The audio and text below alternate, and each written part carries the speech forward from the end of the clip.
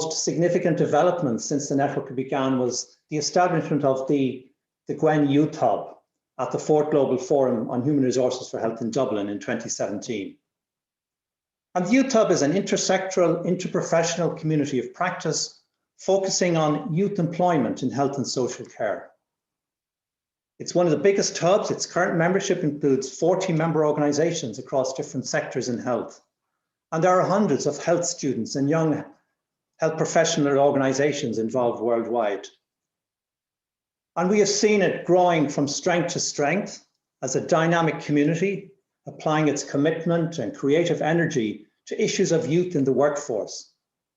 And also more broadly, young professionals getting involved in all of the issues relating to the health workforce and playing a key role in driving the health workforce agenda towards 2030. Now, for this conference, so much is about the context. And you all know that this year, 2021, has been designated as the International Year of Health and Care Workers in appreciation and gratitude for their unwavering commitment in the fight against the COVID-19 pandemic. And we've seen this across all countries.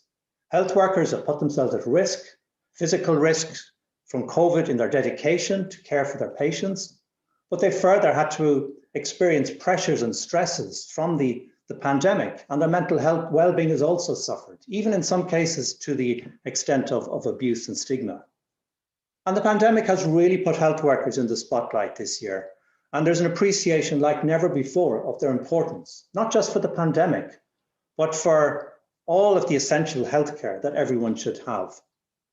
And I was pleased just this morning, I heard our own government in Ireland committing to recognising the dedication of health workers during the pandemic and considering how they're going to do that. So this year presents a real opportunity for us all. And I think that's well captured in the WHO campaign, Protect, Invest, Together. Protect. How can we protect, support, care for health workers better everywhere and enable them to flourish in their roles, to be effective and high performing? Invest. This is what the global strategy on human resources for health called for, to address the 18 million shortage of health workers by 2030. So this is a year with attention on the health workers to reignite the call for the investment needed. Investments in education and training, in employment and decent jobs, in protecting, supporting and enabling health workers.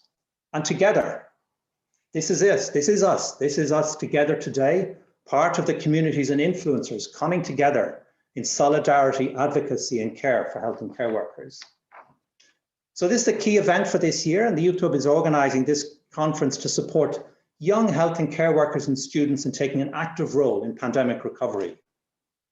Echoing the theme of the WHO campaign, Protect, Invest, Together, the sessions of this conference will focus on the importance of protecting young health and care workers from burnout and indecent working conditions, and on the urgent need to invest in the future health workforce. And I'm delighted that so many have registered. More than 1,100 students and early career professionals across the health and care sectors have registered for the conference.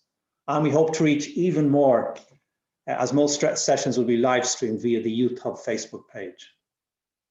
So the conference team wishes this to be a knowledge sharing platform where youth can share experiences, discuss challenges and learn from each other and from leading experts in the field. And I encourage you all to participate and engage. A selection of high-level experts and youth speakers across various health sectors will be presenting and facilitating discussions during these 2 days. And the Youth Hub will be collecting youth inputs across the sessions, and the coming months will be drafting a call to action, presenting a post-pandemic future that young health and care workers and students wish to see. So I'm looking forward to a very exciting conference, and on that note, I would like to introduce our first speaker. And this is someone who's well known to us all. It's Dr. Tedros Adhanom Ghebreyesus, the Director General of WHO. And Dr. Tedros is also the chair of the steering committee for the WHO campaign. He's not able to join us live this morning and will present to us in a pre-recorded video. And we're going to show that now.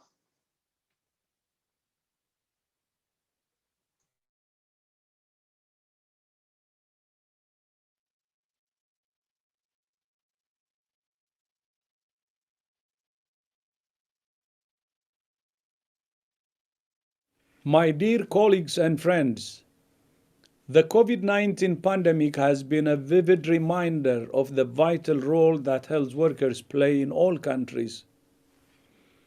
Many are early career professionals or students who have stepped into extremely challenging roles with courage and dedication.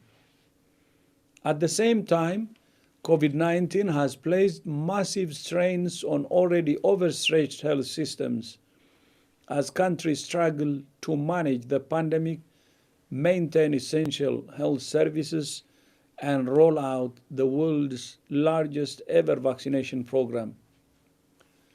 Two-thirds of countries surveyed by WHO report that the most common cause of service disruptions is a lack of sufficient staff. The lesson is clear. All countries must invest in their health and care workforce. We need a global commitment to these essential workers. That means ensuring safe working environments, education and training, fair pay, and dignified workplaces. That's why 2021 is the International Year of Health and Care Workers. Young people play an essential role in defining and advocating for these critical policy goals. Thank you for your commitment to building a resilient and adaptable youth health workforce and a healthier, safer, fairer future for all of us. I wish you a fruitful discussion and I look forward to receiving your conclusions. I thank you.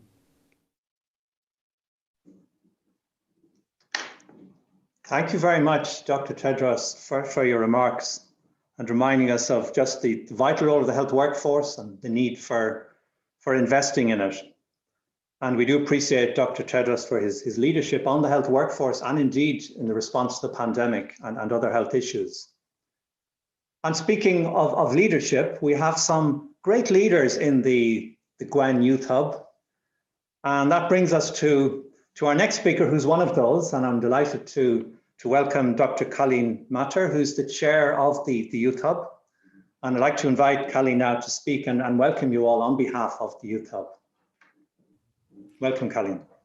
Thank you very much, David. Hello, everyone, and welcome on behalf of the Youth Hub. It's so great to see already so many of you attending, and I'm sure many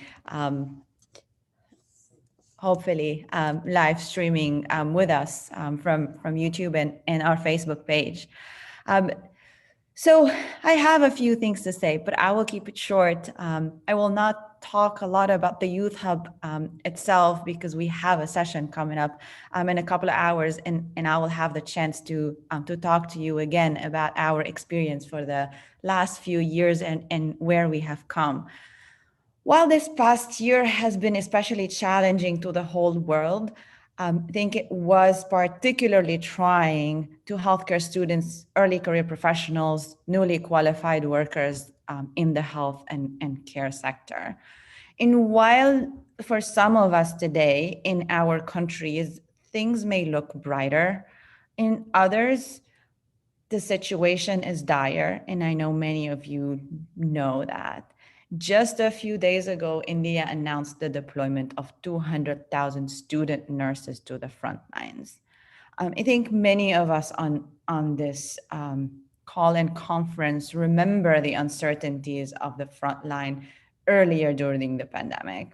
From my personal experience, I certainly remember the anxiety of not knowing whether my reused PPE that I had been using day after day after day will protect me, when and if I will get to see my family next, because I work in another country where I come from or where my family is, if I will get to see all of them or if I will lose some of them to COVID.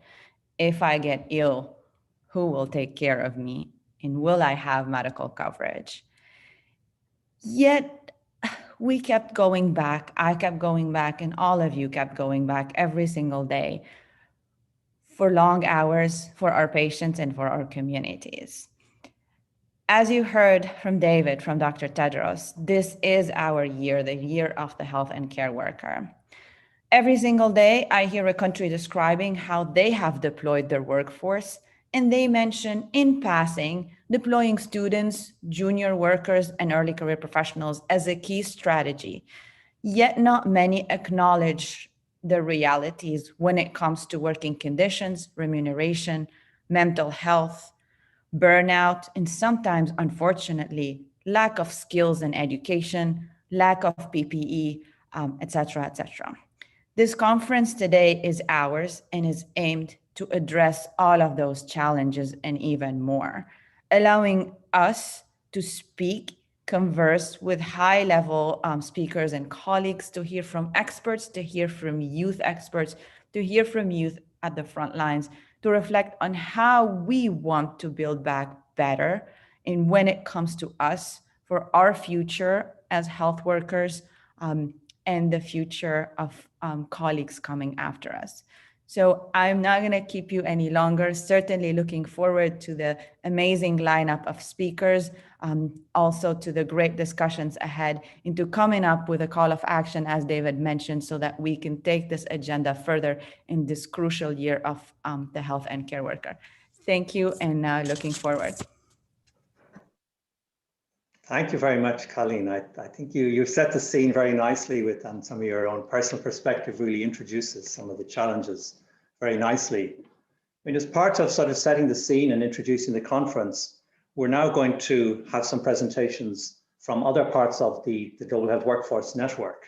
And I mentioned that there are 7 thematic hubs. So now we're going to have some short presentations from the focal points in WHO for the other 6 hubs. In particular, to hear about their connection with youth and the Youth Hub and the context of this year, of the International Year of Health and Care Workers. So we're going to start with the first person who's going to speak is Siobhan Fitzpatrick. And she's actually going to speak about 2 of the hubs, the Education Hub and the Leadership Hub, and their connections to young workers and the Youth Hub. So I'll hand over to you, Siobhan. Welcome. Great, thank you. And thank you for the invitation to join you and share the work that we've been doing in the different hubs. So the Gwyn Leadership Hub, it's a smaller hub. So the members within that hub are decision makers. They're the leaders and managers within their countries, within their regions. And the main product that we've been working with the Leadership Hub to develop is a prototype curricula for human resources for health, leadership and management.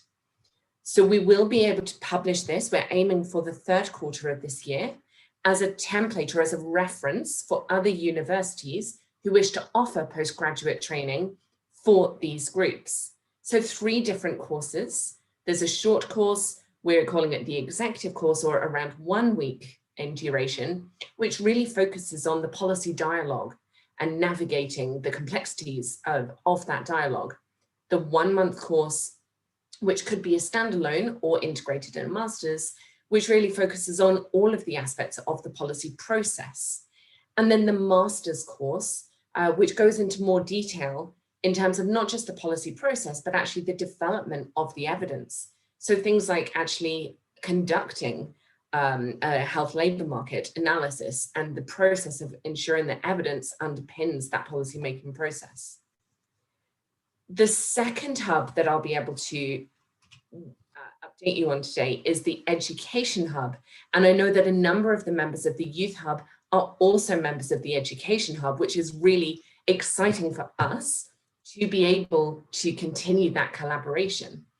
So the Education Hub, it's a community of practice. We now have nearly 600 members from 85 countries. And that we operate really in discussion forums and so being able to share information amongst the members as well as from WHO with the members. So you can see the link to join the hub on the screen. And I do encourage those of you with an interest in health worker education and training to get involved in the discussion. The main work that we've been doing with the Education Hub is to develop a global competency and outcomes framework towards the achievement of universal health coverage. So this is a guidance to how to strengthen health worker education and training not specific to one occupational group or another, but really the principles around outcomes-based education and training oriented around what a health worker will do in practice, but also highlighting the importance of the individual's competencies and things that we do expect of all health workers, being able to work in teams, interpreting evidence, communicating effectively, people-centered care. So how does an individual health worker integrate that into their practice? So the framework, again, is close to being published. We're aiming for the third quarter of this year. And then we will be working with countries and regions to support the rollout or the use of that framework as a tool to strengthen health worker and education and training. Over. Thank you very much, Siobhan. I think that was a very clear and concise overview of those two hubs, and just clearly very important work, and nice to see how the connections between the hubs there. I think clearly that's very relevant for the Youth Hub. We move on then to the next hub we're going to hear about is the Labour Market Hub, and the presenter here is Juana Paula Bustamante, and I'll hand over to her now.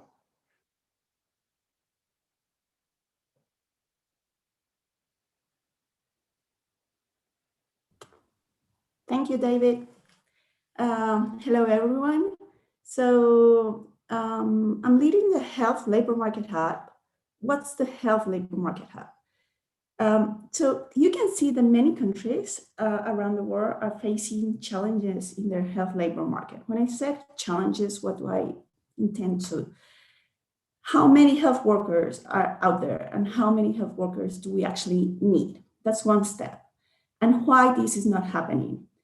Why? Is it related to education? Is it maybe related to working conditions? Is it related to the fact that maybe the country has the right number and the right quality, but not the right distribution?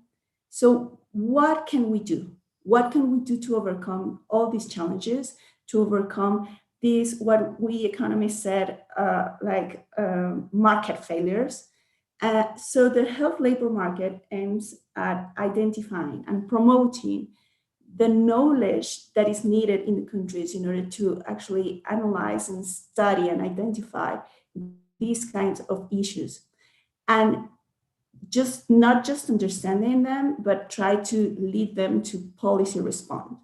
So this is very case specific, but the methods can be applied to all the countries. So what are we doing in 2021?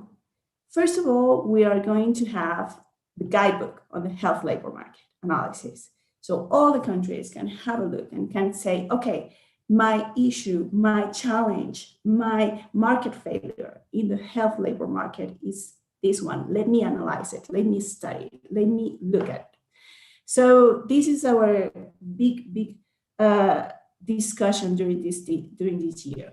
The second one, since it's the year of the health and care workers, and we have seen the consequences of the pandemic and the impact of the pandemic in the health workers and policy responses among all the world.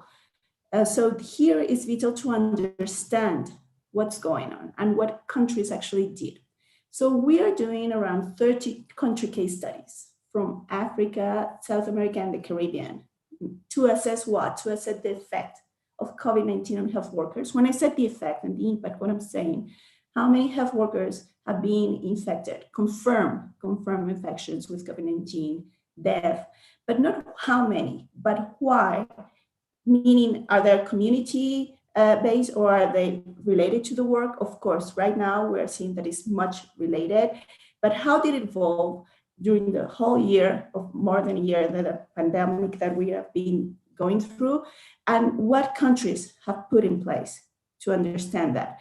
And these are simple things, from simple to big things, like why countries in the first month didn't actually promote testing health workers, right? And why means what had to be put in place to actually do that, right? So until the end, right? How did they manage to distribute health workers or redeploy health workers around the country? So the students, what Colleen was saying about the role of the students and working conditions and what countries actually, actually did to improve working conditions. But now these working conditions are temporal. They are not permanent. So what are they going to do? So all of these, we are going to discuss it. And we are planning for the second semester some technical discussions on COVID-19 and health labor market analysis. So I invite you to join this analysis, to get involved. We need people to get involved into this, to present your cases, to follow the techniques. We are here to support you also to understand better in your country. Thank you. Thank you very much, Juana Paula. That was really good, a good overview, and just showing us how much our understanding is deepening of the health labour market and the importance of that for the health workforce agenda. And we're going to follow now on a similar theme with a break for the next presentation from the hubs. And the next presentation is going to be on the Working for Health programme, and Paul Marsden from WHO is going to present on that. And the Working for Health programme it's the intersectoral work programme of WHO, ILO, OECD that followed the UN High-Level Commission on Health, Employment and Economic Growth report in 2016. And Paul Marsden has played a key role in WHO in its implementation. So he's going to present to us now about the programme and investing in youth. Over to you, Paul.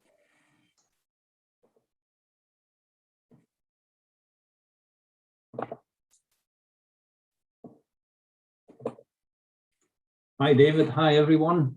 Thanks very much. And it's an absolute honour to be part of this exciting GWIN Youth Hub conference. And I wish you all the best of success. And also noting that this is the second virtual conference organised by GWIN Youth Hub. And really, you guys have really set the agenda for this, really set the template for what we're doing now that we're into the pandemic. And this has become pretty much the new normal. So anyway, I would like to present a brief overview of the Working for Health programme and look at a couple of potential areas for engagement and action in the deliberations over the next few days. So the Working for Health programme was established in 2017. Its vision is to accelerate progress towards UHC and the Sustainable Development Goals, and particularly in those countries that are in most need of workforce support and safeguarding. The twin goals are to expand and transform the workforce, and implementation of this programme, as David mentioned, rests between three agencies: WHO, ILO and OECD. And the programme is a multi-SDG initiative that responds to SDG 3 on health, SDG 4 on education, SDG 5 on gender, and SDG 8 on decent work and economic growth. So just to share some brief context on the current situation, the joint WHO and ILO data would suggest that with approximately 135 million people working across the health and social care sector, and this could more than double to around 300 million by 2030. We have an additional 57 million unpaid voluntary workers who are supporting the care economy, and more than 2/3 of this workforce are women. However, they are significantly underrepresented across leadership positions. Almost 2 million workers have been infected by COVID, and that's very conservative estimates, and with around 17,000 deaths. And this demonstrates the very high risk faced by many of our workers who are at the forefront of the pandemic, in addition to elevated levels of stress, burnout, mental health issues, quarantine, and discrimination. Additionally, service disruption and strikes have been prevalent, with almost half of these a result of workforce redeployment for the COVID response. In order to deliver health for all, it's estimated that around half of the SDG price tag would be needed in order to support workforce investment. So the programme is delivered through a 5-year action plan for health, employment and inclusive economic growth, which covers the period 2017 to 2021. The action plan is framed around 10 recommendations from the UN High-Level Commission on Health, Employment and Economic Growth, which was established by the UN Secretary General back in 2016. These recommendations address areas such as job creation, gender equity and rights, education and training, migration, health service delivery, and the effective use and availability of data for policy, decisions, and investment. Collectively, these recommendations are aimed at stimulating investments in skills, education, and jobs, and in particular for women and youth. So the main implementation vehicle for the programme is a multi-partner trust fund mechanism. This became operational in 2018 and 19, and this fund provides catalytic support for countries to help drive policy change and investment through a mix of both targeted technical and financial resources. In addition, the MPTF supports regional workforce investment initiatives, as well as selected global public goods on health worker mobility and on integrated data use. It's managed through the UN MPTF office in New York, and it's a unique mechanism in the sense that it enables WHO and partners to target broad multi-SDG and development support and resource mobilization for the workforce, which very often sits outside of the health sector. Our corresponding workforce implementation activities are also embedded within broader national development priorities and plans, and this enables the programme to deliver a true multi-sectoral and multi-SDG approach. So at present, the programme is active in supporting 16 countries directly, 2 regional initiatives, and for the 2 global public goods on mobility and data, as mentioned earlier. Implementation of the Working for Health 5-year action plan cuts across 5 distinct and interrelated work streams, as shown here. These work streams are framed around an integrated approach to enhance data, dialogue, and decision-making, which enables countries to make the best evidence and data-informed policy and investment choices with respect to education, skills, jobs, and the effective and mutually beneficial management of health worker mobility and migration. In addition to the directly supported countries and 2 regions, elements of the Working for Health model are contributing to a broader range of countries, for example, through policy dialogue, through data strengthening, and to increase investment through national and, in some instances, regional investment plans. For example, in Niger, catalytic investment through the programme has contributed to unlocking of more than 18 million in domestic and donor financing for rural employment of women and youth, with 300 health workers trained, recruited and deployed, which will increase access to essential healthcare services in underserved areas as part of national rural development efforts. In South Africa, catalytic support is contributing to significant policy shifts, which have created employment opportunity and additional domestic investment in health sector jobs during 2020. In the past year, the National Department of Health has created an additional 5,500 new nurse jobs through the support of a presidential employment stimulus plan.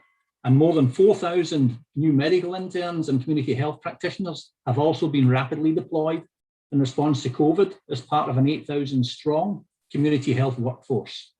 Support has also contributed to the uptake and application of occupational safety and health guidance as part of COVID reprogramming, which includes providing psychosocial support to health workers, including early career professionals who are working at the forefront of the response effort. So a recent external review of the relevance and effectiveness of the programme and its 5-year action plan and mechanism found that the programme remains highly relevant, and even more so in the context of COVID, and that its emerging impact will require significant, scalable and sustained levels of investment, and that there is an urgent need to increase uptake, capacity, visibility and advocacy on the health workforce and investment agenda. So in summary, we need to demonstrate clearly that health and care worker jobs are an investment in health, livelihoods and social protection through robust evidence and results that can help leverage policy change and additional investments. However, we will not do so if we continue to only focus on increasing the numbers of health and care workers trained and employed without addressing those fundamental systemic workforce issues which undermine the efficiency and preparedness of our health systems and functions through sustained long-term investments. So the workforce agenda must address the real needs of youth, i.e. not just to fund only training and employment input, but to take a step further by securing those sustained investments that will ensure that all health workers have decent jobs, are paid a living wage, and that they are recognised and their rights and protection are ensured. In particular, we need to direct these investments towards eliminating all aspects of gender discrimination, inequity, bias, and violence that are experienced by women and youth, and ultimately to ensure that the workforce is resilient, empowered, motivated, and rewarded to enable it to effectively perform and make measurable improvements in health outcomes. So what are the next planned steps? The external review and corresponding final year report by the Director General to this year's World Health Assembly in May proposes that the Working for Health Agenda and Action Plan will be renewed for the period 2022 through to 2030, and that a member state-led process be established to help develop this new mandate in collaboration with the broader partners. In addition, safeguarding and investment will be put forward for consideration at this year's World Health Assembly.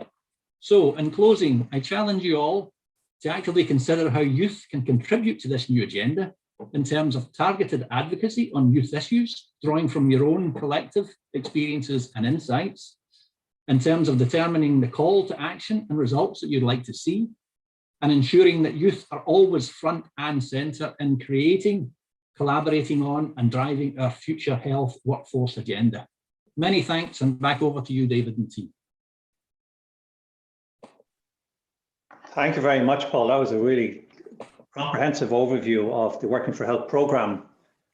And just again, just a reminder that it's a message that we just never lose sight of. The health workforce is an investment, not a cost. That's just such a strong message. And I think the Working for Health programme is such an important programme in the health workforce agenda. So moving on then to the next, we're back to the hubs again.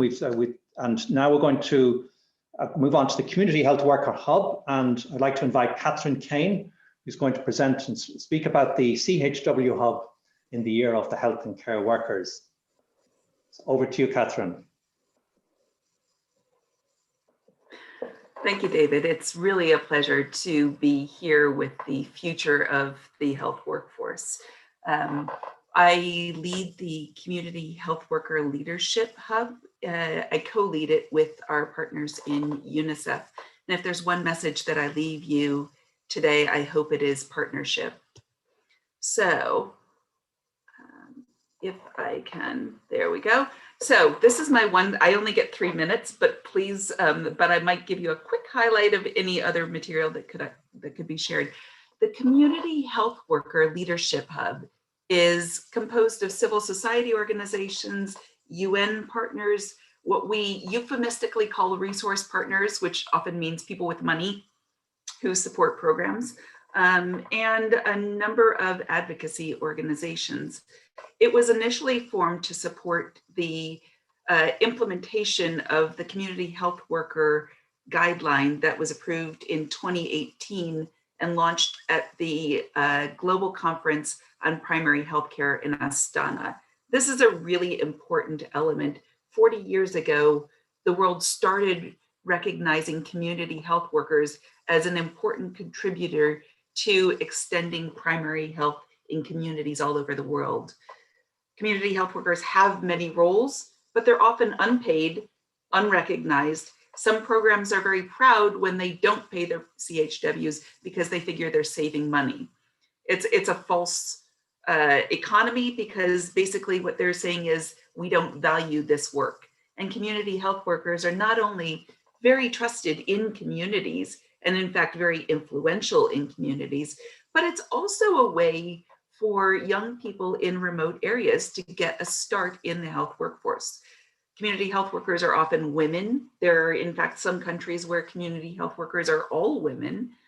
They're members of key populations, which is a way of saying that, for example, if you look at the HIV community, these often are people living with HIV, and they're able to reach others living with HIV because they have that trusted relationship, because they have an understanding. And they're often people in hard to reach areas, again, trusted by the communities, available in the communities. So one of the things that I'd like to tell you, because I think that some of you are in various different occupations, is that it's really important to recognize, value, and support community health workers. They're not a threat to a doctor. What they are is a group of people who can take tasks that a doctor or a nurse might be performing. And if it's found that they can do this safely, then they can add to your team, they can provide value. And this overall is a really important lesson for youth, that if you look at how the whole team can work together to the highest level of their training and competency, as Siobhan was talking about, you have a stronger team and you have more ways to help people up the ladder, providing decent work. So what happens when you have a hub like this, a leadership hub? And this is just a preview. We've been around slightly, in fact, about the same amount of time as the Youth Hub, but our policies are written into national governments. They're written around the guideline. In fact, there's one country that I know of that's almost word for word, point for point around the guideline. There was a World Health Assembly resolution confirming that member states, that countries value the community health workers. We're now starting a new initiative to count community health workers because you value what you can count. We had recently a conference on institutionalizing community health with UNICEF and USAID. We were talking to ministries about the occupational groups that aren't always recognized. What happens when you have action to support CHWs? Importantly, during COVID-19, there's a lot of work. There's too much work for all of us. Colleen very well emphasized that there's too much work for all of us. So you actually need people at the community level who are trusted to promote health and social measures, to refer people to facilities, to help people follow the recommendations, to help people understand how to use hand hygiene or how to use masks. Those are your community health workers.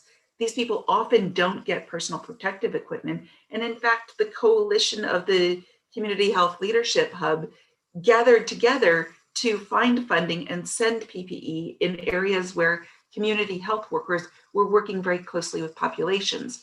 We also co-developed guidance on delivering community-based health services. It's very important to ensure that HIV, TB, pregnancy, child health services don't stop during this pandemic. We can't afford to have this kind of death while preventing another kind of death.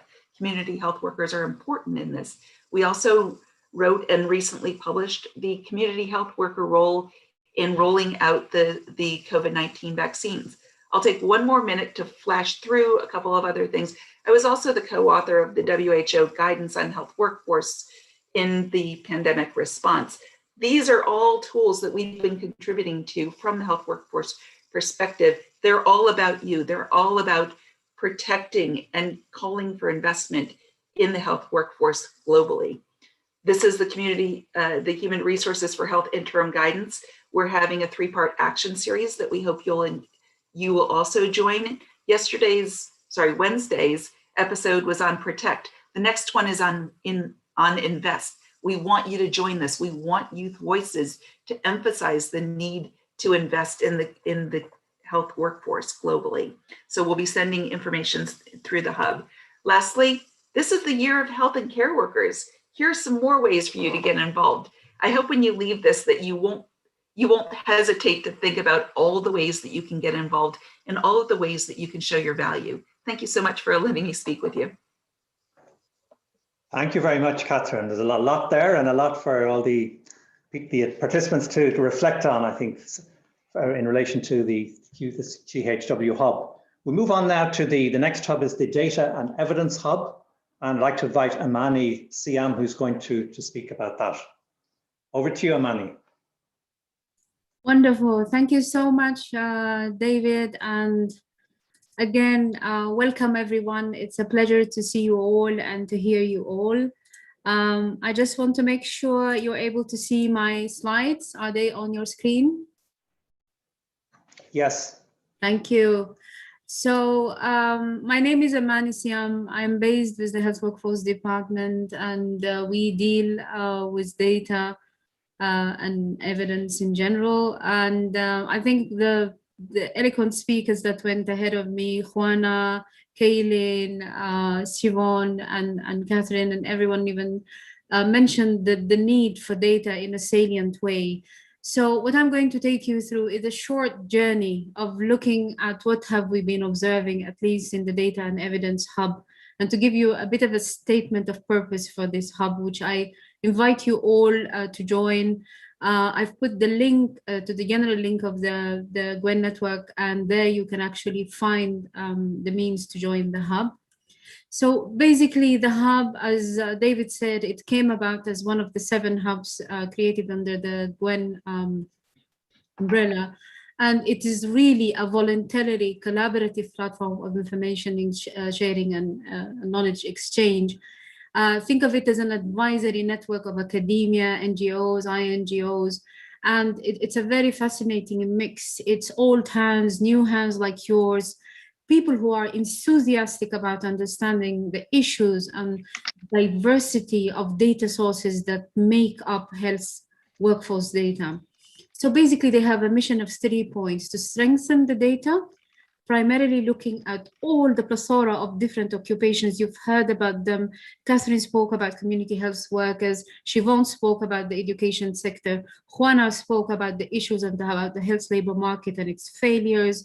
How can we detect, how can we find the appropriate data? How can we standardize it, cater for it all, have clear definitions of the data, and most importantly, have a systematic data collection approach to it.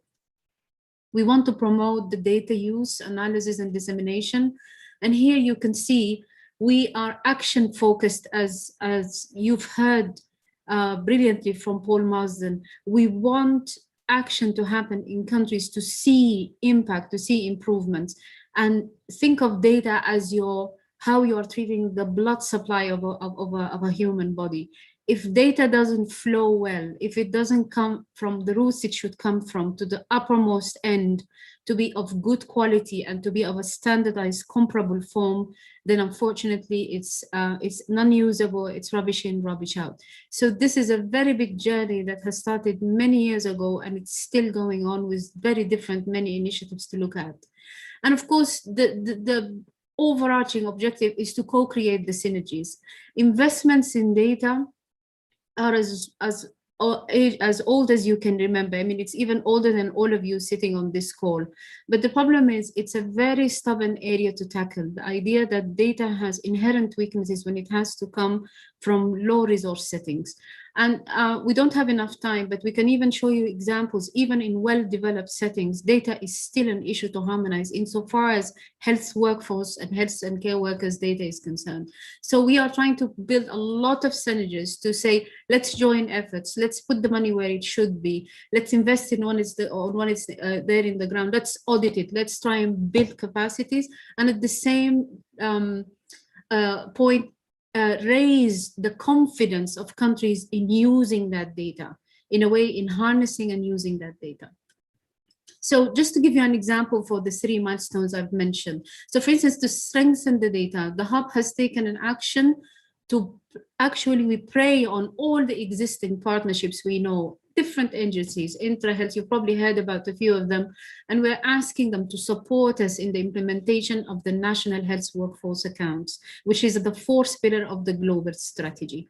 It's an intersectorial reporting system that doesn't just measure headcount, it doesn't just measure things around doctors, nurses, and midwives, it's an all-inclusive system. It's a system that's also looking at the skill mix. It's looking at the education side of things, the labor market interactions, the planning and policy making, especially the projections and the forecasting, the planning happening both at the macro and the micro level. And of course, probably you're used to the words of using human resource information systems. That's at the heart of it. To serve the second objective, the members of the hub have put together a very neat handbook that is going to actually dovetail and flow in with what Juana has mentioned about the guidebook on the health labor market analysis.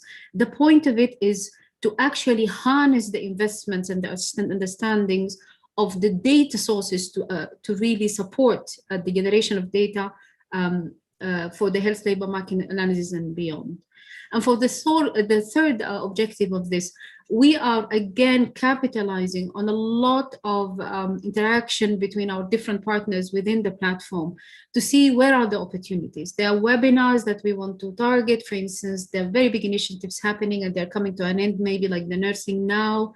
There's a very interesting study going on in Brazil, for instance, about the demographics of the nursing professionals. They did one for physicians. We're looking into the second one so that we can see how we can promote this, because we don't want this to be a one country a special case. We want to, as much as possible, spread out the good practices for others to look at. And then I cannot walk away from this without really drawing your attention. Kaylin has spoke beautifully about the impact the COVID pandemic response is having on health and care workers. So that's my entry point to the next slide. Let me tell you what has been happening. The data that has been reported to WHO, probably you know it via the WHO surveillance dashboard. We took a snapshot at that data at the onset of the pandemic. The graph, this is a data hub, so the graph you're looking at is simply displaying to you, given the epi weeks, meaning the progression of the pandemic since the first week of 2020 to the last week of 2020, the bars are telling you about the increasing number of cases as it went on. Unfortunately, the zigzaggy graph, the line you're looking at, is telling you about the percentage of health workers' infections amongst those bars. And you can see in the first quarter of the year, healthcare workers' infections were over and above 10 to 15%. And it's exactly for the reasons Kaylin said. For the beginning, the lot that was unknown about this disease put health and care workers at extreme risks. They were being infected insofar as triple the infections rate of the general population. And the infection rates, the big public health measure that took place between June 2020 to about August 2020, is the main reasons many health workers were spared severe infections and deaths, unfortunately. Mani, sorry to interrupt you, Mani, just to kind of finish up and quick. Sure. So this is just, this PPT will be with you so that you can look at it. Last but not least, that's why we're calling for a holistic approach to understand the impact. This is simply, these are interconnected factors and they're not mutually exclusive. They just interplay. On the right side, you will see more the individual-centered approach, looking at the healthcare worker himself. On the left side of this chart, you can see what we call the working place or the working environment factors. Bottom message is that countries' health and care systems need guidance and support to monitor, protect, and invest in the fundamental human wealth that are the health and care workers. Thank you very much, David, and sorry for taking so long. No, thank you, Mani. I'm sorry to interrupt. That was so good, but I'm also conscious we're running a little bit over the time, and we did start a little bit after. So we have one more presentation about the hubs, and this is from Michelle McIsaac, who's going to speak about the Gender Equity Hub. So over to you, Michelle. Great, thank you. Thank you. A pleasure to be here. Pleasure to represent the Gender Equity Hub. The Gender Equity Hub and the Youth Hub have a nice relationship, and we've done lots of collaborations together. So there's probably not need for an overarching, detailed description of what we do. But I'm one of the co-chairs of the Gender Equity Hub. We co-chair the Gender Equity Hub with Women in Global Health. The other co-chairs of the Gender Equity Hub are Iris Wanzana and Rupa Dot. The purpose of the Gender Equity Hub is to convene experts and those from a large catchment who are interested in gender and equity in the health and social workforce. And so as with all of the hubs, it's about collaboration, it's about working together, it's about bringing together different perspectives to really make a difference. The big flagship output of the hub has been the 2019 report, which was entitled Delivered by Women, Led by Men. This report reviewed all of the literature at that point on the topic and came across 4 key themes. And these 4 key themes that were drawn out of the Hub paper are the themes that govern what the Gender Equity Hub looks into, what the Gender Equity Hub prioritizes through the work that we do. Those 4 themes, the first one is that there was found to be a very prominent and pervasive leadership gap in the health and care sector. So we know that about almost 70% of health workers are held by, roles are held by women, but there's no what we would call trickle up effect. That is to say that the leadership posts in health and care, these are the posts that we see in private sector companies, World Health Assembly delegations, boards, heads of global health organizations, ministers of health, etc. We only see that that pools together to about an average of 25% of women holding these leadership roles. So there's a big gap there that needs to be addressed, and it's one of the priority themes of the Hub. The second is that around pay. So what we've seen through the literature, what we've seen through our lived experiences is that health and care roles can often go unrecognized. They can often go unpaid, as Catherine highlighted, and they can often go underpaid. And in addition, health and care sector, women are earning less than men. So we have a pay gap that's also measurable within the health sector. In 2016, WHO did a study where we looked at 21 countries where we had the data available, and we found this pay gap to be 28%. And this is across the average. And when we look in, an equal pay for equal work, where our gap is probably still in the double digits. One of the reasons for this pervasive gender pay gap in the health and care sector is the third theme of the Hub that we prioritize, which is occupational segregation by gender. So this is that women tend to be clustered into the lower paid, unpaid roles, and that there are certain jobs in health and care that are considered women's work or women's jobs. These are the jobs that we tend to see, high concentration of women in. So 90% of nurses around the globe are women, and over 90% of long-term care jobs are in OECD countries are held by women. And the fourth theme is that there's a high prevalence of sexual harassment, of violence, and stigma, particularly in the context of COVID-19. And that this impacts working conditions, safety, and as a result, it impacts the productivity of the health workers, the attractiveness of the sector. This is a really important point to make, because we are facing a global shortage of health workers, and the sector is not as attractive potentially to those who might want to be here if we don't have those good working conditions. We also prioritize within the Hub work on intersectionality. So women who are disadvantaged in the health sector, this intersects with other identifiers such as race, such as socioeconomic status, such as migration status, and we're particularly prioritizing this as a work theme and looking at this. In 2021, the Gender Equity Hub is launching a series of what we're calling policy action papers. And so these are on the 4 themes that I just discussed. And that these are really to drive home that these issues, these 4 key issues, are not an inevitability of being a health and care worker, that these are issues that can be addressed with pragmatic policy interventions. And the policy action papers lie out some of these options that can be taken forward. So there's a lot of work that we're doing. There's a lot of work yet to be done. On the screen, I've put up some of the information to join the Hub. If you want to get involved in some of this really interesting and exciting work, please do put out a feeler and get connected. Thank you. Yeah, thank you very much, Michelle. Another very comprehensive, good overview of the hubs. There's been so much to learn from all the work of the different hubs, and it's clearly all very, very, very relevant for this conference. So just finally for this session, our last speaker is someone who's been very central for the organizing, the chair of the organizing committee, and that's Eva Pold, and she's going to just speak about some of the details about the conference to finish up. Over to you, Eva. Thank you, David, and hello, everyone. So how are we feeling today? What is on your minds? Are you happy or are you tired? Do you feel protected? Do you feel supported? Do you feel cared for? These were some of the questions that we, the organizers of this conference, were asking from each other several months ago when we started planning for this event. Those and several others are questions we should be asking from health workers, and more importantly, taking action based on their responses, especially now in the year dedicated to health workers globally. The conference carries this title, Building a Resilient and Adaptable Youth Health Workforce. But how to do this? As David mentioned before, more than 1,100 health students and early career professionals have registered for this conference.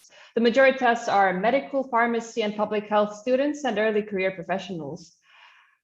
Keeping this in mind, our organizing team has tried its best to make this conference a knowledge sharing platform organized by youth for youth. It should be, and it will be, a platform enabling you to share experiences, discuss challenges, and learn from leading experts in the field. We do hope that these 2 days will give you all some key takeaways, action items, and new items and ideas that eventually will benefit both you, your patients, and communities. Shad, Caitlin, Hezron, Rahmat, Danielle, Catherine, Saad, Shirley, and I wish you a wonderful conference. Thank you, and back to you, David. Well, thank you very much. And I won't try and sum up all we've covered in the last hour. We've just had some wonderful presentations. I'd like really to thank everyone who's presented in the session. I think they've been very rich and very informative and really set the scene very well for the rest of the conference. I think touched on, introduced some of the key issues. So really on that note, I think it's time to draw the session to a close. We've run a slight bit over, but I think that's okay. I think it's all been very worthwhile. And now we're going to move on that note into the next session on the youth health workforce and the pandemic, challenges and opportunities. So with thanks to everyone and for participants for joining in too, I'd like to finish this session and hand over to Kathleen for the next session. So thank you all. Thank you. Take care. Good luck, everyone. Thank you. Bye.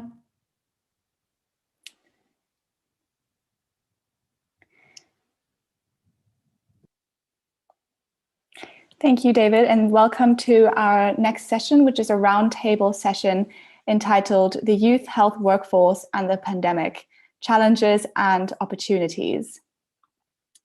Thank you.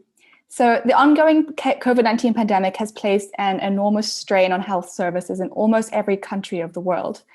Young people working in health are involved in every aspect of fighting the pandemic, from working frontline to care for sick patients, to working in healthcare administration, management, local and national policy, vaccination drives, and much more.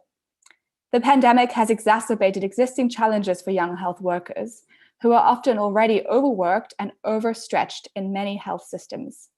However, despite the many challenges engendered by the ongoing COVID-19 crisis, the experiences from this pandemic may also create opportunities for more and better investment into the youth health workforce, enabling an environment in which young people working in health are adequately supported and have access to the tools they need to learn, grow, and flourish. So I now have the utmost delight to introduce the three fantastic speakers who will discuss this fascinating topic for the next hour. This panel has a roundtable format in which the speakers will answer a round of questions. And after that, we will open for questions from the floor. So please do continuously put your questions in the chat box. So if we could, at this point, please stop sharing the slide so we can see our speakers better. Thank you. So first, I have the honor of introducing Gabriel Jacob, who is currently the Special Advisor to the WHO Europe Regional Director on Transformation, and has previously worked with WHO on human resources for health. Welcome, Gabriel. Would you like to say a few words to briefly introduce yourself? Thanks so much, Caitlin, and good morning, good afternoon, good evening, colleagues. It's a pleasure to be invited to be here today. Just as an opening reflection, I think in Euro over the last 15 months during the pandemic, we have seen the enormous contribution that young health workers have made to supporting our efforts right across the region to battle the pandemic. And it does come with a toll, and I think it's very important that we acknowledge and recognise that, and to express our huge appreciation and respect for the work that young professionals have done during this time and continue to do.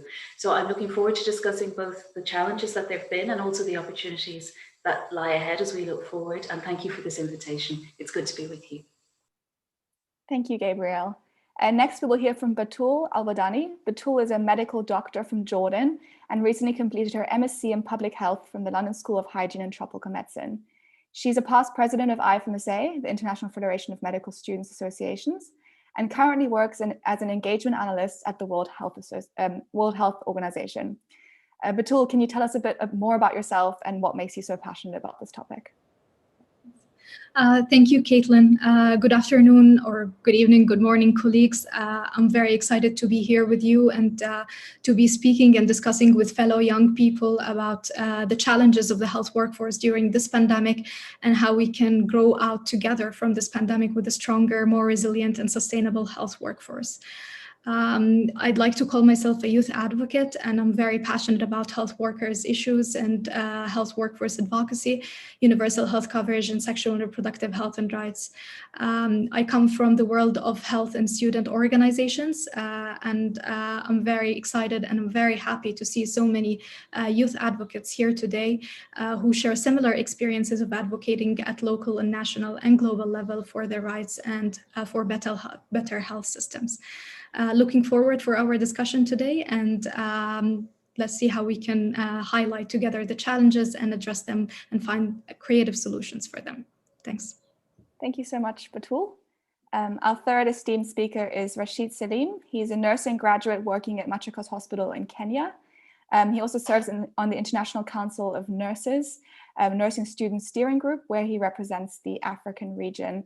And he's also the Vice President of the African Novice Nurses and Students Initiative. Welcome, Rashid. Can you briefly introduce yourself and tell us more about your engagement on this topic? Thank you so much, Caitlin, and thank you all for to all our viewers for really tuning in to just discuss about the youth and the role that we have to look at the opportunities and challenges that we have in the COVID-19 pandemic. So like you've been told, my name is Rashid, and currently I'm a nurse graduate at the Machakos Level 5.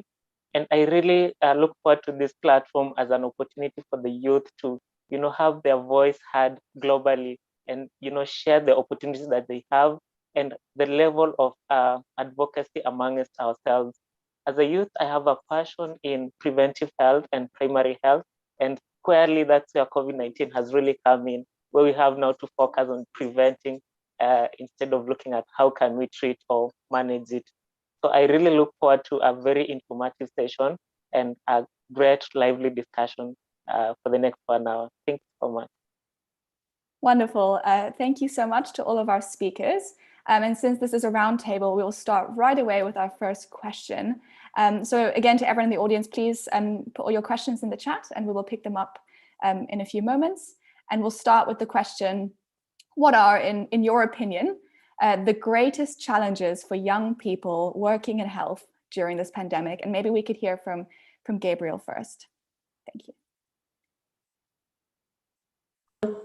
Thanks, Caitlin. I think we must recognize that colleagues have experienced both personal and professional challenges. We need to look at the whole person, and our colleagues who were working in frontline services from the very beginning of the pandemic, along with the PPE challenges that were there, particularly in the earlier stages of the pandemic, but continue in certain places, the huge challenges of workload, back-to-back shifts, all of those elements, but sitting alongside those occupational elements, I think are also the personal aspects of worrying about one's own family, being affected by the grief of others, when you're in those frontline services in such a difficult environment. I think we also need to recognize that other challenges also included breaks in training and how to ensure continuity of training pathways during the pandemic. Very practical issues around things like clinical placements and deferrals of clinical placements for colleagues on training pathways. So it's a blend of challenges. But for me, I think the one that is most profound is the personal and psychosocial impact that this pandemic has had on our colleagues.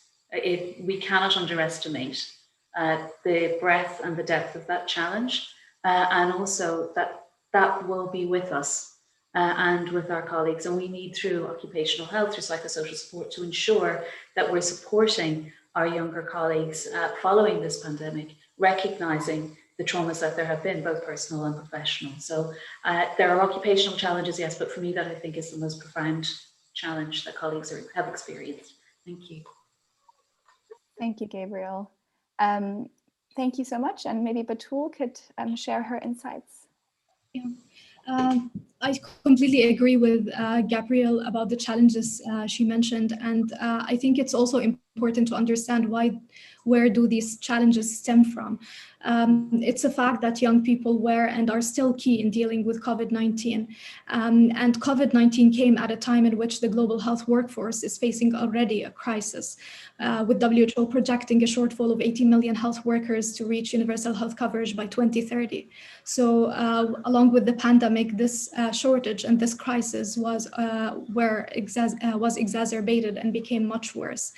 The effective response of many countries relied and would fall apart without the role of young people, of young volunteers and early career professionals. So we've seen medical students in multiple places recruited to join the front lines.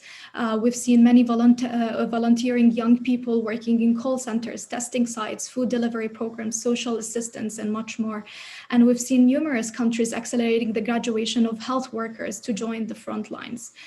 So all of this made young people more vulnerable to the challenges, to facing more considerable impact because of COVID-19. They were as well victims and causalities of the poor and fragile health systems. They were placed under considerable stress, responsibility, and pressure, resulting in significant impact on their mental health that we need to deal with in the future, and not in the future only, but starting from now. And nobody talks about the mental health consequences of the health workers during this pandemic. But also one of the most important challenges that they have faced is unequal rights and unequal pay. Young people were perceived always as active volunteers for their work, and unfortunately many health systems and countries took advantage of this, took it as a double standard in pushing health workers and medical students to the front lines without adequate compensation and pay, lack of personal protective equipments, and long working hours. Young people should not be perceived as a cheap alternative to fill the cracks of the health system, and they should be given their rights, they should be given equal pay, and they should work under decent working conditions in order not to face such considerable challenges that would affect their mental and physical well-being. Absolutely. Thank you so much, Batul. Can we hear from Rashid on this question, please? Thank you so much, and I'll share with my prayer panelists that it's true. Challenges cut across. We've really seen young people now being pushed to the front line. We've seen redeployment by the virtue that we are less perceived as having less risk to the pandemic or going into severe disease. So that really cuts across, and we've seen people also having a lack of or insufficient PPEs, where you see that when you're working in a health facility, then the senior qualified or the more senior professionals are given priority when it comes to PPEs as opposed to the young ones. But also remember that even before COVID, the youth have always been, having to work long hours by the virtue that you're not at liberty to, advocate for your rights, or some of us maybe don't know. So COVID-19 made it worse. You've seen that people have been given shorter shifts, and for you have longer shifts, but you can't complain about it. We've also seen reduction in terms of productivity, where you find that we have a delay between education and the workforce. That transition between graduation to going into the field to work, depending on the countries, you've seen some countries that have really a delay of up to a year or 2 years, and that really reduces the productivity as opposed to seamless succession from education to the workforce. And just like my colleague has mentioned, you've also seen people now being redeployed, like taking people who don't have much experience, taking final year students, taking their semi-final year students to go and work into the COVID-19 frontline level. So you take people without, giving them prior training, because this was a new kind of thing. It was a novel virus that most of us didn't have much information. So when it comes to the youth, by the virtue that your immunity has been perceived to be a bit better, or you may not go into severe disease, then you're just redeployed into, the front line without being given, sufficient information. But also generally, you've seen that the startups have also gone down because of the economic impact of the pandemic. So most of the youth, were crying because of there were no employment opportunities, and most of us ventured into starting up business opportunities or business initiatives. Now, with the COVID pandemic, we've also had socioeconomic impact, where most of us are closing the startup. It's really affected us, and all this translates into mental challenges as well. You've seen most of the youth going into depression, anxiety. We don't know what's going to happen tomorrow. We don't know when the COVID-19 pandemic will end. So there are a lot of challenges, but briefly, those are some of the priority challenges that we have as youth. Thank you. Thank you very much, Rashid. Do any of the other speakers have any reflections on what we've spoken about already? Certainly for me, I'm hearing a lot about young people being redeployed to the front lines and how that's really not just affecting us professionally through reduced training opportunities and, like Batul rightly said, unequal pay and rights, but really also personally through profound mental health challenges that might be affecting us for years to come. In fact, this might lead on quite nicely to the next question. So I'll pose this first to Batul. How do you think the lived experiences of young health workers at the front lines of the COVID-19 response will affect them throughout their careers to come? I think this question links a lot with the first one, with the challenges that they face and how it can have long-term impacts on their mental well-being and their future decisions when it comes to their health careers.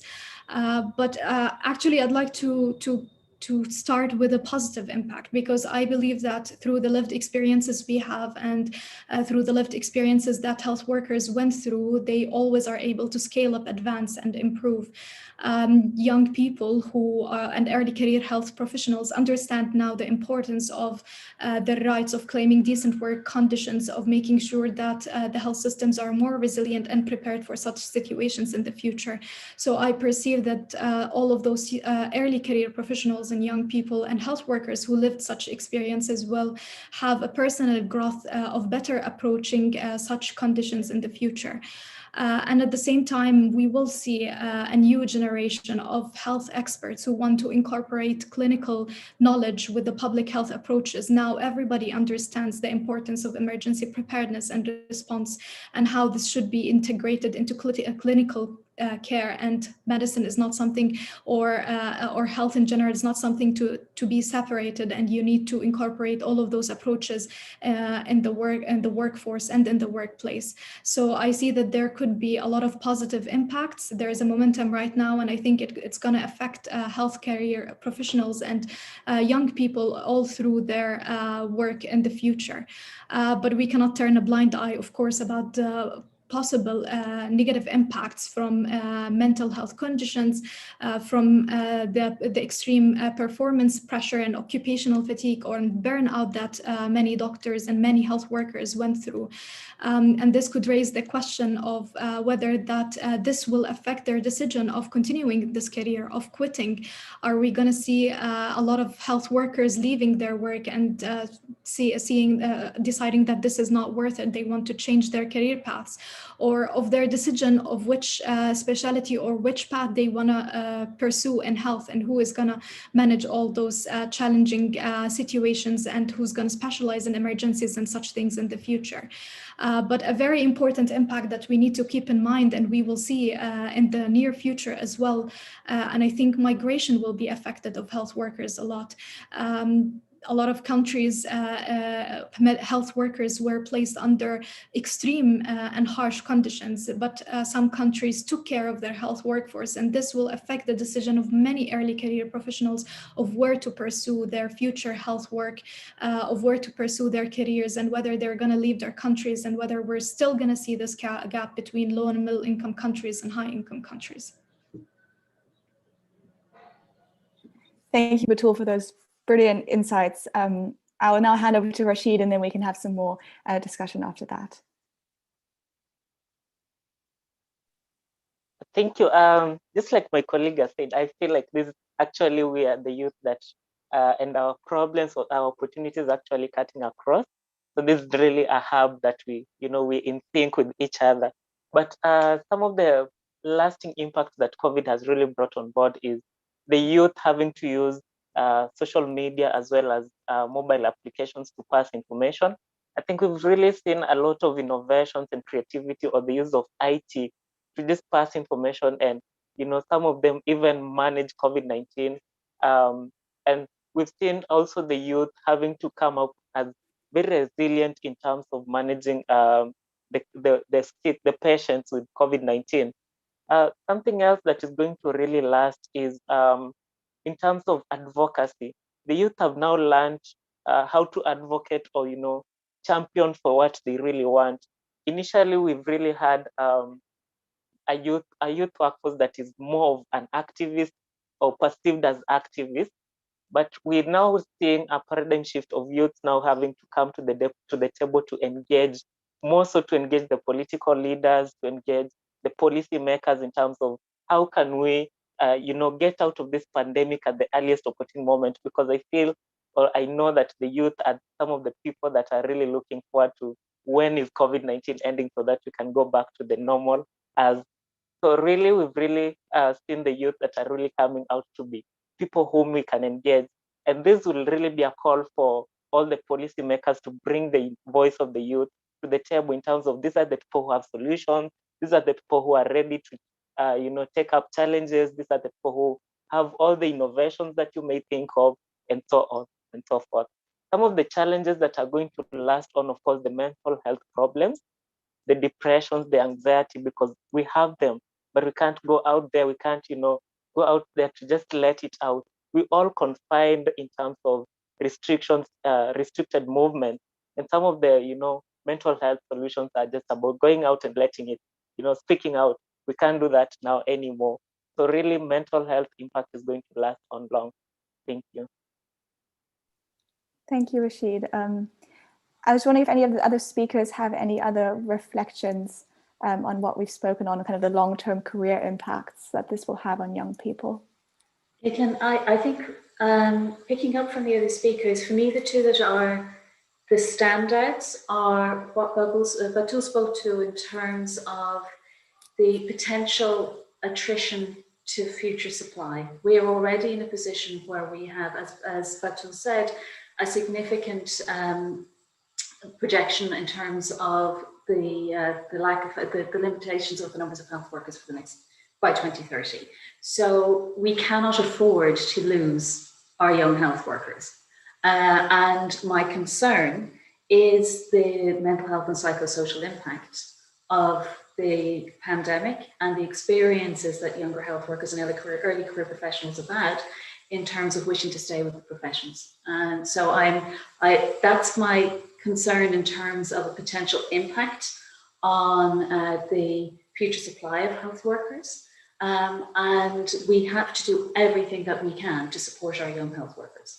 And for me, in Neuro, we've been doing quite a lot of work since early on in the pandemic in terms of what would psychosocial support look like for health workers during the pandemic and afterwards. And I can share those links with you after this session, because it's a blend of different pieces. So, and I saw a question in the chat in relation to how younger frontline health workers can be supported, and what any advice that we can give in terms of taking care of their own state of mind in the midst of the pandemic. But it is a blend of self-care and organizational supports, and we need to get that blend right, with an emphasis on the organizational supports that our health workers need, and particularly our younger health workers, because we want our younger health workers to stay with us. So I think that is a concern I have in terms of ensuring that we support our health workers to stay with us.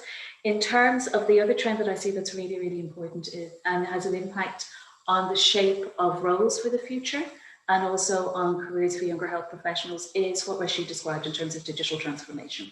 The acceleration of digital health during COVID is unprecedented. We've seen so many changes in terms of the digital health agenda, and our younger colleagues are the leaders here. Fossils like me we have to learn from you. So that places our younger colleagues in the driving seat, and should, because you are the innovators. You are the ones who are most comfortable with these technologies, and that has significant implications for careers for the future. I think careers themselves are changing, but your opportunity to shape those careers in a digital environment that other colleagues may not be so comfortable with from other demographics, I think is really powerful. And we saw it in the training space over the last year of the pandemic. Training changed overnight in many ways to digital modalities. And this trend is only going to continue. So you are at the forefront and you will lead that. And I think that's a very powerful place to be. And I think it links also with the advocacy of younger health workers and finding your voices in the pandemic and bringing those voices forward. You are the leaders in digital and we need to learn from you. And that is only going to be amplified in the coming years. Thank you. Thank you so much. Fascinating discussion, and I'm hearing a lot about the effect this will have long-term on attrition and migration and the attractiveness of the profession as a whole. But I'm really also enjoying hearing more about those positive aspects that these lived experiences can have for our future careers, including us being more resilient, more knowledgeable, stronger leaders, and engaging more on multiple levels of policy making, and really embracing the digital revolution. So thank you so much for that. And I think this leads really well into a next question I have for all of our panelists. Really along that same thread of what opportunities do you envisage arising out of this pandemic for young people working in health, or perhaps for young people in all aspects of life? Thank you very much. And perhaps we could start with Gabrielle again. Thank you. Thanks, Caitlin. I think we have early evidence of more interest in health and social care professions. So where we have been challenged perhaps in an increasingly STEM world to attract younger people to health and social care professions. One of the changes that we are seeing, for example, we saw it in nursing in the UK in terms of applications for undergraduate courses in nursing for this upcoming academic year, was a huge increase in the number of applications because health and social care professions have been at the fore of COVID response. So we are seeing, it's early days, but we are seeing a spike of interest at least in health and social care professions. And that's something that we in WHO, that's something that the academic community, that's something that professional associations, that's something that this network, we need to nurture that, because sometimes it can be difficult to cut through in terms of other STEM areas. Not that they're important, of course they are, but we will always advocate for health and social care professions. So I think that is a really positive piece for the future. And so we're seeing that interest. I think in terms of what Batul spoke to, I think we will have challenges in certain specialties and in certain areas, and we need to look very critically at that. Emergencies is one, but I don't think it's the only one. I think there are a number of other areas as well.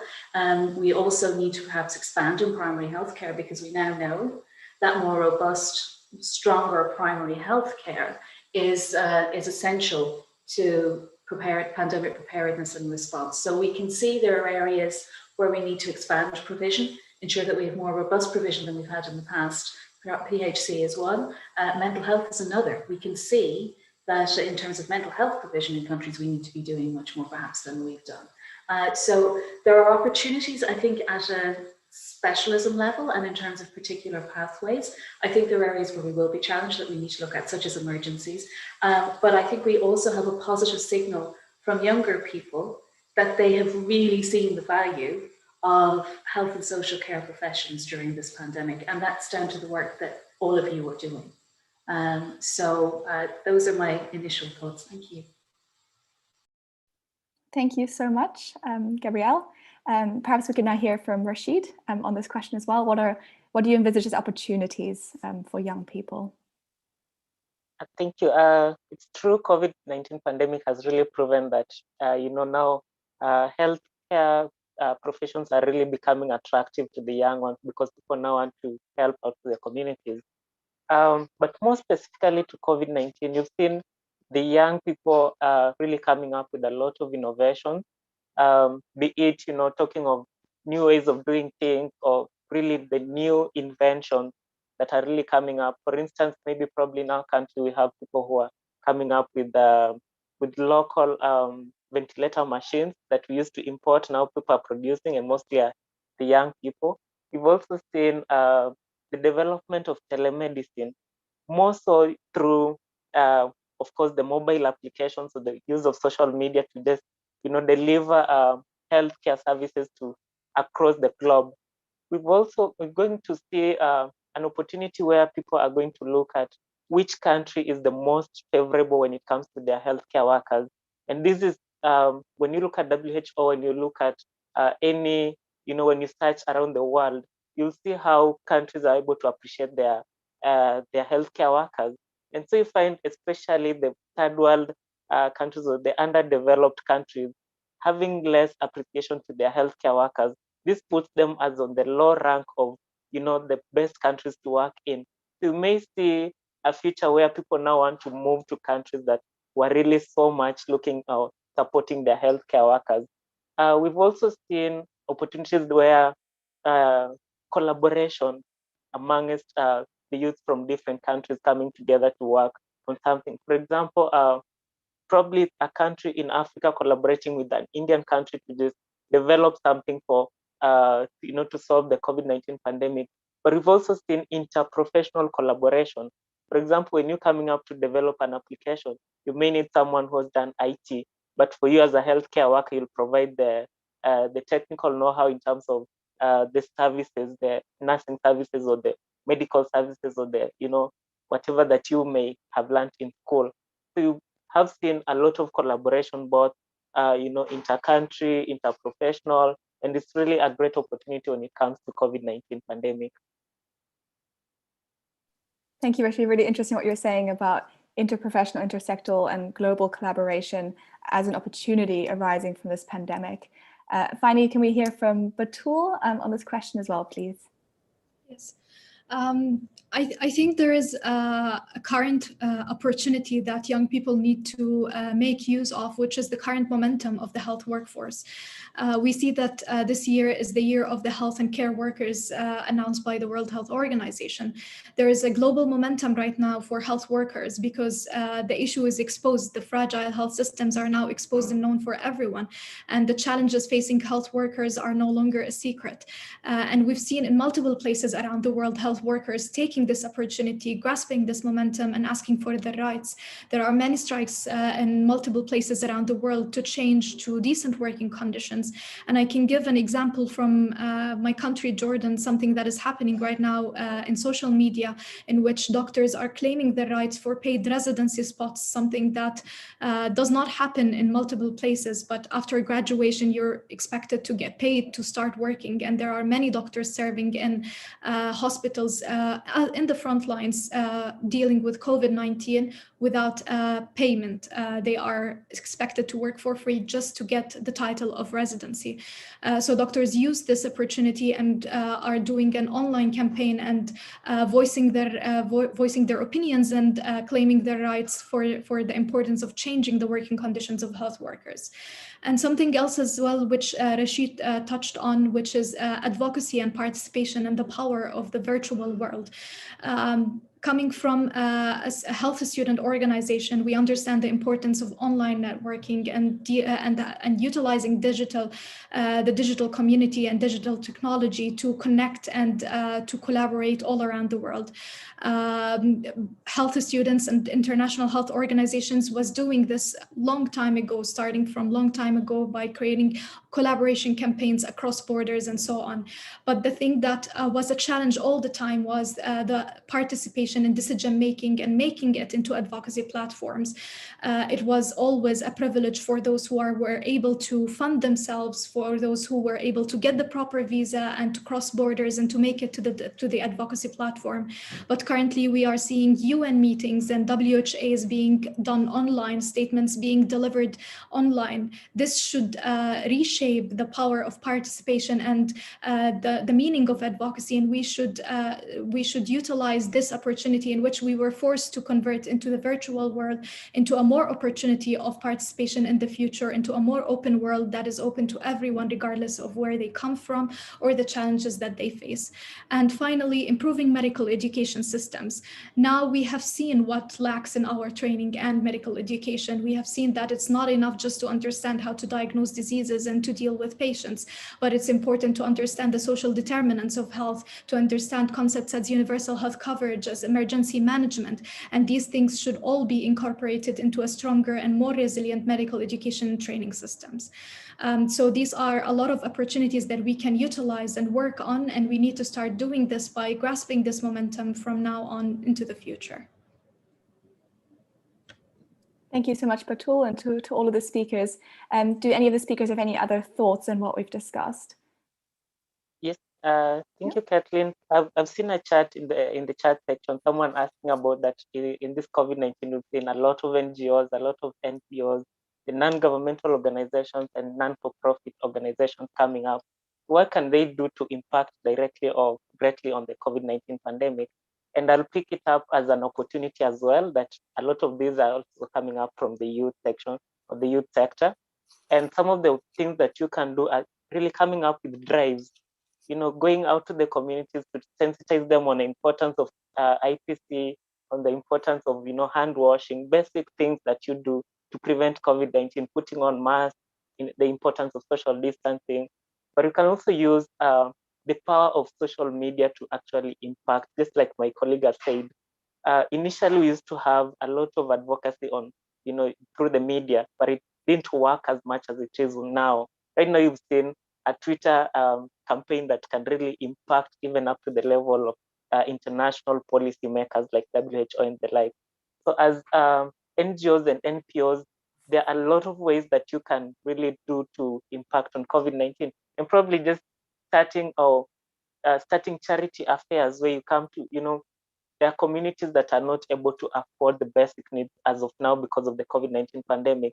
So may really come up as with charity events, donating food, donating whatever hygiene equipment, donating support or supportive care, even just mental awareness, creating that awareness and letting people know that we're still together despite the COVID-19 pandemic. Thank you. Thank you, Rashid, for starting the discussion with the audience. And I'd like to also now start taking some questions from the audience since we have so many.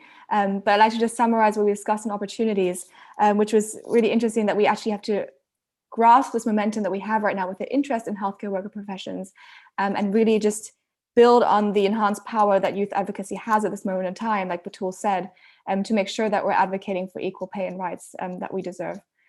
So I'm now going to start taking some questions from the chat. And we've got a lot related to education. So I might just speak on two, and then we can just answer those together, perhaps. So the first question is, how do you estimate the effect of the pandemic on the education disruption? And what strategies do you propose to reduce this disruption? And also, how can we overcome the teaching deficit created for health students during the pandemic? I'm not sure which of the speakers would like to tackle this one.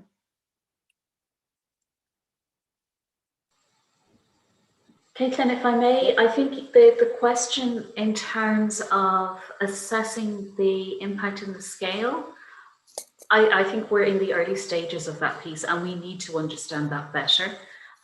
We are still in the pandemic and I think the situation is still evolving and we need to understand it much better. We saw a very, very rapid transition in my region last year from face-to-face learning to a fully virtual environment. And from the collaborating centres that I work with in the education space, what they have said is that they saw the students adapt amazingly quickly and amazingly well, and that maybe it was a challenge more on the supply side in terms of the institutions themselves having to respond to this change very, very quickly. So I think we're still learning. What's clear is that everyone misses some of the face-to-face work together. Being like this all the time is not, I think, where any of us wants to be in the future. That said, there were huge benefits as well in terms of access to time, etc., that can be leveraged for the future. So I think we're not going back to what we were before. We're not where we want to be yet, but I think we can learn from what has been good in this experience and take it forward. And I think it's also radically changing the relationship between the student and the academic. And that equalizing piece, that's also a good thing, I think, you know. So there's a lot that's good, but we don't understand yet fully, I think, the scale of the disruption that's been experienced. And what I've also seen is that our younger colleagues have been very much at the forefront of designing things that work. I mean, back to what Rashid said in the earlier part of the conversation, in terms of transformation in the education space, our younger colleagues have been really at the forefront of that, in everything from apps to record learning hours, through to ways of running online training, etc. So they've been, younger colleagues have been active right across the board and so innovating in different ways. So positives and negatives, but I think we're still looking at the whole picture, and I think we're still learning. But my takeaway from the conversations I've had with our Collaboration Centre colleagues is how our younger colleagues adapted so quickly in a rapidly changing environment, and maybe it took the institutions a little while to catch up. Thank you. Thank you. Did one of the other speakers want to answer the question too? Batul? Yes, thank you. Sure. I think the impact that we've seen is people moving literally from, face-to-face learning to fully virtual learning. But the problem that comes in is the practical aspect of learning. That has really been a challenge, and especially locally here, we used to have, the people who are, in terms of the tutors and the lecturers, were really advanced in terms of age. And now this is a pandemic that is a very high risk to them. And you have the youth who, as the students, have less impact or may not go into severe disease. So you have a thin line between the youth wanting to go back to school and the lecturers wanting to keep off the face-to-face learning. What we may need to adopt is actually some of these theory or, the not so practical learning can actually be fully virtual in terms of we can continue with the online learning and only come to face-to-face when we're coming for practical kind of sessions. And it can really save a lot of time and a lot of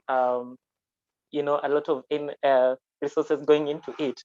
But the biggest challenge that we still have is now, how do you cost online learning, especially when you've been doing face-to-face and now you're virtual? Are you going to cost share? Because if I'm attending online classes, then I also need resources to attend, as opposed to physical learning where probably I could be staying in school, and so I'll be benefiting fully from the fee that I have paid.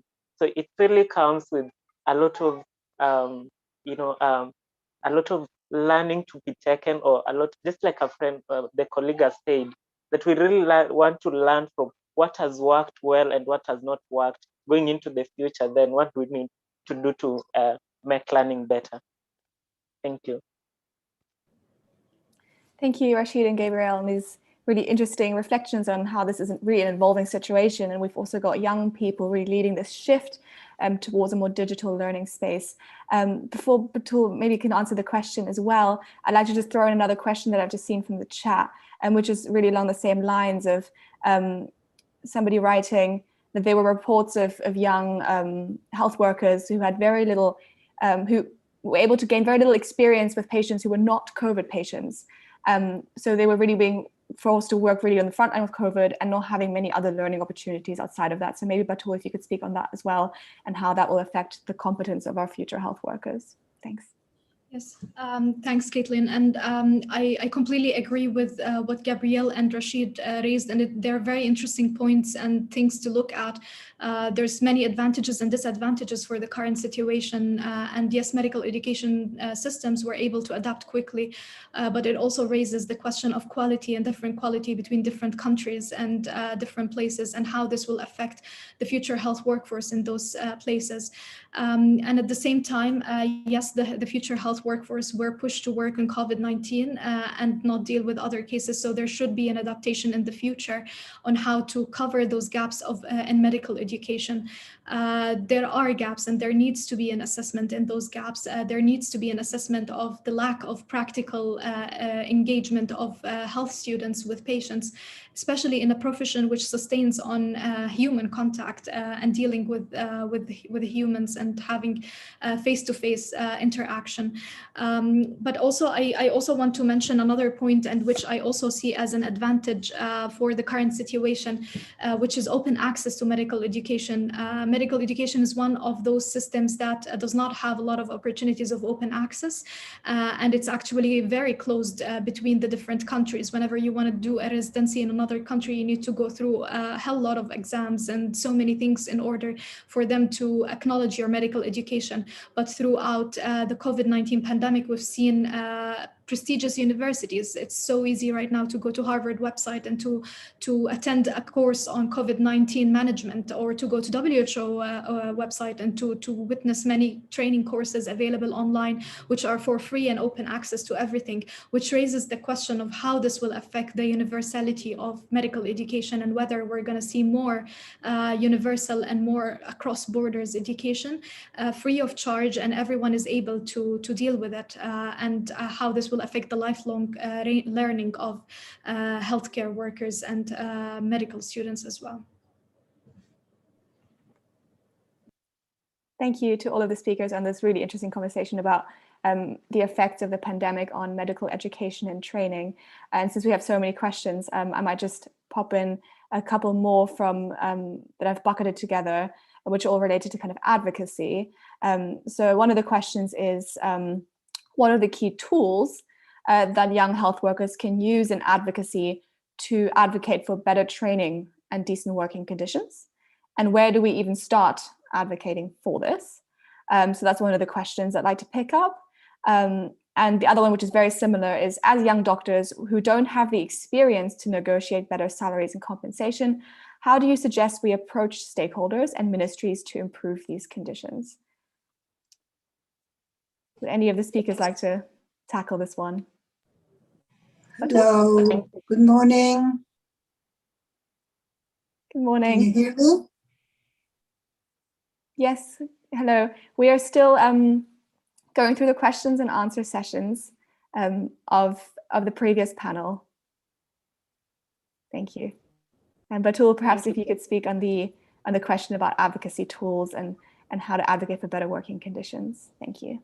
I'm a bit biased with this question, or answering this question, because I always like to advocate for networking and joining working groups and collaborating with other people. So there are so many organizations, youth and health organizations, early career professional organizations, in which you can join and share your voice and discuss and learn from each other experiences, and creating a global advocacy movement for local issues and bring attention to it. So one of the tools that you can utilize is actually by joining those groups. If this group does not exist in your local context, by organizing yourself, creating this group, organize your agenda and push forward for it. One voice does not do a lot, but multiple voices does so much more. So this is one of the existing tools. And the other tool is utilize the power of the virtual world, digital technology. It's so easy to connect with others outside right now. It's so easy to reach experts as well, to gain advice and to engage. There's so many UN organizations, UN agencies, NGOs who are working on these things, and it's so easy right now to connect, to network, and to bring experts who can help you to shape your agenda and to push forward for it. So from my opinion, the importance of creating a group, becoming part of a bigger group, and organizing your agenda and dealing with experts, changing expertise would help you to push forward for the issues that you're facing. Thank you. Would any of the other speakers like to pick that one up? Gabrielle, do you still have a few moments? I do, Caitlin, thank you. And I think on this point, and I'm probably coming at it from the other end, I'm thinking about WHO governing body meetings, for example. As Batul said, there is a momentum this year, particularly in relation to the health and care workforce, in the year of the health and care workforce, building on last year's year of the nurse and midwife. And I think the statements that are made at governing body meetings this year by the representative associations of young health workers and early career professionals are really, really, really important. As Batul said, countries are listening, and there's a window of opportunity here to advocate in a very powerful way. So aligned with the networking through social media at the more grassroots level, I think the opportunity that's presented by those governing body meetings, not just at the World Health Assembly, but also at regional committee meetings of all of the 6 WHO regions, I think is a really powerful opportunity this year to highlight these issues and to advocate for these issues. So I think it stacks together at the multiple levels to bring that voice in different ways. Thank you. Thank you very much. And Rashid, would you like to share your insights on this question about advocacy and tools that young people can use? And thank you very much, Gabrielle. Thank you. And just to join the rest of the panelists, that it's true, join the existing platforms or the existing organizations that are able to advocate for you professionally. For instance, there are quite a number: the International Federation of Medical Students Association, you have the International Council of Nurses Students Steering Group. Such platforms will be able to help you in terms of, get your voice somewhere. And part of the reason as to why we're having this engagement is for us to have our voice heard at a certain policy level. And I'm perceiving that, if you want to, it's not about the paycheck or something, it also encompasses about your profession. So use whatever platforms that exist. And just like Gabriela has said, also ride on the power of social media. We've really seen how, especially Twitter can really do enormous or do a lot of work in terms of advocacy. We've seen a lot of governments being, molded through social media, through especially Twitter and Facebook. So use the existing platforms to be able to advocate whatever you want. And don't be an activist. Just sit back and look at, assess your situation. What is it that you want to lobby for? Who is it that you want to reach? And who is that vehicle that can get you to where you want to reach? So for instance, if I want to advocate for my salary pay, who is paying your salary? And who can make me reach to that person that is paying my salary? Thank you. Thank you, Rashid, for these very pragmatic approaches to advocacy that I think we can all employ in our everyday lives. And since we're coming towards the end of this session, I think I'll just summarize now, and then we'll just ask each of the speakers to say a few closing words. But it was a very interesting conversation about how it's really for young people to join forces in advocacy, like Batul said, and Rashid as well, using social media, using new technologies, and that, like Gabrielle mentioned, that we can have an impact on multiple levels of policymaking. So that's a really positive note to finish on, I believe. So perhaps if we could just have some quick closing words, starting with Gabrielle, and then we can go into the break. Thanks so much, Caitlin. And I will follow up with the links that I mentioned for you to circulate to our colleagues in relation to the work on psychosocial supports that we've done in Euro. But I'd like to thank you very much for the opportunity to be with you today, and just ask you to think, when you are engaged in these advocacy efforts, if you can also frame them in terms of population health needs and changing of future population health needs. You are the ones who can see how those needs are going to change. And positioning yourselves and the dialogue within that frame is so, so important. I heard Rashid, for example, talk about interprofessional collaboration. I heard Batul talk about the changes that we need to make in terms of medical curricula and also in terms of services for the future. You are so well placed to present some of those arguments and situate yourselves within them in terms of the advocacy that you do. So I would ask you to think about that in your advocacy. And I'm just really grateful to be with you today. It's inspiring to be with younger colleagues and to hear the work that you're doing, and to thank you again sincerely for everything that you have done over the time of the pandemic. Thank you. Thank you very much. Thank you very much. Perhaps we can now hear from Batul. Your closing remarks, please. Yes.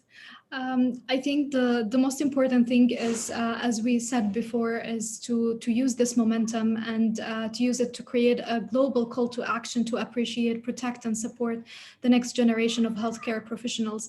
I think our undisputed role is already known and is very important in a large scale pandemic, and we need to use this momentum to remind countries and governments to rethink their approaches towards the health workforce. Having such platforms as this conference, which is completely organized by youth, led by youth, and for youth, is a great opportunity for us to network, to organize our voices, and to collaborate, and to use this momentum for a better one. Thank you so much, and I've really enjoyed the discussion, and thanks for the other colleagues as well. It's very inspiring to talk to you, and I look forward to all the other sessions and all the other discussions throughout this conference. Thank you so much, Batul. And Rashid, would you like to say a few closing words before I close up the session? Thank you so much. Just to all the youth out there, that this world is very dynamic and we're living in a very unprecedented times, and we're the stem cell of solutions. So let's be as dynamic as we can, as adaptive as we can. I'll close it up with a mention that this week we are celebrating the International Nurses Week, and I just want to pass my message across to all the nurses that happy International Nurses Week, and we appreciate the work that you do, especially in this COVID-19 pandemic. Thank you so much to the organizers. Back to you, Caitlin. Thank you so much. Thank you to all the speakers. I, for one, am incredibly inspired by this session, and I'm sure a lot of the reflections that we've spoken about will stay with us for a long time to come. And like Rashid said, also happy Nurses Week to all the nurses on the call.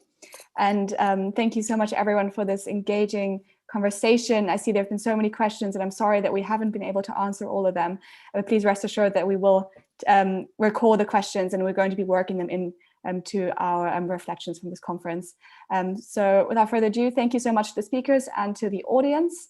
Unfortunately, our roundtable must come to a close now, although I'm sure we could discuss for many more hours to come. At this point, we're going to have a 25-minute break in the program. At 11:30, our next panel on health system strengthening will commence. And during the break, we'll be sharing some videos on the stream, and the next panel will start on the same Zoom link that we're currently on. So see you back here soon, and thank you very much.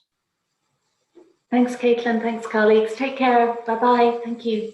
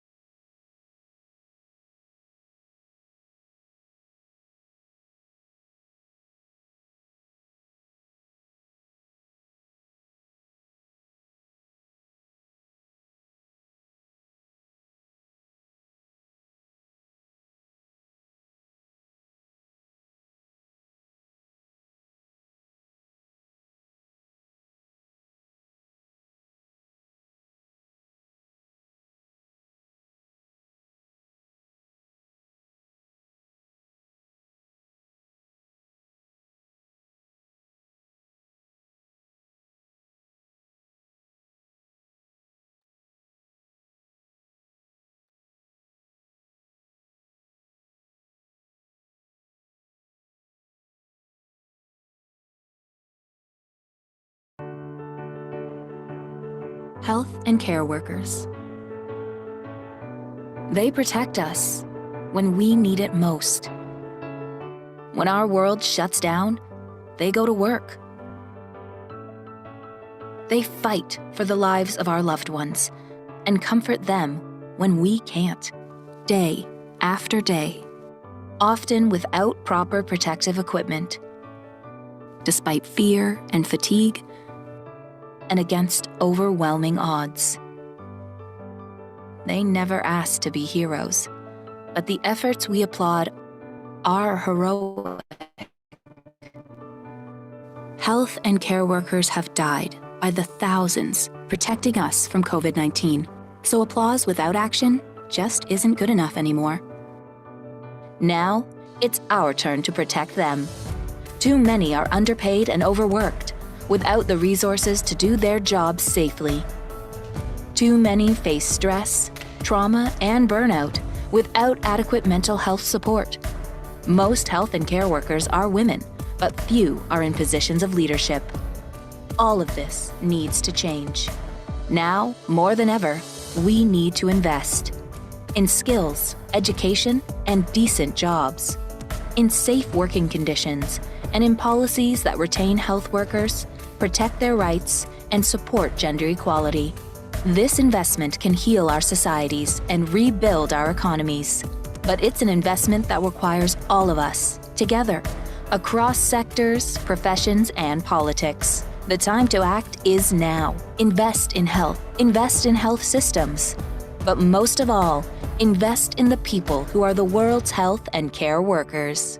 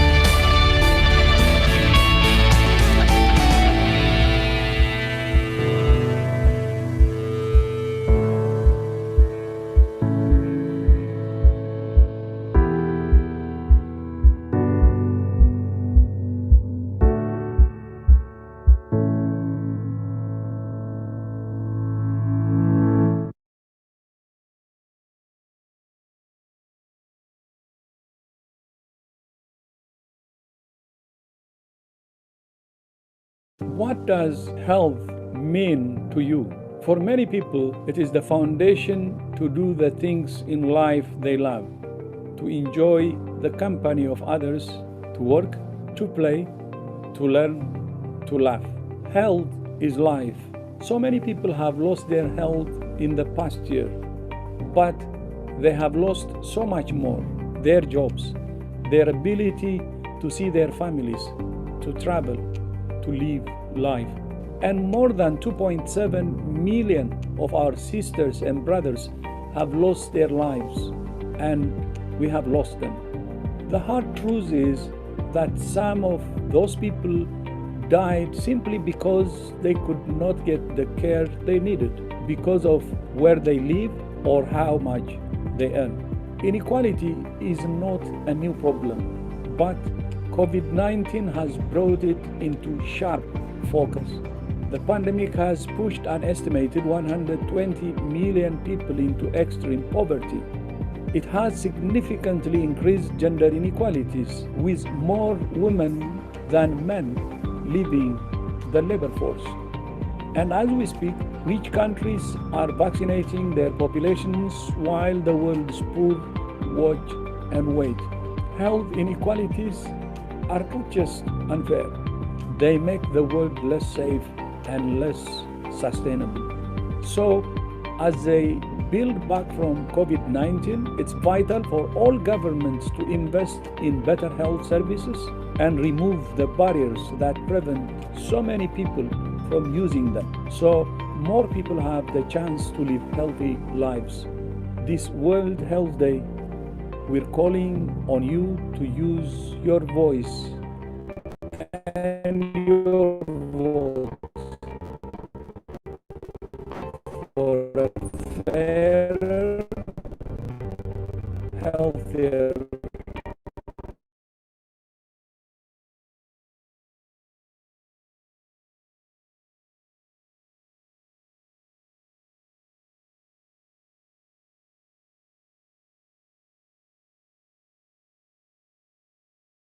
world.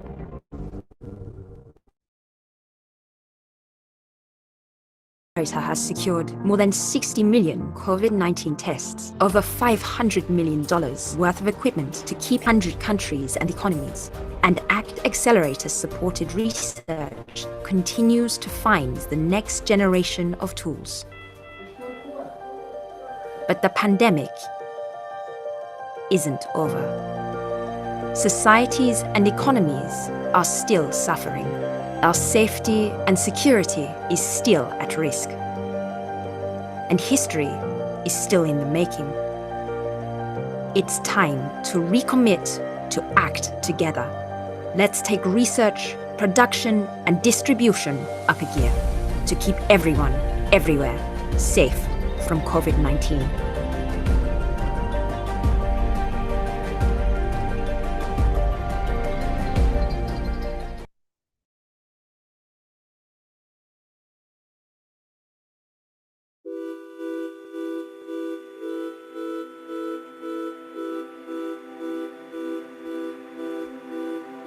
Health workers. They're more powerful than you think. They're on the ground, on call, and on hand, behind curtains and inside labs, from the very start to the very end, preventing illness, defeating disease, and saving lives. Every second is spent fighting the unpredictable and defending against the unimaginable, wherever they are, from dawn till dawn. But their power doesn't stop there. They get people back on their feet and back to work. They keep businesses succeeding and economies growing. The health sector is the fastest growing source of jobs and will keep the world moving towards the Sustainable Development Goals. But to unlock their true power, we must act now. As populations grow and change, the world is facing a shortfall of 18 million health workers by 2030. In March 2016, the United Nations Secretary General appointed the High-Level Commission on Health Employment and Economic Growth to create a plan. We need to invest in education and jobs to tackle countries' changing needs. We need political support and bold policies, with cooperation nationally and internationally. And we need to see health workers no longer as a cost, but as an investment in a healthier, fairer, and more prosperous future. It's time to transform the global health workforce by making greater investments to stimulate job creation, addressing gender inequality and maximizing the participation of women in healthcare, expanding and improving education and lifelong training by focusing on skills, pushing health services towards achieving universal health coverage by focusing on people, not diseases, integrating new technologies into the education and practice of health workers, equipping health workers to respond effectively to emergencies and ensuring their safety, raising adequate funding from multiple sources to build the health workforce, cooperating across countries and sectors to ensure the global supply of health workers grows sustainably, guaranteeing that when health workers migrate, it benefits the countries they come from and the ones they go to, and that their rights are protected. And collecting better data, measuring results, and making everybody accountable for action. Together, we can unleash the power of health workers. It's an opportunity we can't afford to miss.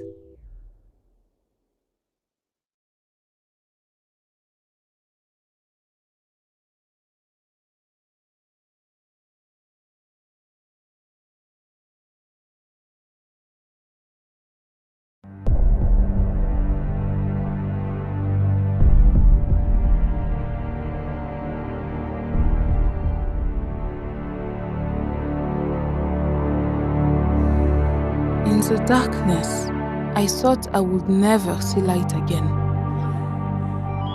My heart stopped. A lifetime of risks that could have been avoided. In my time, I have seen too much sadness. My mother, my brother, my son, one by one they fell sick, and they were all gone.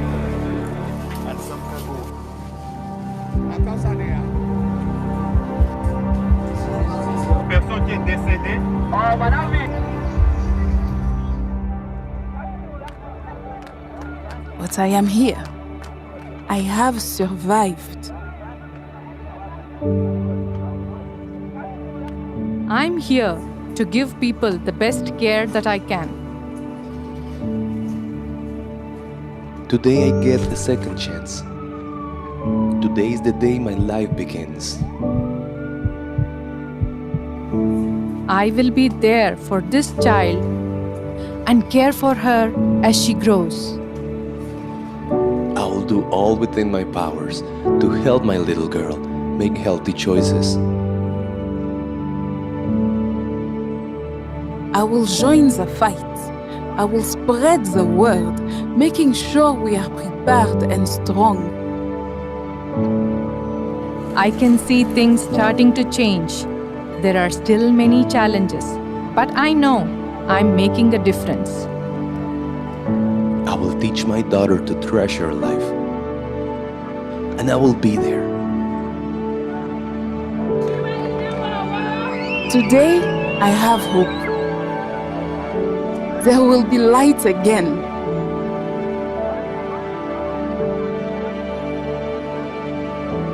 I am 1 in a billion. I am 1 in a billion. I am 1 in a billion. Imagine a billion more.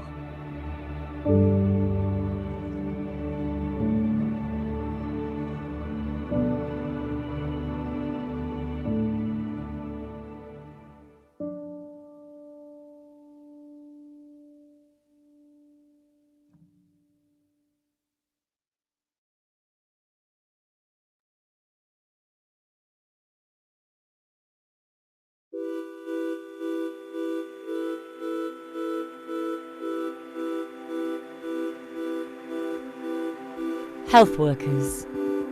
They're more powerful than you think. They're on the ground, on call, and on hand, behind curtains and inside labs, from the very start to the very end, preventing illness, defeating disease, and saving lives. Every second is spent fighting the unpredictable and defending against the unimaginable, wherever they are, from dawn till dawn. But their power doesn't stop there. They get people back on their feet and back to work. They keep businesses succeeding and economies growing. The health sector is the fastest growing source of jobs and will keep the world moving towards the Sustainable Development Goals. But to unlock their true power, we must act now. As populations grow and change, the world is facing a shortfall of 18 million health workers by 2030. In March 2016, the United Nations Secretary General appointed the High-Level Commission on Health Employment and Economic Growth to create a plan. We need to invest in education and jobs to tackle countries' changing needs. We need political support and bold policies with cooperation nationally and internationally. And we need to see health workers no longer as a cost, but as an investment in a healthier, fairer, and more prosperous future. It's time to transform the global health workforce by making greater investments to stimulate job creation, addressing gender inequality and maximizing the participation of women in healthcare, expanding and improving education and lifelong training by focusing on skills, pushing health services towards achieving universal health coverage by focusing on people, not diseases, integrating new technologies into the education and practice of health workers, equipping health workers to respond effectively to emergencies and ensuring their safety, raising adequate funding from multiple sources to build the health workforce, cooperating across countries and sectors to ensure the global supply of health workers grows sustainably, guaranteeing that when health workers migrate, it benefits the countries they come from and the ones they go to, and that their rights are protected. And collecting better data, measuring results, and making everybody accountable for action. Together, we can unleash the power of health workers. It's an opportunity we can't afford to miss.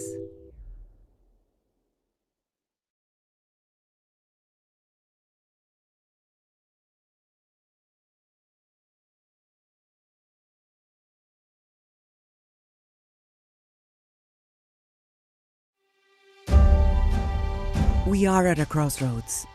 The fight against non-communicable diseases is one of the greatest health challenges we face today, forcing us to make critical choices. Do we take the road to healthier future by protecting people from tobacco and other health-threatening products, improving detection and screening for conditions like cancer, heart disease, and other NCDs, providing healthcare for all, and ensuring people are well enough to work and support their families? Or do we continue down the same uneven path, where too many people needlessly suffer from NCDs, where 15 million men and women aged 30 to 70 die each year from a heart attack, stroke, cancer, diabetes, or asthma, most in poor, vulnerable countries, and where countries use valuable resources yet miss opportunities for sustainable development? We are here because we all agree we can stay on that path. We must take the same road together to beat avoidable NCDs. Next year, we will meet at the UN General Assembly high-level meeting on NCDs. This meeting will generate momentum towards achieving the Sustainable Development Goal target of reducing premature deaths from NCDs by 1/3 by 2030. But to make progress, political choices must be taken on a dramatically different scale. We must implement life-saving NCD best buys, increase financing for NCD action for critical needs, like affordable insulin for diabetics, increase taxes on tobacco and other harmful products, stand up to industry pressure, promote physical activity through media campaigns, and better design cities. The Montevideo Roadmap identifies the many challenges the world faces to meeting NCD's targets. It offers solutions to overcome these barriers and promote healthy futures for all. It urges greater coherence between health and other public policies, including trade, environment, and education. It places greater emphasis on the role of NGOs, the private sector, philanthropies, and academia. And it shows that action on NCDs is essential for sustainable development in all countries, and their capacity to make bold political choices for health in the face of commercial interests. To accelerate action to save lives and strengthen our societies, and beat NCDs once and for all.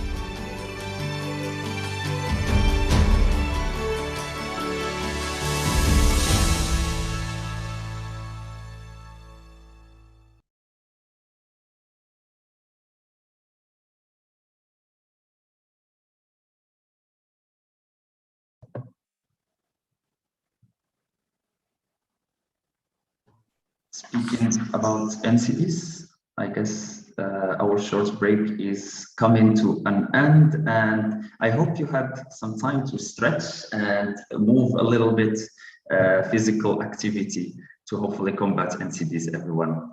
And as we are approaching the time to start our next session, which will be a panel discussion with some really inspiring figures in the health workforce and health systems field, I'm really having the pleasure to moderate this session, and we will have our speakers with us today. So it will be a 1-hour session, and we'll discuss about health systems strengthening and resilience. So I'm Saad here from Morocco with the Youth Hub, and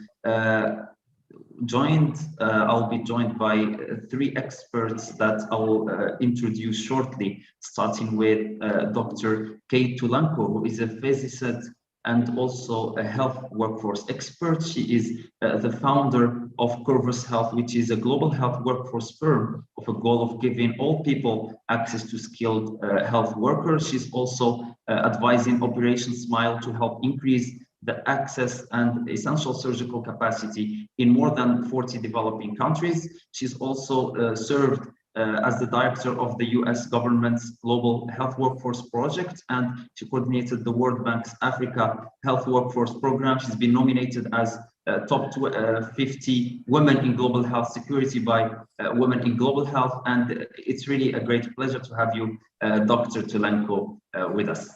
Our second speaker is Dr. Midori Dihabesh from Peru, who is an economist with over 25 years of experience in research, policy design, and implementation. She's the principal associate in ABT Associates, and also she served as the health minister of Peru. It's really a pleasure and an honor to have you with us in 2012, and she led comprehensive health reform in Peru aimed in achieving universal health coverage. She also served at chief party in the USAID program supporting different health projects and providing technical assistance. Dr. Dihabesh, it's really a pleasure to have you with us. Our third and final speaker, last but not least, we have with us Polly Dunford, who is the president and CEO at IntraHealth Internationals, that some of you may be aware of, and who are really doing an inspiring job at the health workforce field. And she has dedicated over 25 years of experience to build teams, partnerships, and lead meaningful progress towards health and developing also the health workforce. She has almost 20 years experience with the USAID agency in different countries, and she led the agency's HIV program as well. Polly, it's really a pleasure to have you with us. So without further ado, our discussion will be on health systems. And before giving the floor to our first speaker, Dr. Tulanko, our technical assistants will just ask you a poll question, and we'll really love to hear from your insights about maybe just an estimation of your knowledge about what is or what's your knowledge on your current country's health system structure. So you will see a poll question now that should appear in your screen for all the participants. And the question goes, So you can just answer the first question and then submit. So you can answer the first question. How familiar are you with the structure of your health system? So you can choose one question, and then for the other two questions, they will come later on. But yeah, so we can give you 10 seconds for that. I'd love to hear if you are really familiar with your health system, not familiar at all, or you're a little familiar with your health system. So you can answer the first question, and then let's see what we got.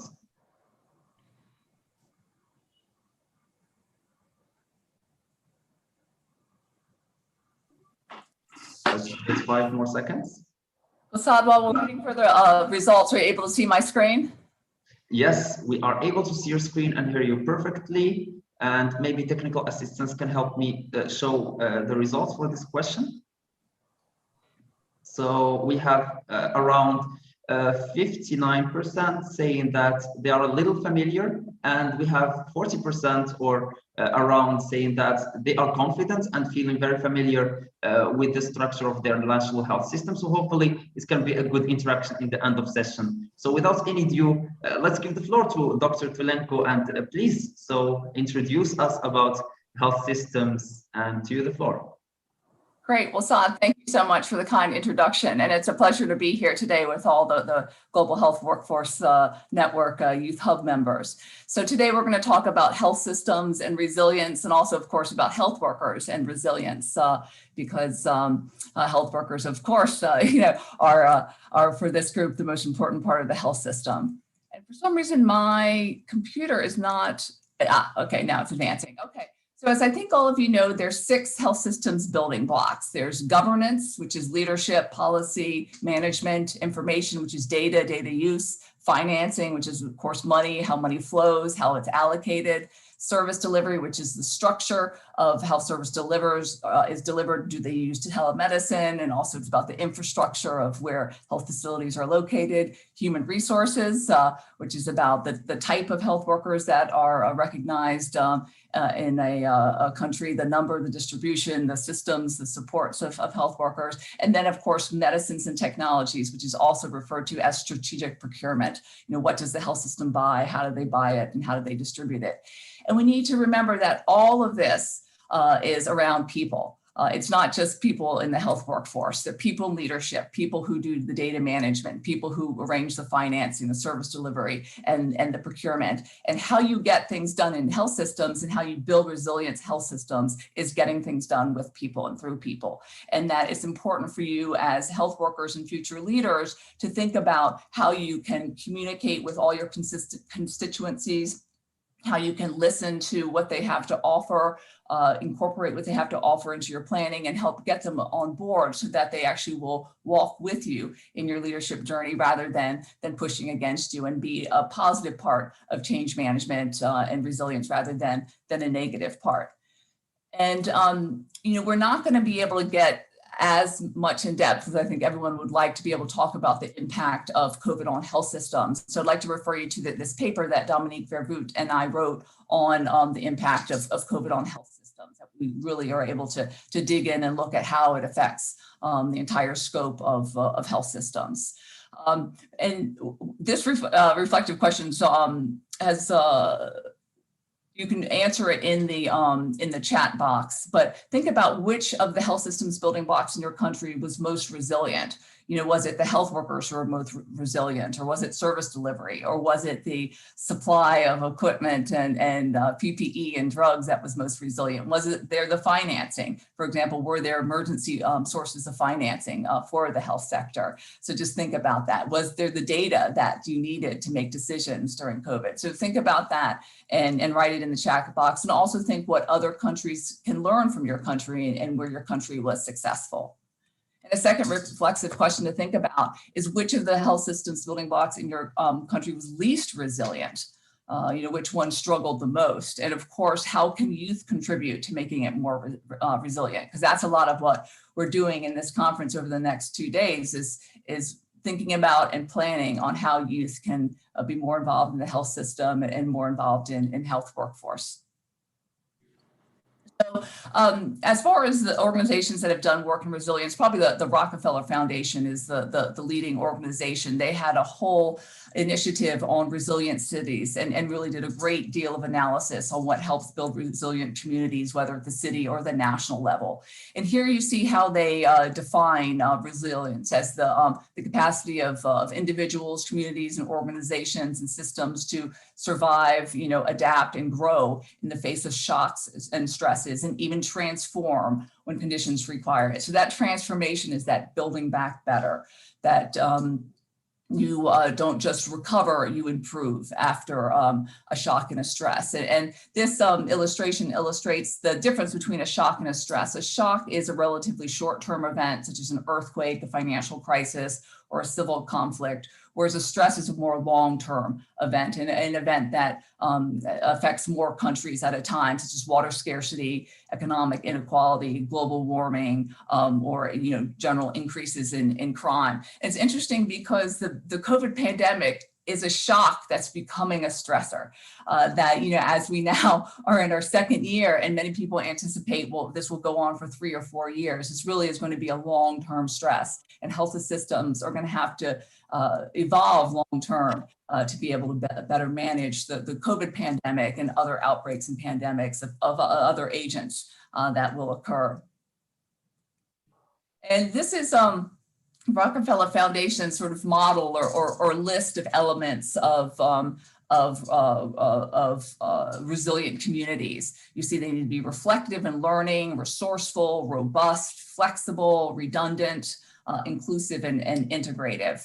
To kind of boil this down onto a more practical level, we can compare the attributes of resilient health systems with the attributes of fragile health systems. Resilient health systems are decentralized. They have this increased decision space at the local level, whereas fragile systems are centralized. They're like, if you cut off the head of the snake can't do anything. Whereas the resilient systems are like the starfish. You cut off the leg of the starfish and the whole starfish will regrow. It's able to survive and continue to function even though it's been separated from the center. Resilient systems have two-way communication. The people at the fringe are listened to and are taken into account, whereas in fragile systems, there's no communication or one-way commission, very command and control. And that's not a way to get people on board with change. Resilient systems have information and data exchange and two-way data exchange, whereas fragile systems have no data exchange. Resilient systems have community engagement, whereas fragile systems don't. Resilient systems have local staffing, so people who are recruited and trained and employed locally. So they speak the local language, they know the local culture, and that's so essential, especially in areas of trust. We know that women often will not deliver at a health facility if there aren't health workers that speak their language at that facility. So fragile systems have non-local workers. This is also important because when there's conflict or problems, these workers flee back to their home. Whereas if they're local workers, they tend to stay in times of conflict and are able to continue to care for their community. Resilient health systems are flexible and adaptive, and whereas the fragile health systems are rigid, and flexible systems are redundant and have backup plan, whereas rigid systems have shortages, no backup plans. If the surgeon doesn't show up, there's no plan for what happens when that occurs. Resilient systems are mission driven. They're able to get disparate people to focus on a greater good and people to move past their differences and focus on the greater good of the community. Whereas fragile systems are very self-serving, of people thinking about what will it do for me? What's in it for me? Resilient health systems are very innovative, creative problem solving, whereas fragile systems are problem finding and risk averse. That when you get an idea, people tell you a million reasons why it won't work rather than a million reasons why it would work. And then resilient systems are multi-sectoral, bringing in education, finance, agriculture, transportation, whereas fragile systems are siloed. And so think about this as you think about your own plans to affect the health system in your country and globally. And also think about, of the 6 building blocks, which take the longest to create or procure. Health facilities, you can build a hospital in a year or less. Health workers, It takes, 12 years to train a surgeon or a heart surgeon. Data systems, you can, it's a blink of an eye, purchase a system and download it on your computer. Medical consumables, those are shipped around the world, produced in many places. Financing, we can move money around the world in a blink of an eye now. And then, of course, policy. Policy does take getting people on board, communication, negotiation, and compromise. But just think about that. My standard answer is that health workers take the longest. 4 years to train a nurse, 12 years or more to train a physician.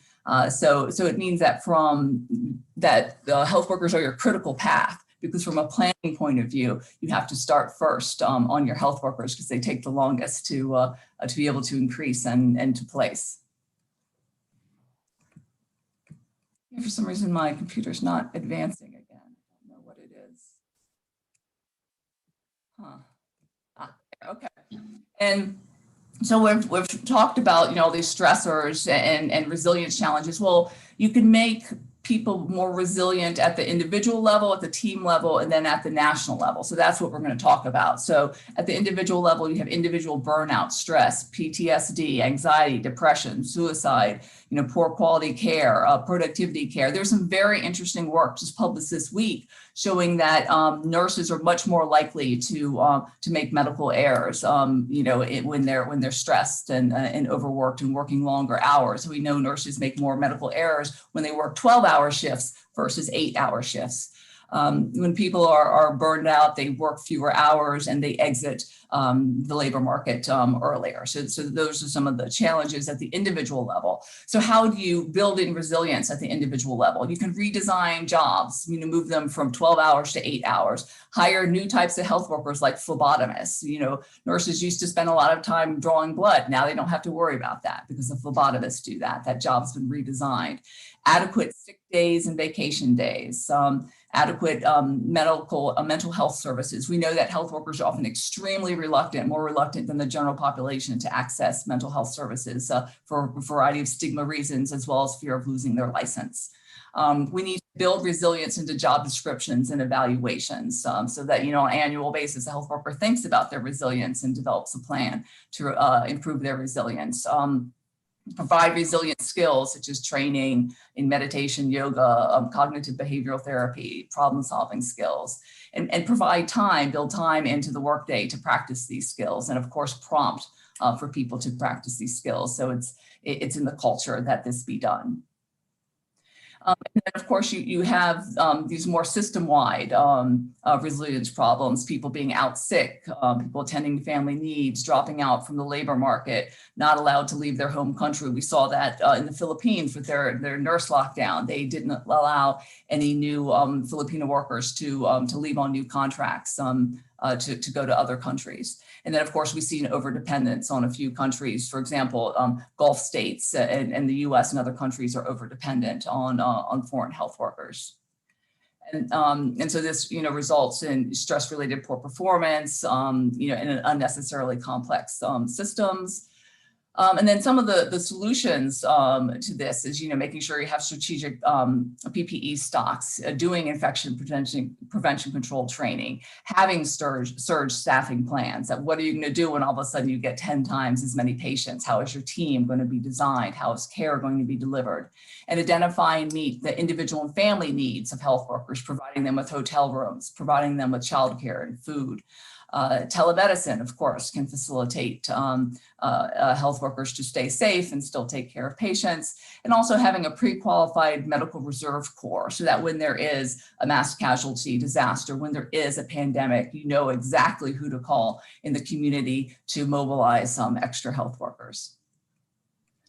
And then this is just an example of a surge staffing plan. This is from the Society of Critical Care Medicine, and it shows how one trained ICU physician can take care of about 100 patients through a system of working with community physicians or other hospice physicians, ICU nurses, and other nurses to have high quality care for very large numbers of people.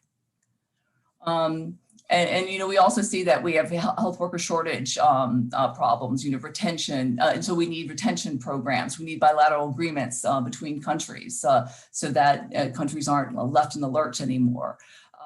We need to increase local training, both in high income countries and low income countries. And of course, we need to, you know, as I mentioned, redesign the team.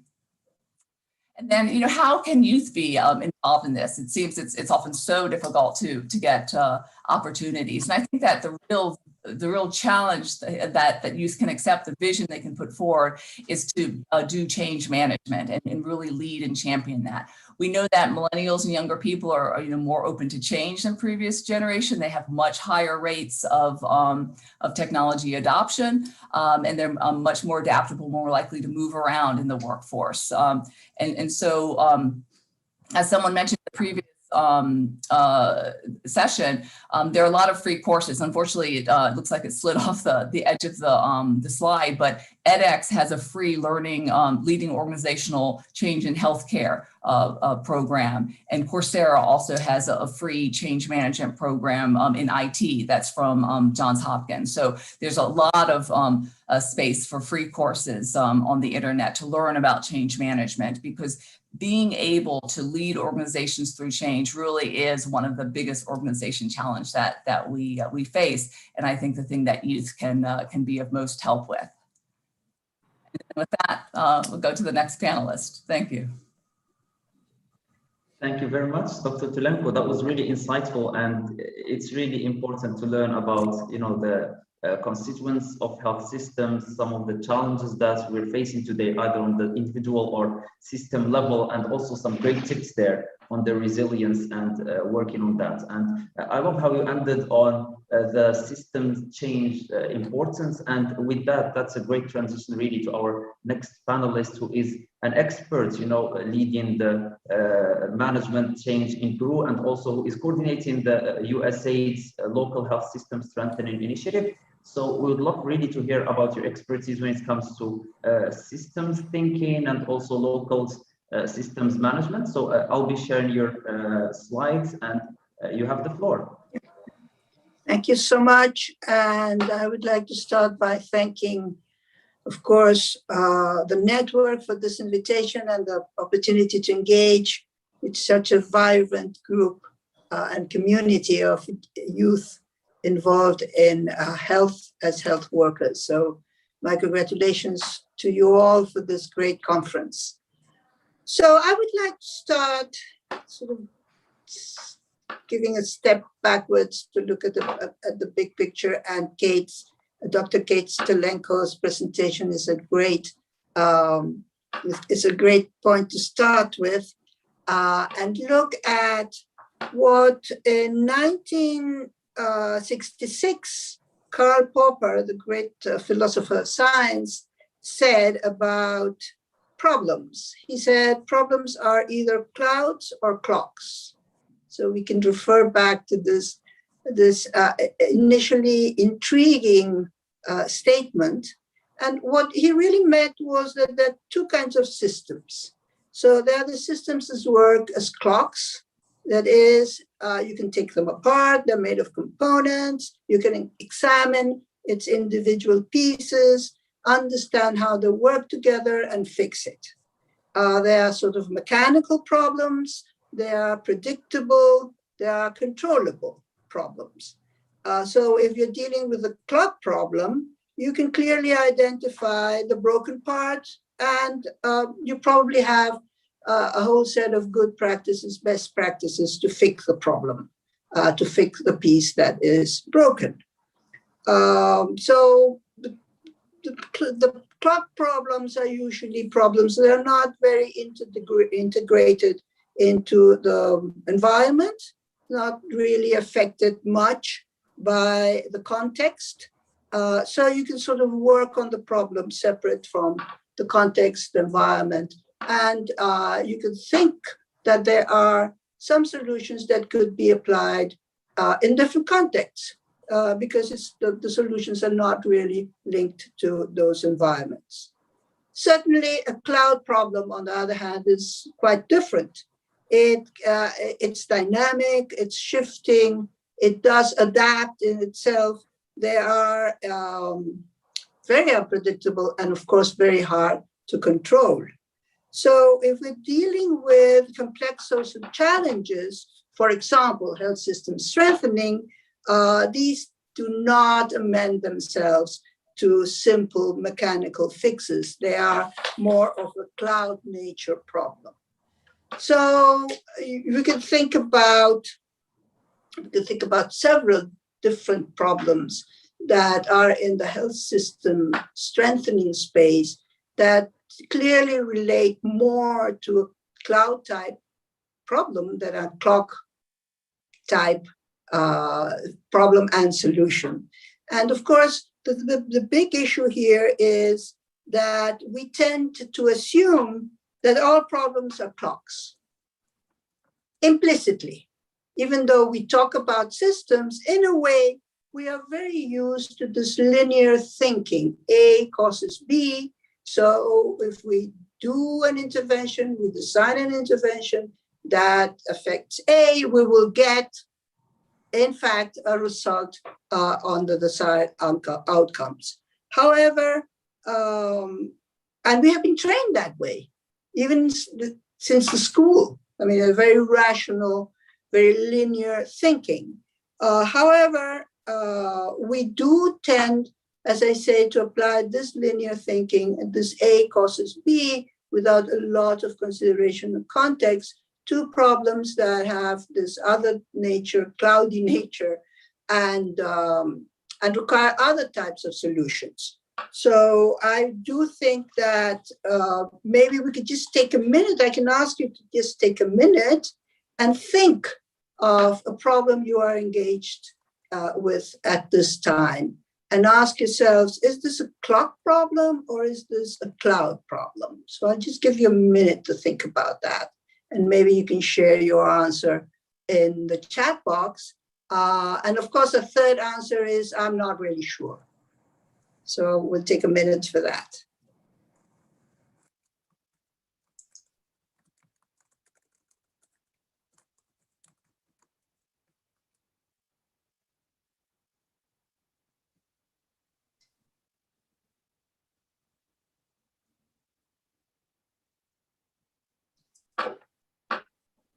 So we have the first response. Thank you to Guillermo Angelo. Never thought of it this way, but my problem is a cloud problem, and I've been thinking of it as a clock problem. It's a great chat entry. And that's what we do generally. We recognize on one side that maybe a problem is not so mechanical. There are many issues involved, many actors intervening, different levels of power that these actors have. You affect the system in one place, but things happen in another. There are unintended consequences, sometimes positive, sometimes they're negative. And all of this is, of course, very pertinent to the outcomes that we wish to achieve through change management. Another entry in the chat box, my great challenge is scaling up health worker pre-service education, which is both a clock and a cloud problem. Great entry as well. Yes, we can have a combination of clock problems within a cloud problem, and it's good to distinguish between them, and we'll be talking a little bit more about this. Me too. I've always think of problems, clock problems. So are cloud problems harder to solve, or are they just different? We will see that cloud problems tend to be complex problems in a very specific way of understanding complexity. And sometimes they are even wicked problems. We'll talk a little bit more about that. Okay, so if you can go to the next slide, we have quite a flavor there in the chat. And of course, we want to think about this in a more systematic way. So I find these 4 questions I will be going through quite useful to understanding the type of challenge, the type of problem we are engaged with and in which we want to participate through change management. So if the problem is well understood, we know what it causes, what causes it. There is evidence of the intended effects that proposed actions would have, then you have sort of some indication that it might be a sort of clock problem, if you're dealing with a simple system. If on the other extreme, we have a problem in which we do not really know if we understand it well, there's not much evidence, and not only about the problem, but mainly about which are the solutions that are most appropriate for that problem. We have on this side what we call basically a wicked problem.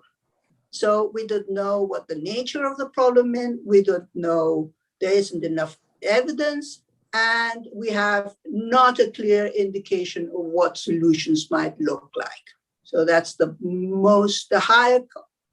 highest complexity that we can find in a system. And again, those are usually called wicked problems. Another question we might ask ourselves is there a high level of consensus among stakeholders and experts about what to do? This is in the sort of the solution space. Do we have a common understanding? Do we have a common vision of the problem and the solutions? Or on the other hand, is there a significant diversity of opinion and even conflict among stakeholders and experts about what to do? If it's the latter, then you are facing most probably a complex problem. And so it's a cloud system, and we probably need to go beyond this linear thinking related to the clock problem. The next one, please.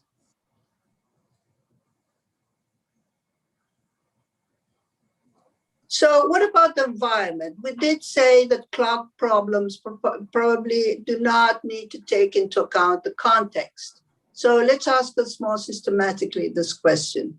If the problem is relatively self-contained, it's not related to the broader environment, or the environment is very stable and predictable, then we can be surely have some assurances that a more linear thinking, a more clockwise kind of solution could be appropriate, or engagement with the problem could be appropriate. But on the other hand, as happens very frequently with health systems problems, there are many dynamic interconnections between the problem and the broader environment. We do know that the health systems are very related to political issues, to difference in power, the balance of power, or in fact, very much affected by what could be an unstable or a dynamic environment, either politically, socially, or economically. So again, if you are leaning more towards the right-hand side, you are probably facing a complex problem. And finally, what is your goal? If your goal for the change is a short-term goal, you will probably lean towards the left side, that is to say, simpler problems. If you have the change that you want to contribute to in the system is a broad scale change, is sustainable, and sustainability is particularly an issue, then we will be talking certainly about complex problems. And so the question is, after you've seen these sort of 4 questions, again, I would like to ask you to take a minute and think about the problem you initially popped into your head, and tell us if this tool would be useful to you to make a distinction between clock problems, cloud problems, simple problems, complex problems, and then we will talk a little bit about a question that came up. So what if it's a complex problem? How do we work around the idea that making change is different in a complex problem than in a simple problem. So just 1 minute for you.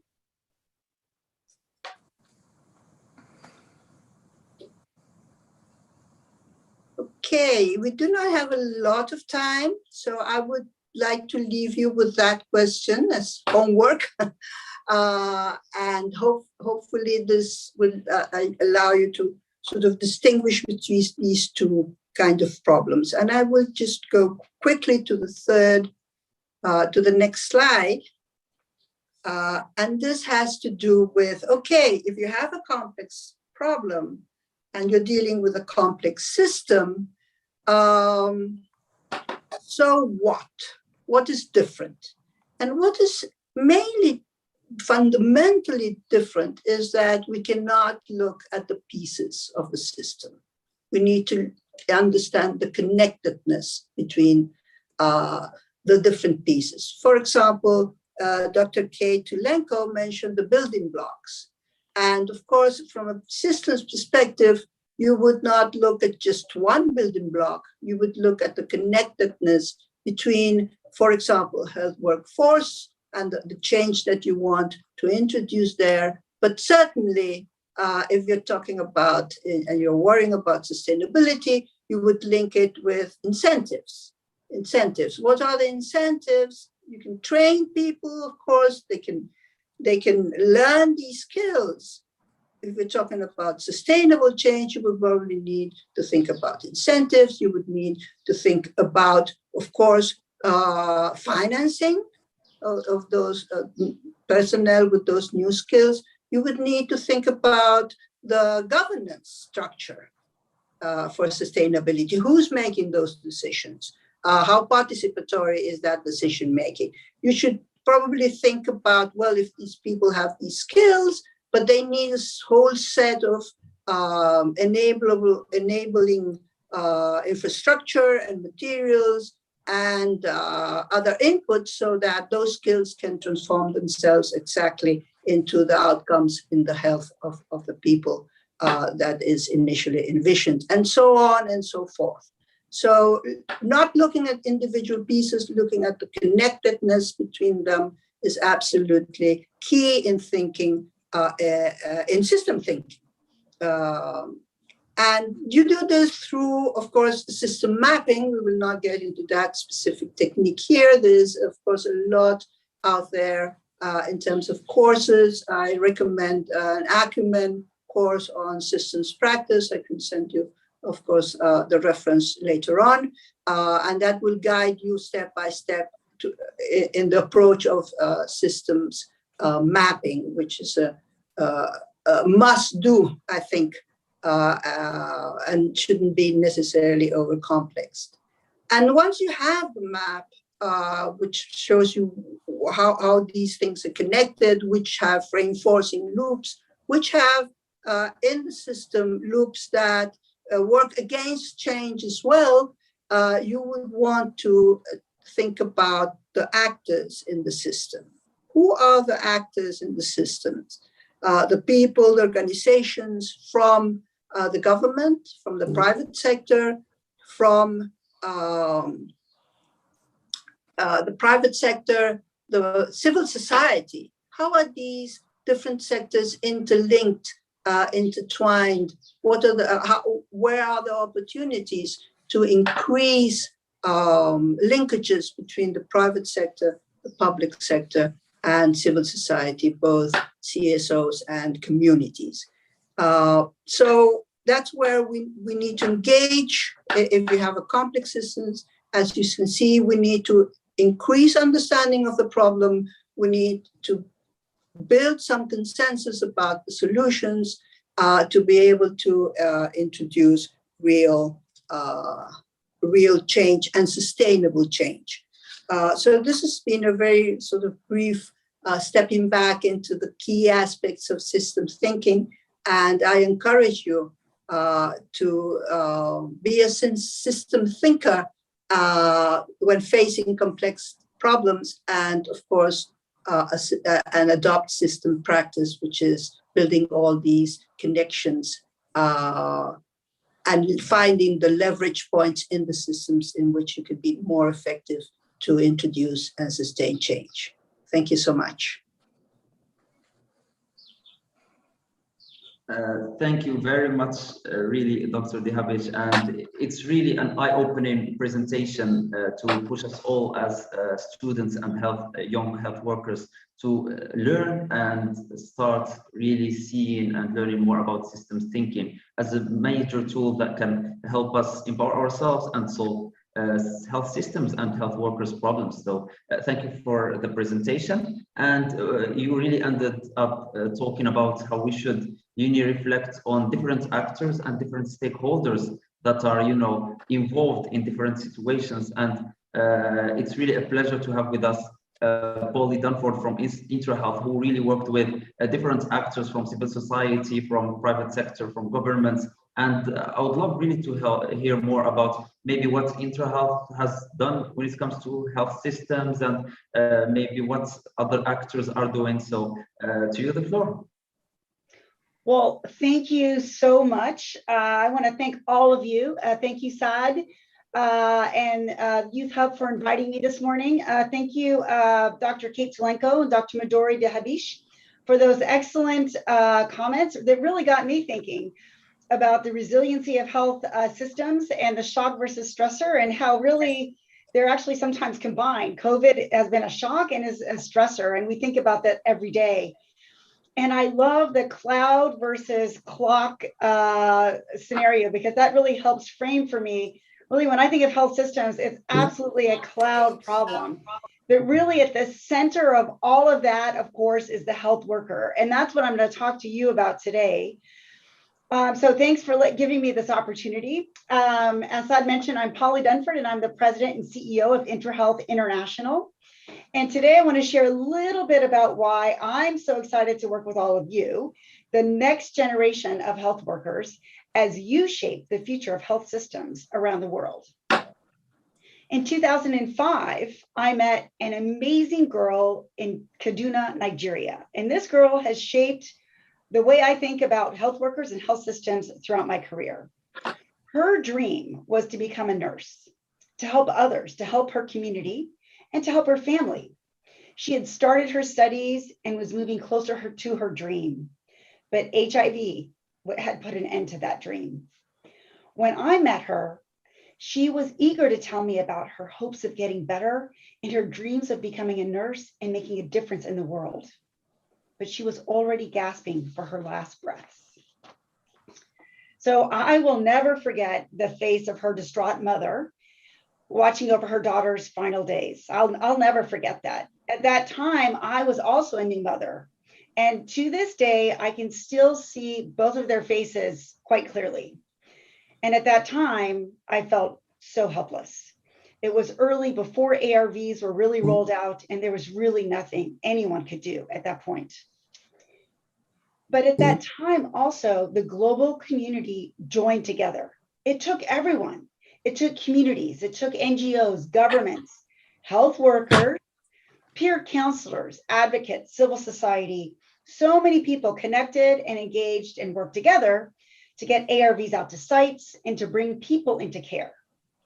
And during that time, I always kept the image of the teenage girl in Kaduna in my head, because that propelled me to work faster and smarter, because I knew that there were so many beautiful souls like my friend in Kaduna that were running out of time.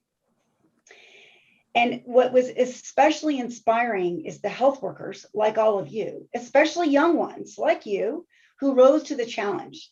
They were modifying services to meet the needs of people everywhere, opening early, staying late, calling, texting, visiting people in their communities, in their homes, providing counseling, outreach, and support to help those in need.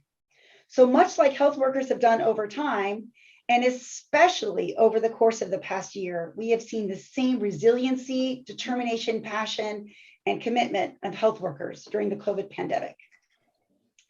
So the reason I'm talking about all of this now is because I want to be clear that to me, nothing is more important or more crucial to health systems than health workers like you.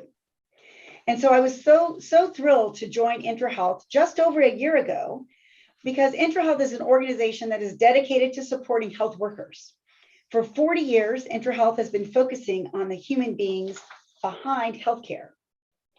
But I joined IntraHealth just over a year ago, and just as COVID-19 was exploding into a pandemic. And so once again, health workers are on the forefront. I'm going to share my screen and just show you a few slides.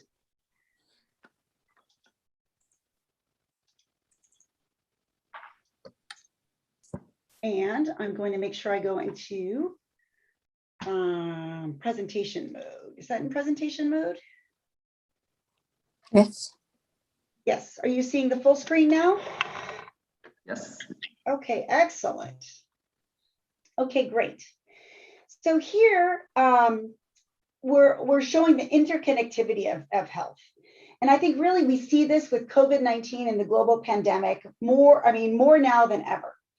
It reminds us that everything is interconnected, that health is important for every aspect of a community. Right now, I could ask you to throw out any word: peace, prosperity, education, environment, the economy. All of it links back to health. Health is important and vital for every aspect of our communities and our countries. So if you take a look at the Sustainable Development Goals, for example, there are 17 of them. Healthcare plays a role in every single one of them. So we cannot be healthy humans without a decent place to work, without healthy economies, peace, and stability. And this takes dedication and work from every part of the health sector, from civil society, NGOs, governments, academia, and the private sector, and from prepared health workers like you. As we move beyond the first year of the pandemic, 2021 has been designated the year of the health and care worker, and nothing can be more important at this time than this year of the health and care worker. A year in which we need to move from applause to action. We need to invest to ensure that health workers are present where you're needed most, ready with the most appropriate training, and connected to data and technology, and safe as you conduct your life-saving work. All of you here today are essential to a strong health system, and a strong health system is essential to your success throughout your career. So a strong system has the power to lower your stress at work, give you more satisfaction to your day-to-day life, and keep you safer on the job. And as we all know, it's essential if we're going to solve our global shortage of health workers. You all know as well as I do the stresses that COVID-19 has placed on the health workforce globally, which has made an already weak global system even more fragile. So before the pandemic, how many people do you think didn't have access to health workers like you? The answer is 1 billion people. And WHO estimates that by the year 2030, we need 18 million additional health workers to achieve the Sustainable Development Goals. 18 million. That's a lot of people. So your efforts will be critical to this as well. These global health challenges are big. And as I said before, no single person, not even a single country, can tackle them alone. Multiple organizations and institutions help shape global health policies, fund, implement, evaluate programs. For health systems to thrive and to meet the needs of women, children, and their communities, all organizations and actors have a critical role. Civil society organizations are important. They're a very important source of information for both citizens and governments. They can hold governments accountable. They can connect people and communities to health systems, institutions, connect communities to their government. It's absolutely critical. They can bring health services down to the community as well. Private enterprise, such an important force for lifting lives, strengthening communities, and accelerating sustainable development. And non-governmental organizations like IntraHealth, for example, mobilize funds for international development, contribute supplies, food, services, and promote organization and sustainability, and can provide also training, technical assistance, whatever we can do to support your efforts on the ground. So at IntraHealth, we can't wait to work with you, the next generation of health workers, to help make your mark on the world and to bring stronger health systems together. So one way to do this is partnering with organizations from every part of the health sector to support young people. So for example, we work with the Gao School of Nursing in remote northern Mali, where we helped create a model training school that graduates health workers who are more likely to serve in rural areas because they're from there. 93% of the graduates have remained in northern Mali to provide services to their community. So back to Dr. Chulenko was talking about, we need this to be local. When you have health workers from other places, the health systems are not as resilient. So this is one way that we can ensure that we're building the local economy, building local health workers to work in local health systems, making it more resilient. In Kenya, we helped establish the Afya Elimu Fund, which helps student health workers finance their training so that they can move on to great jobs. So as of last year, over 22,000 beneficiaries, more than half were women, have used Afya Elimu funds to help cover their tuition to become healthcare workers. And in Francophone West Africa, we work with family planning youth ambassadors to promote family planning methods in local communities. Again, a local solution, making it more resilient. You should check out Mariama Abdu on Instagram. She's been working with our CS4FP project as engaging young religious leaders to revolutionize sex education in Niger, a country where it's been so tough. Once again, a local solution to a problem that's been very, very tough, but so important to the health and people of Nigeria. So check out Mariama Abdu on Instagram. So from the day you stepped into the classroom and all throughout your careers, you can help transform the health system. So you all have the power now. I want you to see yourself as leaders in the fight for global health, where you can contribute solutions, drive policies, step out of school directly into some of the most rewarding and important and critical jobs on the planet, where you can be a part of a diverse worldwide health workforce that you lead, one that is inclusive, equitable, and ready for anything. We all know that the future of global health starts right here, right now with you. So what will you do to change global health? What will your stamp on this sector be? Tell us on Twitter. Maybe if you can go right now to @IntraHealth, you'll find this question. I want to see your responses so we can all see how you will make your remark on this field. Or add questions add ideas into the chat. What will your stamp on the health sector be? What will you change? And so then organizations like all of us present and our panelists, we can see what you're thinking and doing, and then we can look how to see how we can support you. So I'll look forward to seeing what you have to say. So thank you so much. So again, tell us in the chat right now, what will you do to change global health? Or tell us on Twitter @IntraHealth right now. Thanks so much.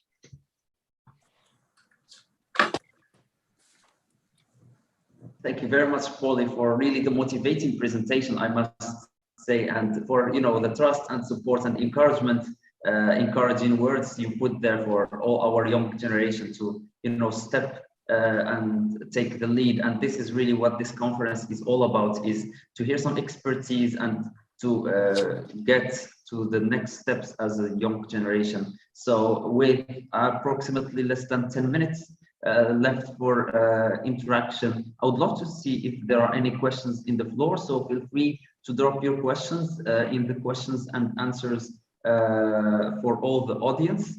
And yeah, I'm seeing a lot of thank you comments, and also before I also share one of my questions to the panelists. So I'm just looking at the questions and answers to see if there are any questions.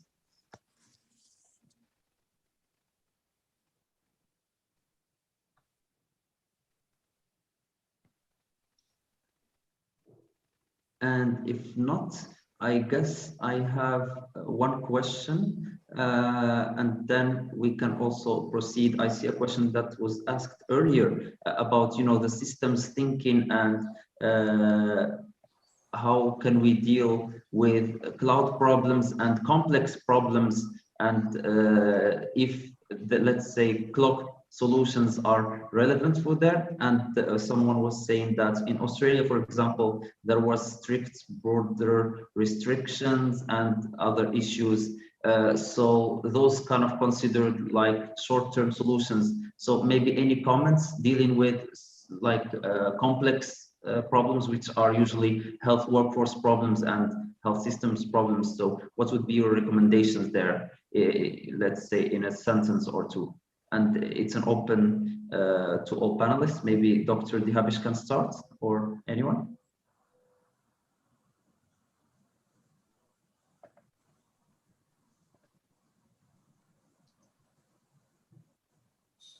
Dr. Dihabish, I guess you are muted, sorry. So sorry about that. I was just saying, thank you for that great question. I was saying that if you think you have a clock problem, a straightforward, good practice-based solution is probably the best way to go. Not all problems require system thinking. That's the point I want to make here. But if you are certainly sure that this is a cloud problem, then applying these sort of very straightforward, linear thinking solutions will not work. Many of us, I think, have had the experience of doing things over and over again the same way, and for some strange reason, things are not changing. We find ourselves in the same place, and it happens a lot with workforce training, for example. Throughout many of my years in providing technical assistance to strengthening in general health systems and the different components, we had this frustrating experience of having all these trainings and then a year later going back and seeing that not really much had happened. And I think we took the wrong approach. We thought it was a clock problem. Just give people a training and then they can go out and change things. And it's really a cloud problem, right? You need all these other sets of incentives, as I said, governance structures, sustainability considerations, and then you start widening up the number of stakeholders that are involved in that problem. That need to have a common understanding of the problem. We need to build some consensus around the possible solution. Be mindful that those solutions, which need, in fact, change, can affect balances of power that are existing there. There will be early adopters and advocates of the solution. There will be resistors. There will be people who would resist. How to manage those interrelationships. And so if you have a clock problem, go ahead, use good practice, use evidence. If you have a cloud problem, then engage with people. The engagement with people probably will be much more important to sustainability of the solution than just technical recipe or protocol to fixing the problem. Thank you. I love that answer, and yeah, it's really comprehensive. And I wanted also to end on another really important question for me, and it's not only to you but also to all the participants that we have today. That is, what do you think as young people can really start doing from today to really take a role in solving those complex health system problems? So you can take a minute or a few seconds as participants to reflect on that and share with us in the chat what you think you can do. And yeah, I would love to read some of your comments. And also that's a question for our panelists. Maybe that's some take-home messages to end our session with. So feel free to jump in and share your inspiring messages with our participants. Saad, as I mentioned, I really think the youth can lead in change management. And so I would recommend to any of the participants to set a goal over the next year, whether it's to improve access to PPE in your facility or improve something about the education at your school, and then, you know, do a systems analysis, because it's not just a simple problem. Often these problems have, you know, multiple roots, and look on who you need to get on board, who you need to involve, and, you know, start a group working on it.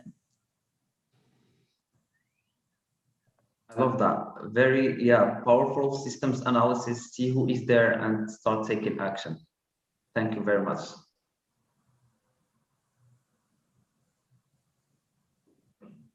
And we have So some... I would say, Go ahead. taking advantage of that very good question you're posing, Saad, I would say very practically get together as a team with some of your colleagues, start thinking through the problems that you're facing, start maybe take this course that I have included in the chat box, or any other courses, a quite wide amount of system thinking and system practices courses out there which are free, and go through the exercise of system mapping. And you will be, I think, very surprised and positively surprised at how through that kind of thinking, elements that are key to system change will appear, and that you didn't have in mind originally. And that would make you more powerful, more in introducing change, more and more able to take a leadership role, which is what we all expect from this platform and its members. Thank you. Thank you very much indeed. Working together, uniting our forces is a must, and it's really important message, and systems thinking is definitely a skill to include in our toolkit to really combat those challenges. And I see some great comments also in the chat, people saying the importance of getting empowered internally and externally to get motivated, and also to accept the changes to the working environments and systems. Also people talking about capacitating ourselves about different topics around health systems and how to act on it. So indeed, a lot of online courses were shared in the discussions and the chat, and we'll make sure to share that with you in the follow-up kit, hopefully. So yeah, start by empowering yourselves as well. Polly, any final words? No, I think that, you know, really the youth, you all are key. And I think that, you know, these are these big systems in place that are these intractable cloud problems. And I saw a question in the chat that was just saying, you know, maybe, you know, how do, if our organizations don't support us, how can we be resilient? And I think we need your youth, energy, passion, and commitment, and your advocacy. And like I was saying earlier, it takes everyone, right? I think that this COVID pandemic has raised the importance of health workers. And I think there are people advocating from all different areas saying we need health workers to be supported, protected, and equipped. And I think that there's support coming from all areas. And we need you all to keep interconnected and banded together to keep advocating for safe and supportive working conditions, and for your enthusiasm to come in and really move us to the next level. So thank you for your commitment, support, and it's just energizing for me to work with you today. Thank you. Thank you very much, Polly, really for your words, and let's for sure try to keep going together, helping each other, working together to really take the first steps needed to empower ourselves and change health systems.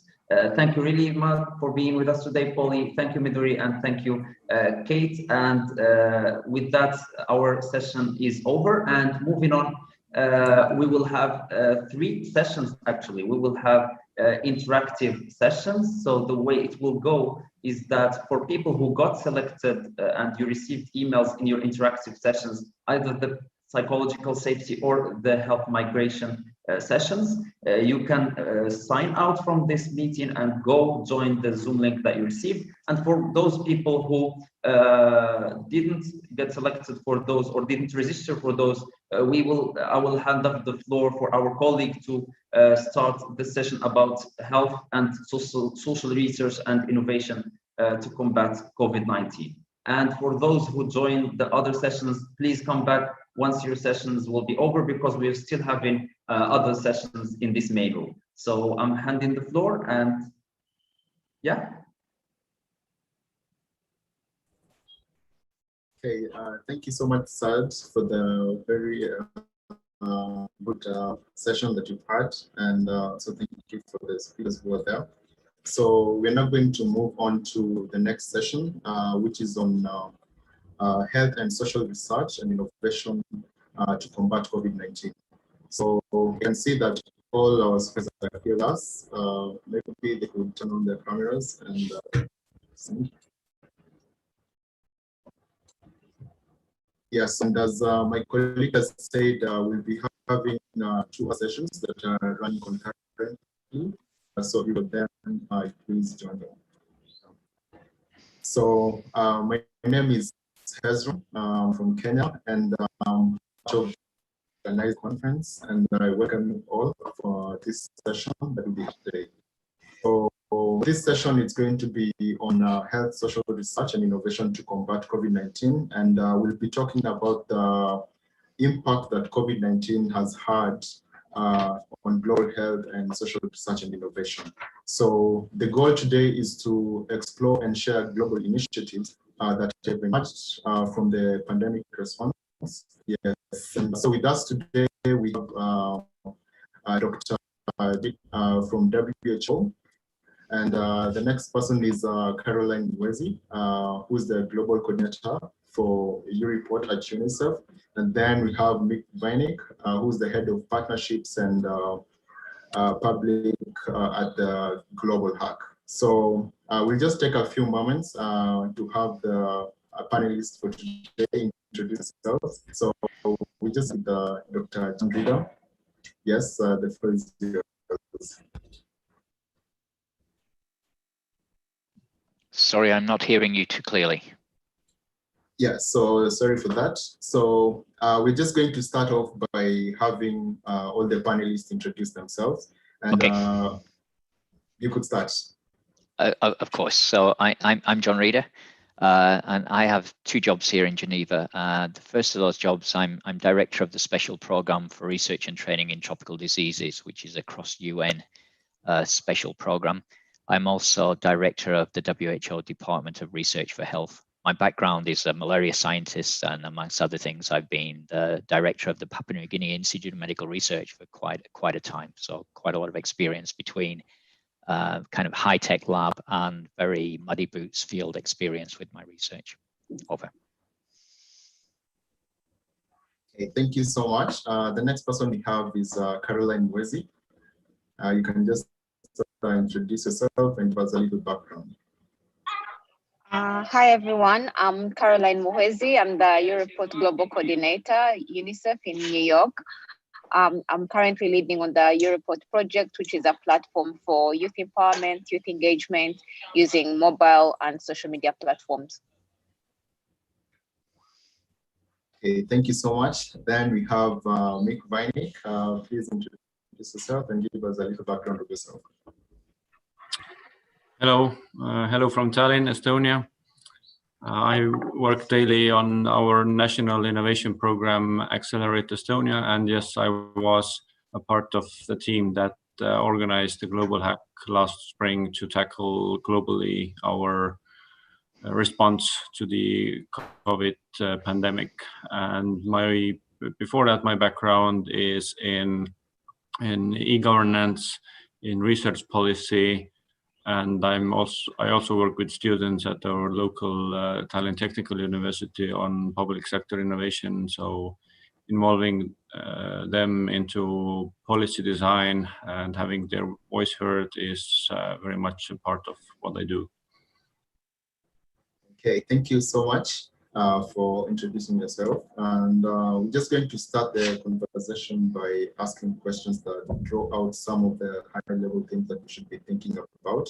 And for the participants, the second half of the session, we're going to have a question and answer session. And I'd like to encourage you to type questions on the Q&A so that they'll be responded to in the end of the session. So we're just going to get started. And the first question is going to be a general question to all the panelists. And the question is, what is the greatest challenge related to global research and innovation we have faced during the COVID-19 pandemic? So we could start with Dr. John Reader. Thanks, Hezron. And I think while I come at this from quite a research background, I mean, the first thing to say is the real challenges here have been the amplification of the weaknesses already existing in health systems.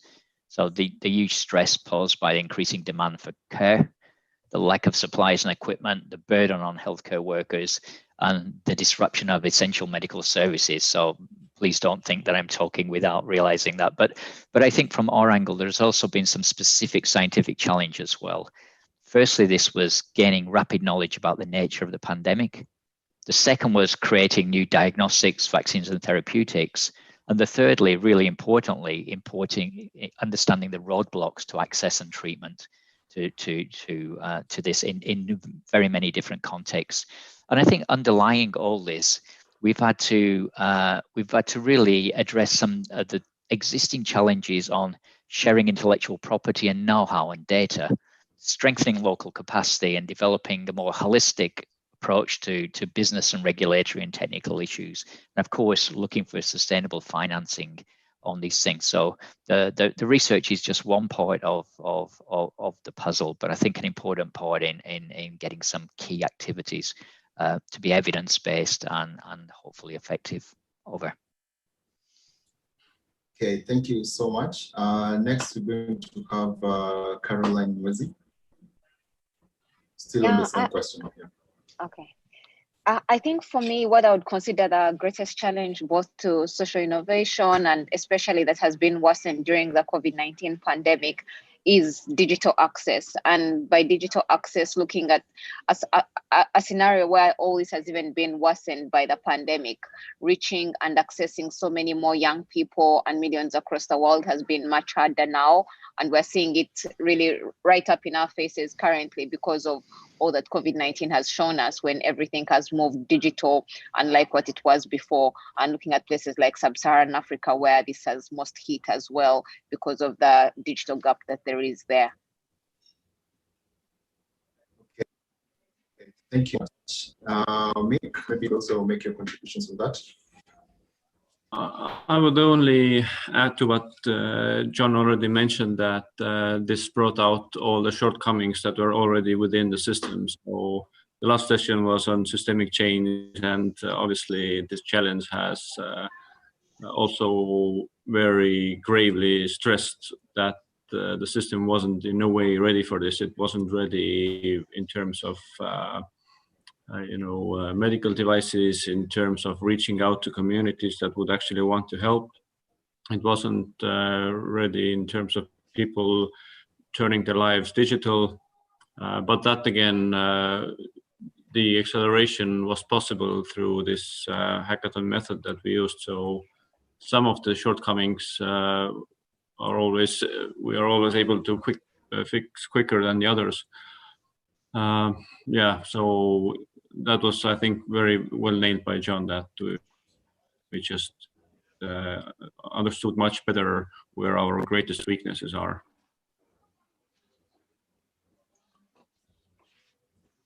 Yeah, thank you so much. And I think what you're getting from there is that, of course, there were some challenges that we experienced, and we've been able to learn a few things from there.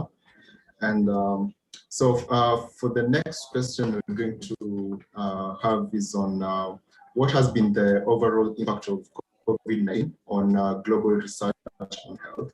And this is directed to Dr. John Reader. Thanks, Hezron. And we have to say there's been an unprecedented impact. I cannot remember a time when there's been such a surge of activity in research. And one of the interesting things we see, we're seeing scientists on our television, on the news programs and research. People are reading about this in the newspaper. So it's clearly a very strange time. But I think, the disaster that it's been apart, there's much we can learn that could be a model for the future of global health research in this pandemic. If we just look at simple areas like we've been working on, I said, in diagnostics, all of a sudden you have RT-PCRs, you have rapid tests, you have serological tests. I'm a malariologist. We waited for about 20 years for a reasonable one test for Vivax malaria. Suddenly, we should see this expansion when people get together and work on a common problem. Likewise with vaccines. You know, in the past, we got told that it was going to take 4 or 20 years even to create a vaccine. The malaria vaccine we've been waiting for 20 years for. You know, with the mRNA vaccines, we saw them moving from research to registration in 11 months. So I think what it's telling us in terms of global research is when we actually put our heads together as a global research community, then we can really change the model. We can break the mold and we can move things at a rate. We can no longer go back to shaking our heads now when we eventually address neglected tropical diseases and saying we can't do it anymore, because we know we can move these things. We just need to have the will. But the other side of that, and I think one of the things that is unaddressed and we will need to deal with of this is inequity of this research. We're already seeing it in vaccine inequity. We can talk about this rapid development of vaccines, but we all know the figures. Where have those vaccines gone in the first instance? You know, and you know, without things like the COVAX facility, you know, many countries would have been left out of this. So we really need to look at this overall. But I think the positive of this is it shows us, yes, we can, if we really want to, but we have to get much better about considering global solidarity and equity in the research that we do to make sure everybody benefits from that. Mm-hmm. Okay, yeah, thank you so much for that contribution. And now moving on to Caroline. Since the launch of report in Uganda in 2011, we've seen that it has grown immensely, and currently it's active in more than 68 countries. So what was the initial strategy and vision of UNICEF on the initiative, and how has it changed over time? When Europort started out in Uganda in 2011, it was only a platform based on SMS for young people in the communities to just, you know, express themselves on issues that concern them and ensuring that they are part of both the feedback process as well as the decision-making process in the country. The vision was entirely built around young people need to both be active change makers and decision makers in the communities where they are. In mid-May this year, we'll be making 10 years of Europort, and the platform has now grown to 76 countries globally, over 13.6 million young people connecting using not only SMS as it was then, but also social media platforms like Facebook Messenger, Viber, WhatsApp, and Telegram to engage on a variety of issues, and going way beyond just you have a functioning water point in your community to now even being very actively used during the COVID-19 pandemic using chatbots, where young people have been able to receive information on how to keep safe, what they need to do, and how to keep their communities safe, where most recently we're able to reach over 6.6 million young people using the platform with useful information around COVID-19. But then also most recently with the COVID-19 vaccines, also helping boost vaccine confidence using the platform as well. The platform has also really changed in the way it's used in humanitarian situations in the conflict affected areas like in northeastern Nigeria, during some of the wild floods, and you know, also several other emergencies. Really, the platform has come in very handy. So I would say, looking at how we have transitioned from what Europort was then to what it is now, we see an increased use of the platform also by our partners as well, WHO, UNDP, other UN agencies as well, making use of this platform, which is really open source, and making sure that as many young people and community members are reached as much as possible, and it remaining a free tool. Okay, yeah, thank you so much for that contribution. And what I'd like to say on that is that, especially now that the whole world has moved digital, and building a platform that is able to help people connect and share on the different problems they have, it's really powerful. And congratulations on the far that you've been able to reach. Yeah. So the next question is addressed to me, and it's about the Global Hack, which has been seen to be a very huge online hackathon that is designed to encourage people from different backgrounds to come together. where they form teams and collaboratively build unique solutions to face the pandemic.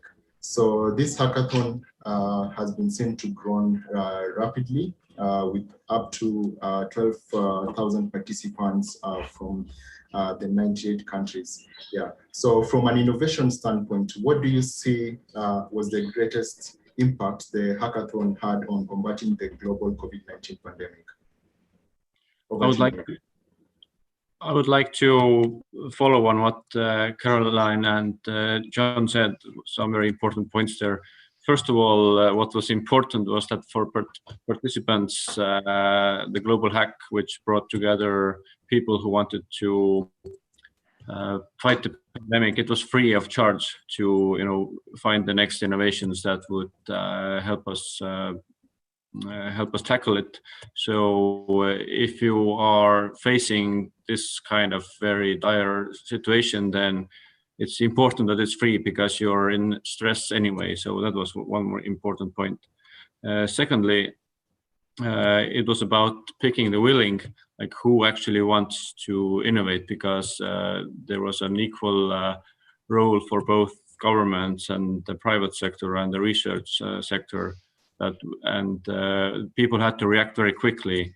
As John said very nicely, that processes that previously took years now in the medical world now took like 11 months, getting those vaccines on the market. Same with organizing hackathons. Yes, these are quite nimble things, but usually they also take a couple of months at least to organize. We put this together in a few hours, was the first version of the hackathon. And then a few weeks later, when we had regional or country-based hackathons in 60, 70 different countries, then pulling all them together to the Global Hack so they could exchange those ideas between each other. It would have been impossible to pull it off without the urgency that we had. So keeping it free in the situation where people are already stressed out, making processes very much shorter than they used to be, were the couple of keywords that I think got us to the success that we had in bringing together 12,000 people, world scale innovators, investors, and participants as young as 9 years old. That was, I think, very adorable. Okay, thank you so much, Mick, for the contribution. And I think it's very clear that hackathons have always been like one way of accelerating development of solutions in the different setups that they have been created. So, for example, if it's a hackathon that has been developed in the health sector, in the agricultural sector, you find that people always come up with solutions in a very short-term basis when they meet up together. Yeah. So the next question is directed to Dr. John Reader. And so the pandemic has revealed several gaps in equal representation of women in decision-making in national and global bodies constituted to develop response to health crisis in general and to COVID-19 in particular. So we know that women comprise 70% of the global health workforce, yet they only hold 25% of the senior decision-making roles. So in addition to a survey that was done by the UN Women, it revealed that women are bearing the brunt of the COVID-19 pandemic when it comes to socio-economic consequences and also access to information and health services. So how best can we ensure that the government and institutions formulate research data into actions that support gender equity among the global health and care workforce? Yeah. Yeah, great question. And I guess if you go back to in general, the COVID-19 pandemic has given us many lessons in the public health community. And I think one of the important things here is in the importance of building resilient health systems and promoting equity and health. But the important thing about this is that resilience is a long-term investment, not a quick fix. And what we've seen are people responding to this particular epidemic and in a fragmented way. But in fact, what we should be doing is building that equity and building that resilience from a longer time. And I'll give you a very direct example. In TDR, we really concentrate on building research capacity strengthening. And here we really have a focus on making sure not only there's gender equity in terms of the scientists who are trained, but also looking at issues like intersectional research guidance for gender. And making sure that the research it's done itself involves the gender. But the real point of this is we did a survey recently over people who'd been trained by us over the last 5 years in a whole variety of things. There were people who trained, whether that's malaria or TB or different things. But we find that over 70% of them have been able to pull those research skills and apply them to the COVID-19 response. And something like 80% of them said they would not have been able to join that response without this kind of training. And I think this all goes into the same patch, is we can't expect in a weak system or a system that is not equitable or a system that is not capacitated for research, that when an emergency comes, it suddenly will have this response. We need to build this. We need to build this in the longer term. And you hit a very important point that we're working on very hard at TDR, is about not just equity in numbers, but actually realizing that in some ways, and the effects of an epidemic are different on men and women, and research must recognize that, or else we won't be able to tackle the really fundamental problems of that research. And I hope these are lessons that are learned when the pandemic starts to fade, that we need to address these issues. We need to build on these issues, because the place to build equity, the place to build equality is often not in the middle of a crisis. It's well before that crisis occurs. Over. Yeah, thank you for that contribution. And I think one thing I would like to say on that also is about the policies, having policies that are also inclusive in the gender perspective. So having policies that at least have more women who are included and something like that. Yeah, thank you. So next we're moving on to Caroline, and the same thing about gender. So several studies have highlighted the severe impact of COVID-19 pandemic on the youth with education, mental health, and social security being some of the most recurring areas of investigation. So what have been some of the most significant findings the EU report has revealed, and about the impact of COVID-19 on the global youth? Over to you.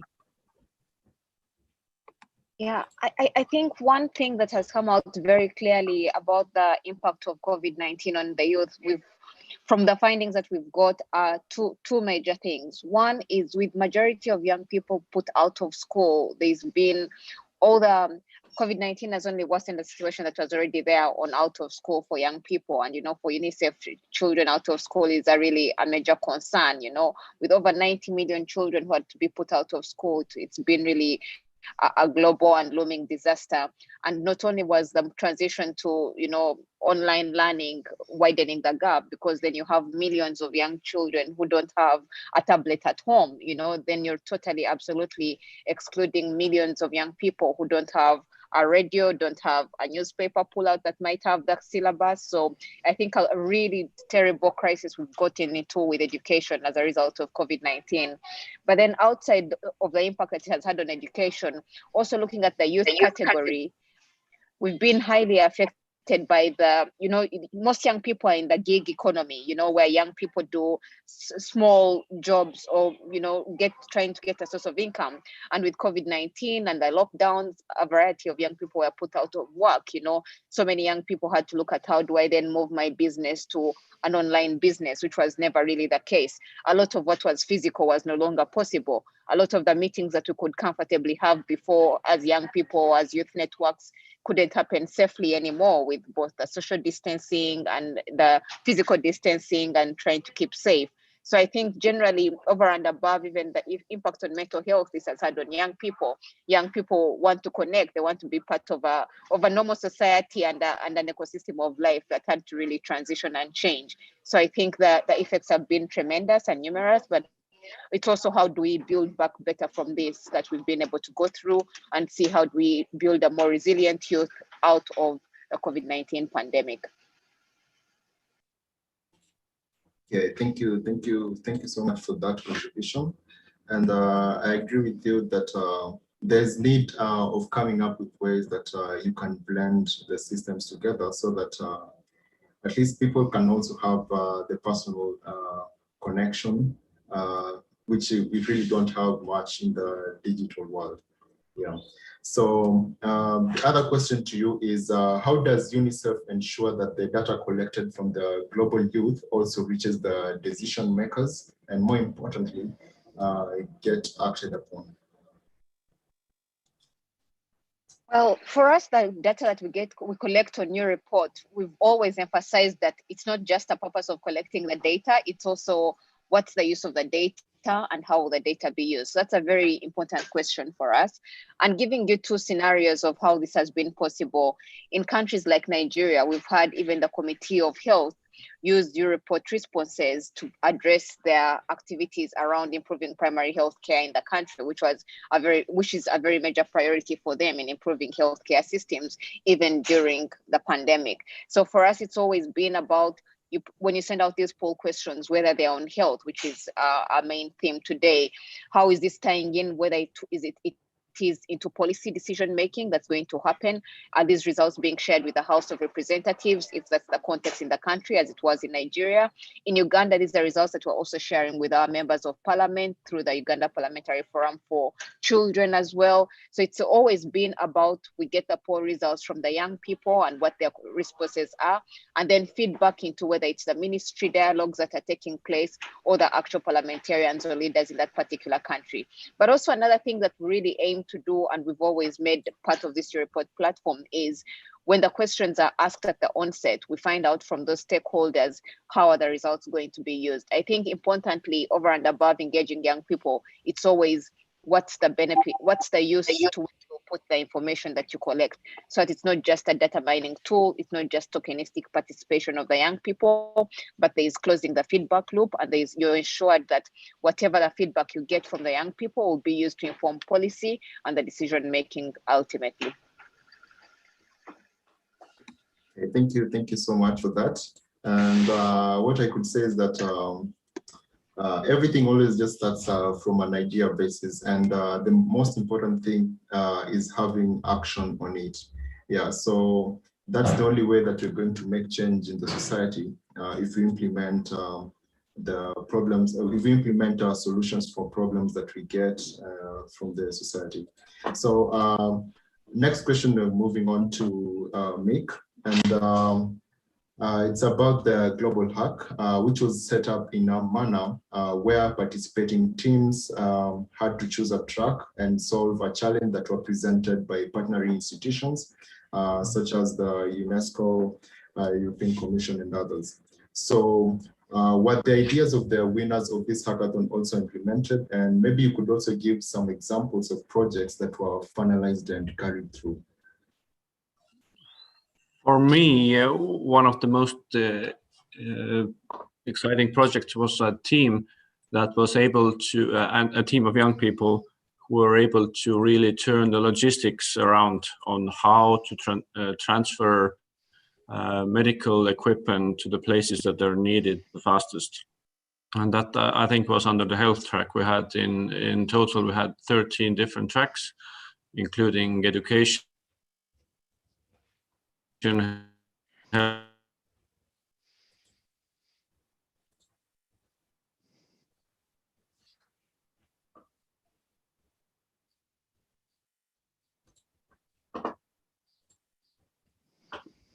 mental health government, at least the Estonian government, but a few others as well, to take a new approach to how medical equipment is imported and then transferred to the places where it's needed the most.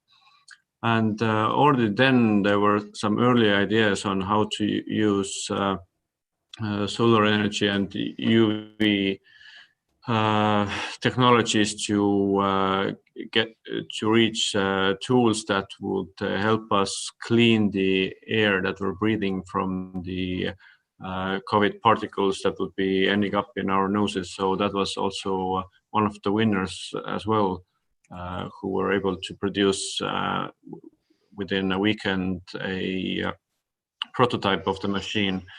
And unfortunately, I haven't heard that they're still working on this, but we had hundreds of ideas that went through the hackathon, and another few that I really liked is the ones who helped to engage the community power or help to connect volunteers to frontline workers.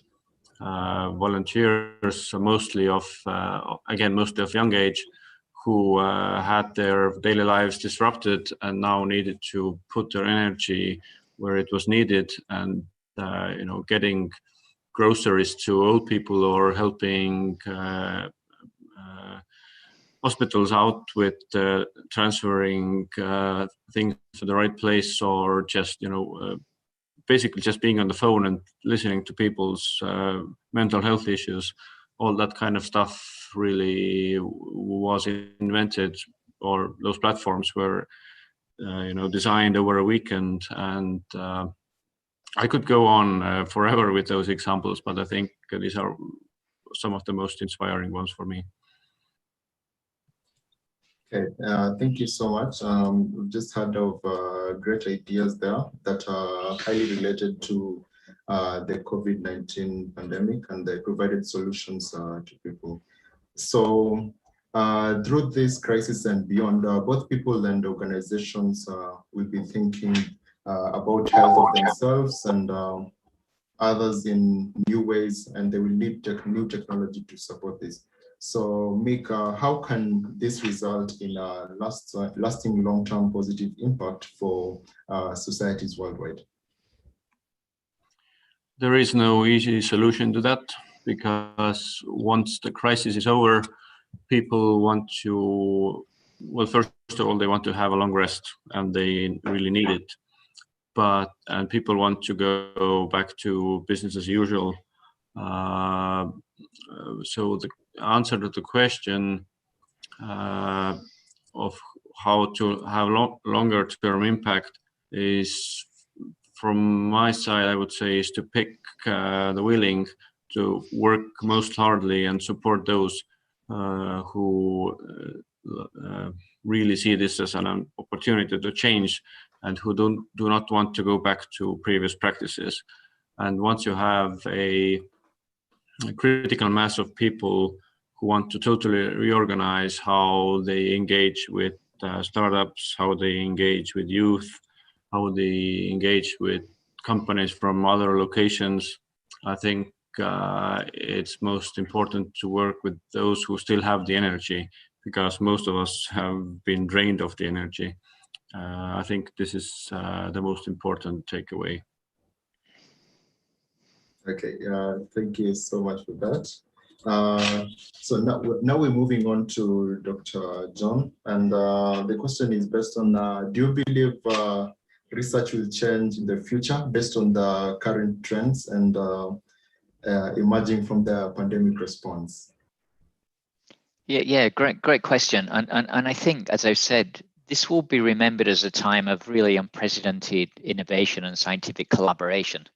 And I think the fact that this produced great results in terms of novel technologies, analytical tools, treatments, it's allowed us to assess and do trials in record times on multiple different therapeutics, vaccines, and really work together. I think this is going to be incredibly motivating for the global research community to continue to work together. But, you know, even with these achievements, there's been quite a lot of fumbling across the ecosystem. It hasn't been an easy fit. Getting people to share, getting people to really work on common themes has been really tricky. And I think, you know, one of the key issues that's come up, as I mentioned before, is it's really ignited the debate on global fairness and solidarity, and not just about whether we can create research and development products, but can we actually treat these as a global public good and get them out and get them access? And I think one of the things that we were missing, now, even with the clever technologies, are kind of forgetting that a commodity, a vaccine or a drug doesn't deliver itself. And in order to get it into country to the people who need it is an incredibly difficult thing and needs just as much research and just as much attention as the actual development of the technologies themselves. So I think, yes, I think we will see people starting to look at big picture and knowing they can come together and not want to lose this. But I also think we need to learn some real lessons about access and use, and again, this open science and global access. I'm very optimistic. I think we've seen the needle shift, and it would be very disappointing if it shifted back again. Okay, thank you so much for that.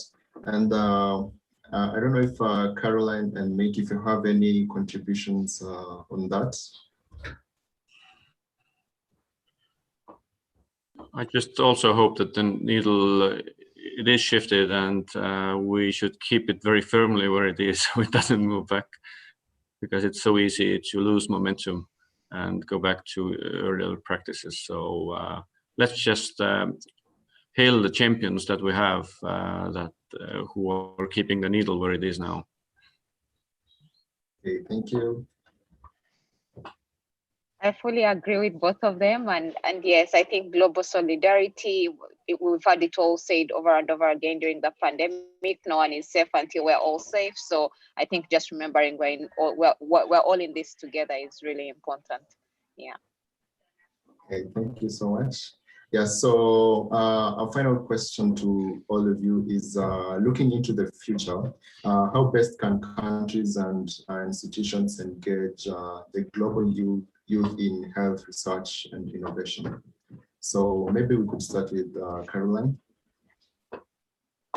I think looking into the future for countries to engage youth a lot more, first of all, it's addressing the gaps and barriers that have been there in engaging them. And as I've been saying over the past half an hour is, reducing the gap in access, digital access. Once that's reduced, then you reach even the young people who have oftentimes been left out, whether it's girls, whether it's a gender issue, whether it's because of the rural settings in which they are. So I think reducing that gap in digital access is super important and critical. Outside that, I think it's also creating the opportunities for the young people to speak out and be heard, making sure they are brought to the decision-making table and not just as the tokenistic, cosmetic participation per se, but really making sure there is a clear link in between the voices that are shared from them and the action that's ultimately taken.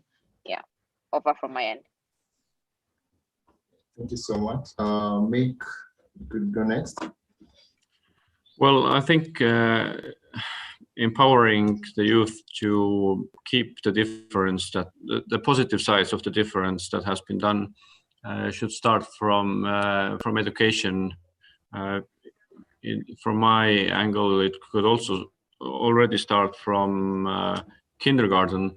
But at least from the moment where youngsters are choosing what they want to become in their teens and so forth, for them to understand that the ways which we are used to doing things can transform very quickly. And if anyone tells them that, no, we have to do this the way we've always done, then they need to be empowered to call it what it is, which is crap. It doesn't work like this. We've seen that things transform within days, when things go bad. And I think the youngsters are those who need to get that mindset from early on that rapid change is possible and you can be the driver of that.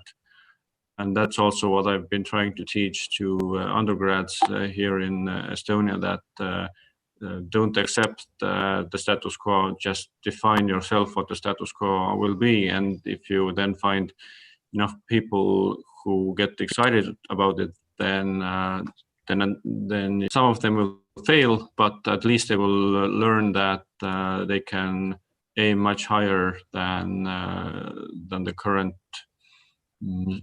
situation seems to offer them. So never accept the status quo, but challenge everything about it if it's needed. Okay, thank you so much for the contributions. Dr. John, if you have anything to add on it. Yeah, sure. And I think one of the important lessons of the pandemic has been the power of community engagement and engagement with everybody in order to provide innovation and solution. And if I might, just for a minute, I'll tell you a little bit about one of the schemes we've been working on at TDR, which is the Social Innovation in Health Initiative. And very easy to Google, you'll find the page.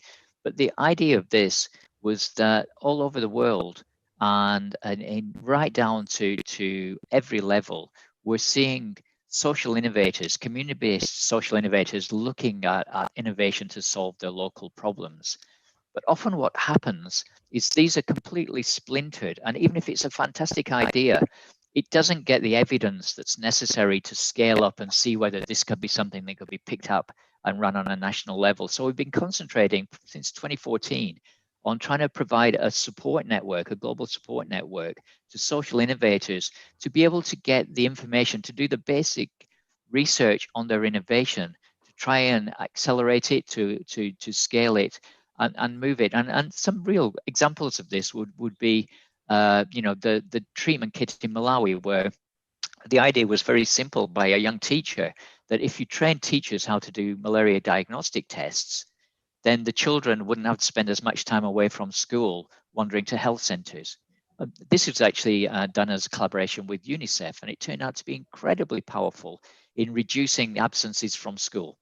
Very simple idea by a young teacher at the base. So what we're trying to do here is really to democratize research, to put research as a tool in the hands of these innovators, regardless of age, regardless of academic background, but people who know about the problems on the ground. And the COVID-19 pandemic has really highlighted some aspects of this for us. And we've been seeing terrific community-led ideas of how to overcome the barriers in delivering health services. And we've seen many innovators really put their minds to how we can get around this. And then by supporting this, showing the evidence for its effectiveness, being able to scale this up about regions. So I think the bottom line of that is that let's not worry where innovation comes from. Let's encourage people to have ideas, crazy ideas, to try ideas, but let's then put into their hands the tools they need to prove that they work or to give them up if they don't work, and how we as a community can really take seriously the ones that are working and we can scale up and we can really make a difference with. So I think science is about everybody. Everybody can have a great idea, particularly if you're at the pointy edge of where the problem is. And I think we as a research community need to appreciate this. And research isn't the solution to everything. Sometimes research can be the support to the solution and to the innovator to make sure that this word gets spread. So I'm very hopeful that we pay more attention to this. And of course, within that group, very much, youth with a very specific perspective and often a very open mind to solutions need to be really brought in as a great asset. Over.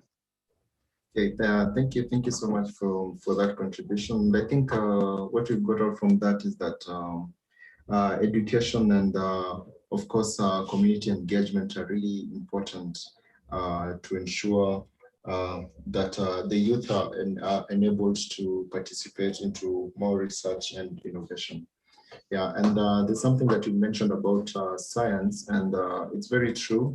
There's a quote that was once mentioned by Louis Pasteur, which says, science knows no country, because knowledge belongs to humanity, and it's the torch which illuminates the world. Yeah. So we've now come to the end of the session, and we're just going to have a few questions from the participants. So the first question that has come is addressed to Caroline, and it's, has UNICEF also worked on increasing access to education in low bandwidth areas when the COVID-19 crisis started? Perhaps maybe you could also give some examples.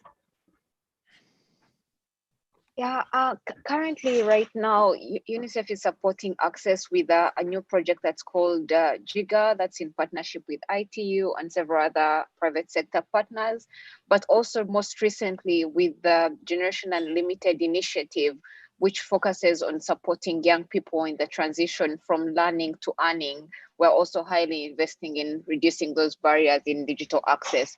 And that's one of our major priorities right now, especially seeing the impact that COVID-19 has had. But inevitably, this is also not something that one organization can do on its own. It really builds upon on the work of our partners, both private sector, but also governments as well. Looking at the Europort platform and what we're doing in the hard to reach areas where access is a more complicated challenge. For example, in the northeastern area of Nigeria, we have a Europort platform that's called Europort 24/7 for accountability for the affected population in the Northeast. And for those particular areas, we're also exploring using voice integration so that where Europorters may not even be able to speak in their local languages, they can participate in using the platform using their local languages, and with also voice integration with partnership with Viamo, one of the private sector partners as well. So for us, really, we're building on the partnerships we have, the governments that we work with, and also exploring how do we reduce this gap. Thank you so much. Those are really great projects that are ongoing there. The next one is addressed to Dr. John. So we know that COVID has resulted in a huge surge and increase in research. So could this also have some negative effects on the global research quality? That's a really great question, because one of the things obviously is, as people run towards COVID as a research topic, what are they turning away from? And one of the problems obviously we're facing at the World Health Organization is, while COVID is an immediate and massive problem, all the other problems have not gone away. And so, you know, the people who were working on tuberculosis and HIV and malaria and neglected tropical diseases are becoming diverted into the COVID response. And so actually maintaining a level of good research that is still supporting these other diseases, which will still be here when we hopefully have COVID under control, is really important. Having said that, a really exciting prospect, and one that I've been fortunate to be a little bit involved in some discussions just this week, is that we know about the Oxford vaccine, the mRNA vaccine that's been marketed through AstraZeneca. The platform for that has now been trialed as a malaria vaccine. So adding on a different part, but using the basic platform of this, and has given us some of the best preliminary results of a malaria vaccine out in the Lancet just this week that we've ever seen. You know, while there is one vaccine around, this could be a game changer, and a lot of it is leapfrogged because of the additional research that's been pushed into the platforms for vaccines. So it's up to us. It's up to us, as Mick said earlier, not let the needle slip back. There's a temptation, but in fact we can capitalize. But if we just continue then to think, okay, all the money is in research on pandemic diseases in the future, and we see the bright young minds turning away from solving some of our difficult existing problems, then we do get problems. Again, I guess I'm a glass half full kind of optimist. I think there is every chance there that we've accelerated some great technologies. And I think what we've also done, I'd be really interested to see the effect on the really younger generation going into science, when suddenly the heroes of the world are people like Anthony Fauci, or the chief scientist in the UK, Chris Whitty, who people would not have heard of before. But suddenly, science is looking like it really has a purpose, not just fusty old men in back rooms with white coats and test tubes. That science is part of society and solving problems. And I really hope this encourages young people. Back to your earlier comment, though, I wish we'd see a few more women's faces at the front of these chief. But my own boss, the chief scientist of WHO, Soumya Swaminathan, I hope is a good example of somebody who has been very, very prominent in this response, and a terrific woman scientist who's committed to gender equity in science as well. Okay, thank you so much for that. And then in addition to that, maybe we could discuss some more about the vaccine hesitancy. This is one of the questions that one of the participants have asked. And what would you say has been the impact of this pandemic on global levels of vaccine hesitancy?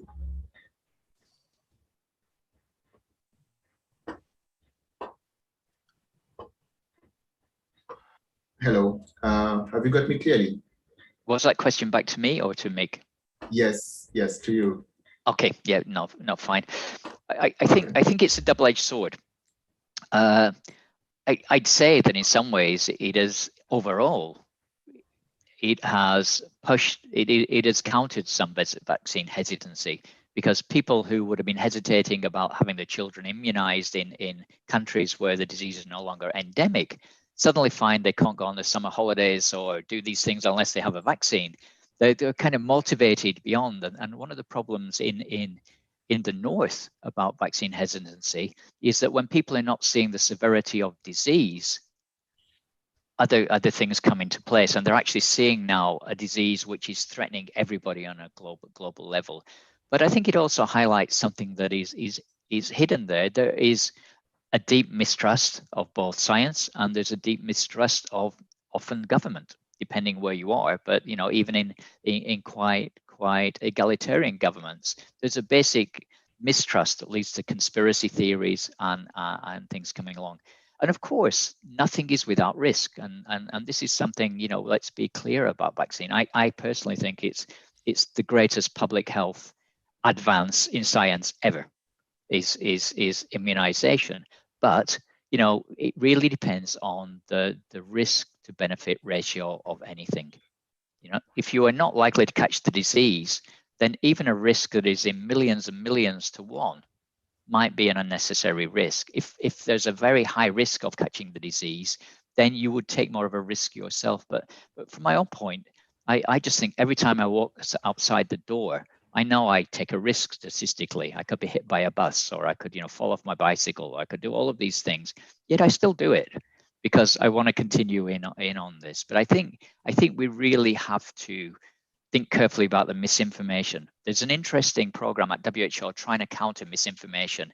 And one of the statistics I thought was really interesting that, forgive me for being too accurate and not quoting it directly, but it was something like misinformation travels more than 60 times faster through social media than the truth.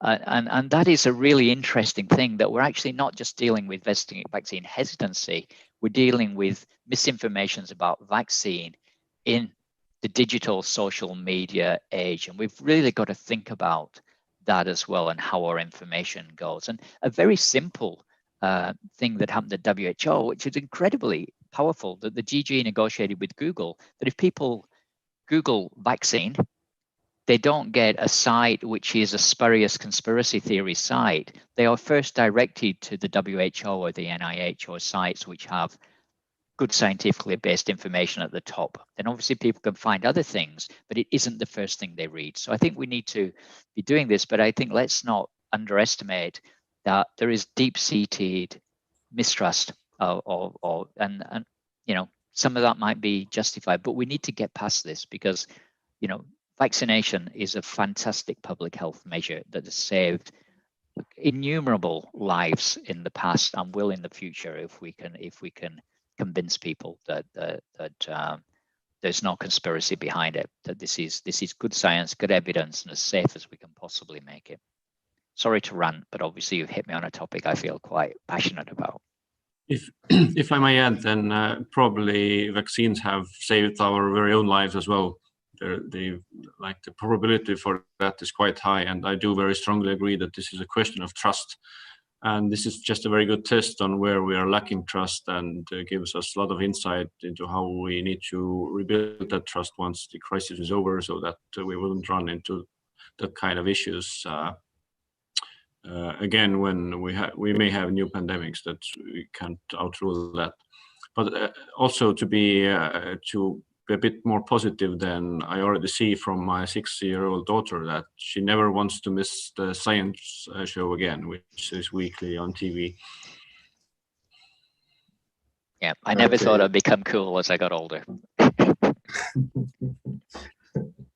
Okay, thank you so much for your contributions. We have one more question for you, Mick, and it's on how can we engage more youth in IT and innovations and hackathon. What would you say are some of the best practices? I'm not entirely sure that we need to get more people only into IT. We just need to get more people passionate about and empowered to do what their heart tells that they want to do. So we just need to we need to refrain from keeping people from following their passion, whether it's IT or anthropology or medicine or whatever it is, because the best kind of applications that are built usually have a bunch of IT people, but they necessarily also have someone who understands the human mind and the human behavior.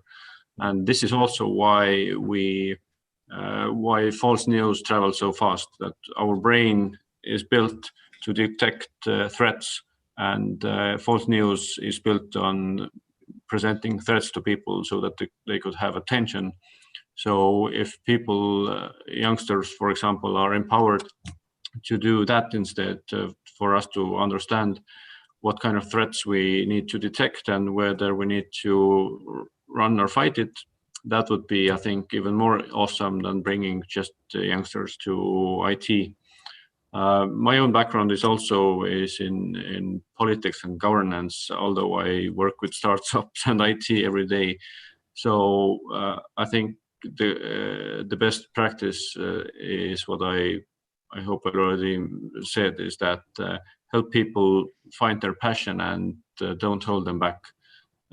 Just, give all the kindness and help that they need, funding if needed, but most of all, understanding that they want to pursue something that's interesting for them as individuals, because this is how they can best understand what they are supposed to do in this world.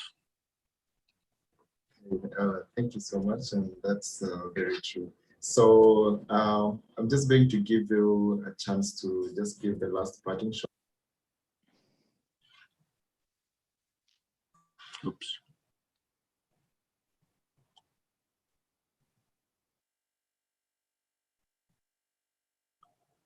I think we've lost Herzan.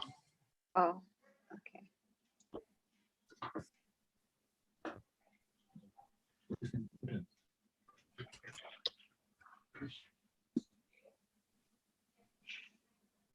Okay, hello, this is the technical support. I do feel that we have lost Herzan, but no worries at all. I guess what he wanted to ask is that if you have any final comments, and then we can maybe wrap it up. So perhaps Caroline, I will hand it over to you. Okay. I think for me, in terms of final remarks, what I would say is COVID-19 has also been an opportunity for both young people to actively participate as part of the solution, both whether it means in stopping the transmission, boosting vaccine confidence, stopping rumors, and really being part of the solution than the problem. And I think that has come out very clearly in what we've seen, both in the innovations they have come up with, hackathons they've been part of, and platforms like QReport, where they've been actively involved in both supporting their communities as volunteers, but just as really useful members in their communities where they live. I think the opportunities are endless, both in terms of what can be done online and offline, but let's also keep in mind that so many young people and so many youth are not connected. Let's not only develop and innovate for those who have access, but also keep in mind those who have no access, and try to close the gap and try to address those barriers as well with the same enthusiasm and energy. Yeah, thank you everyone, and it's been a pleasure being part of this. Thank you very much, Caroline. And I think Hezron is back now. Hezron, so final remarks are being made. So I would perhaps hand it over to Mr. McVeinig. We're all here representatives of quite big organizations. And we ask the youth to come and innovate together with us. Then I think the youth, I don't think I know, the youth are very smart, so they can see quite quickly if we don't say what we mean. So we need to practice what we preach. We need to be agile and nimble and humble ourselves as well, testing with new approaches with startups, testing new approaches with youth, putting aside our current practices if we think, at least in our hearts, that other opportunities are also possible, and having the courage to run through with them, because if we don't do it, then why would anyone believe that such big organizations that are multinational or governmental, that they are actual leaders of change? So always keep some time spared for doing things differently is very important as a role model. Okay, thank you so much for that, and sorry for the. Okay, so next we have Dr. John. You could give your final remarks. Thanks. Yeah, and I will be brief, and I really try and echo a little bit my co-panelists here.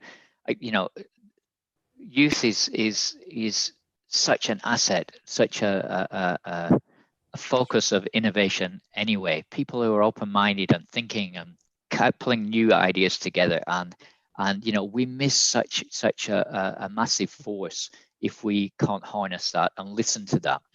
And I think from my point of view, really, I'm a researcher and a scientist, and research and science are for everybody and should be in the hands of everybody for their use. And whether that is being able to use it to promote the innovation that you've got, to keep yourself informed so you can tell others in the community, to dispel myth and do this. Do engage and do be part of this, because it is not something that should be sitting in academia. I mean, research is a powerful tool of innovation, and when we look back on life, many of those greatest ideas have come from younger people, and we need to really harness this and get your ideas and take them seriously.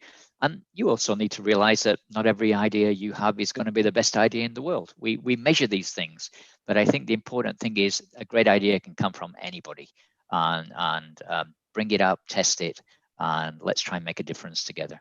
Thanks. Okay, thank you so much all for your contributions. And I think what I'd also contribute on that is the fact that research and innovation has been the main driver of change over time. And this is also something that is notable across most of the companies nowadays, which have a research and development department. So this is something that actually keeps them afloat in the coming years, the projects that they are working on. Yeah, so thank you so much for creating time to join us and sharing the good discussions that we've had. Yeah, so this is where we're going to end this session. And for the participants also, thank you for joining us. And after this, we're going to have another session of Youth Hub. And I'd like to now hand over to Shelley, who will be running the session. So thank you to our panelists again. Thank you all. Thank you all. Bye. Bye. Thank you. Goodbye.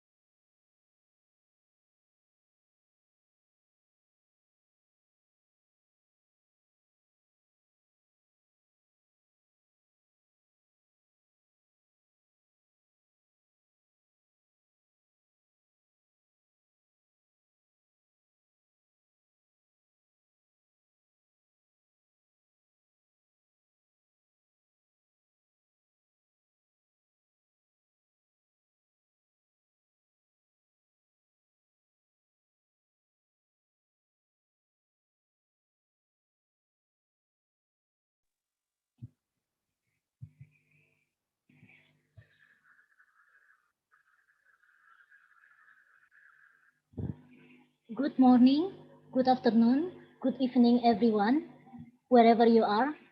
Welcome to the Youth Hub session. We are very excited having you all today in this online conference, and we hope you enjoy our conference so far. I'm glad to welcome all of you and all of the speakers today who will talk about the Youth Hub activities today.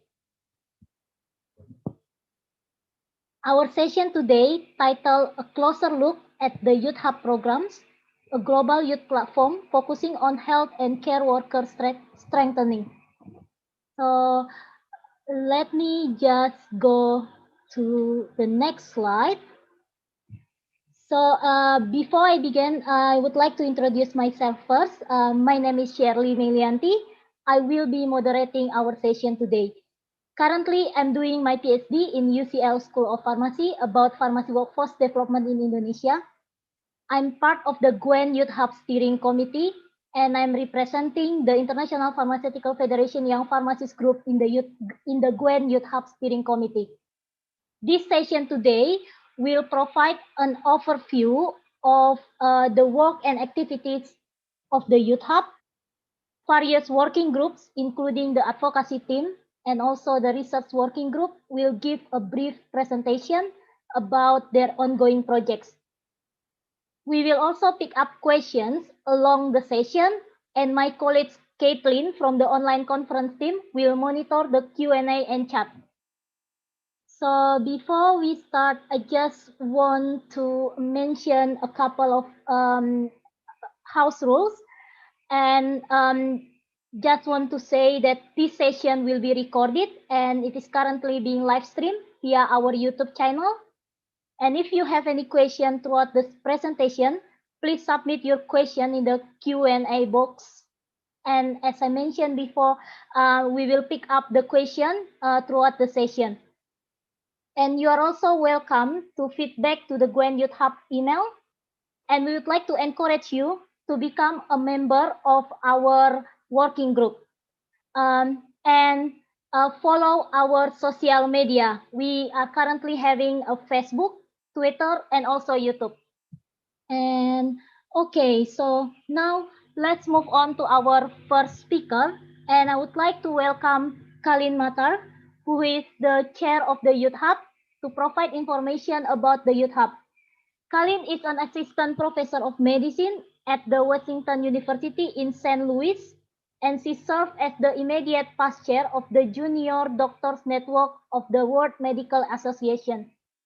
She has completed her medical school training at the American University of Beirut in Lebanon, where she practiced medicine prior to moving to the United States to complete an internal medicine residency and subsequently a fellowship in infectious diseases. She has chaired the Global Health Workforce Network Youth Hub since 2019. So, Kalin, I would like to welcome you, and the floor is yours. Thank you very much, Shirley, and thank you for the organizing committee again for a wonderful program and amazing speaker lineup. It is my pleasure to join you once again today to talk to you about the Youth Hub. So why was the Youth Hub even started? And while what you see in front of you are some common issues that all health workers face around the world. And these are photos from the current campaign of the Year of the Health and Care Worker. So health workers need support, resources, education, skills training. Health workers are undervalued, under-resourced, and overworked. And it is time to make a change. In the Youth Hub, we actually thought that it was time to make a change several years ago, actually at the end of the Fourth Global Forum on Human Resources for Health in 2017 in Dublin. I have the next slide, please. So I'm going to tell you very briefly about the structure of the Youth Hub, and Shirley has already shared with you an opportunity to join us if what we are doing is of interest to you.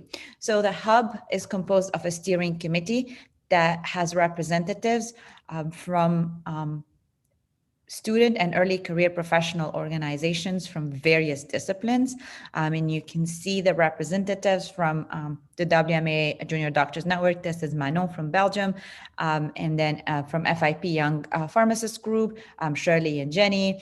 The Dental Students Association, IADS, Ali and Ave. And if I can have the next slide. So the World Congress for Chiropractor Students, we have Karan and Danny. In the IFMSA, we have Iris. And for IPSF, we have Usama, and I thought we had someone else, but they're not there. And I'm sorry. And we also have Abdullah for IFMSA as well. So you can see we have representatives from the main recognized health professions associations for students and early career professionals. But this does not mean that is only our membership or our focus. As far as our contacts from the World Health Organization, we have Paul Marsden, from which you heard earlier this morning, and he talked about the Working for Health program, and Ayat Abu Agla as well. Have the next slide, please.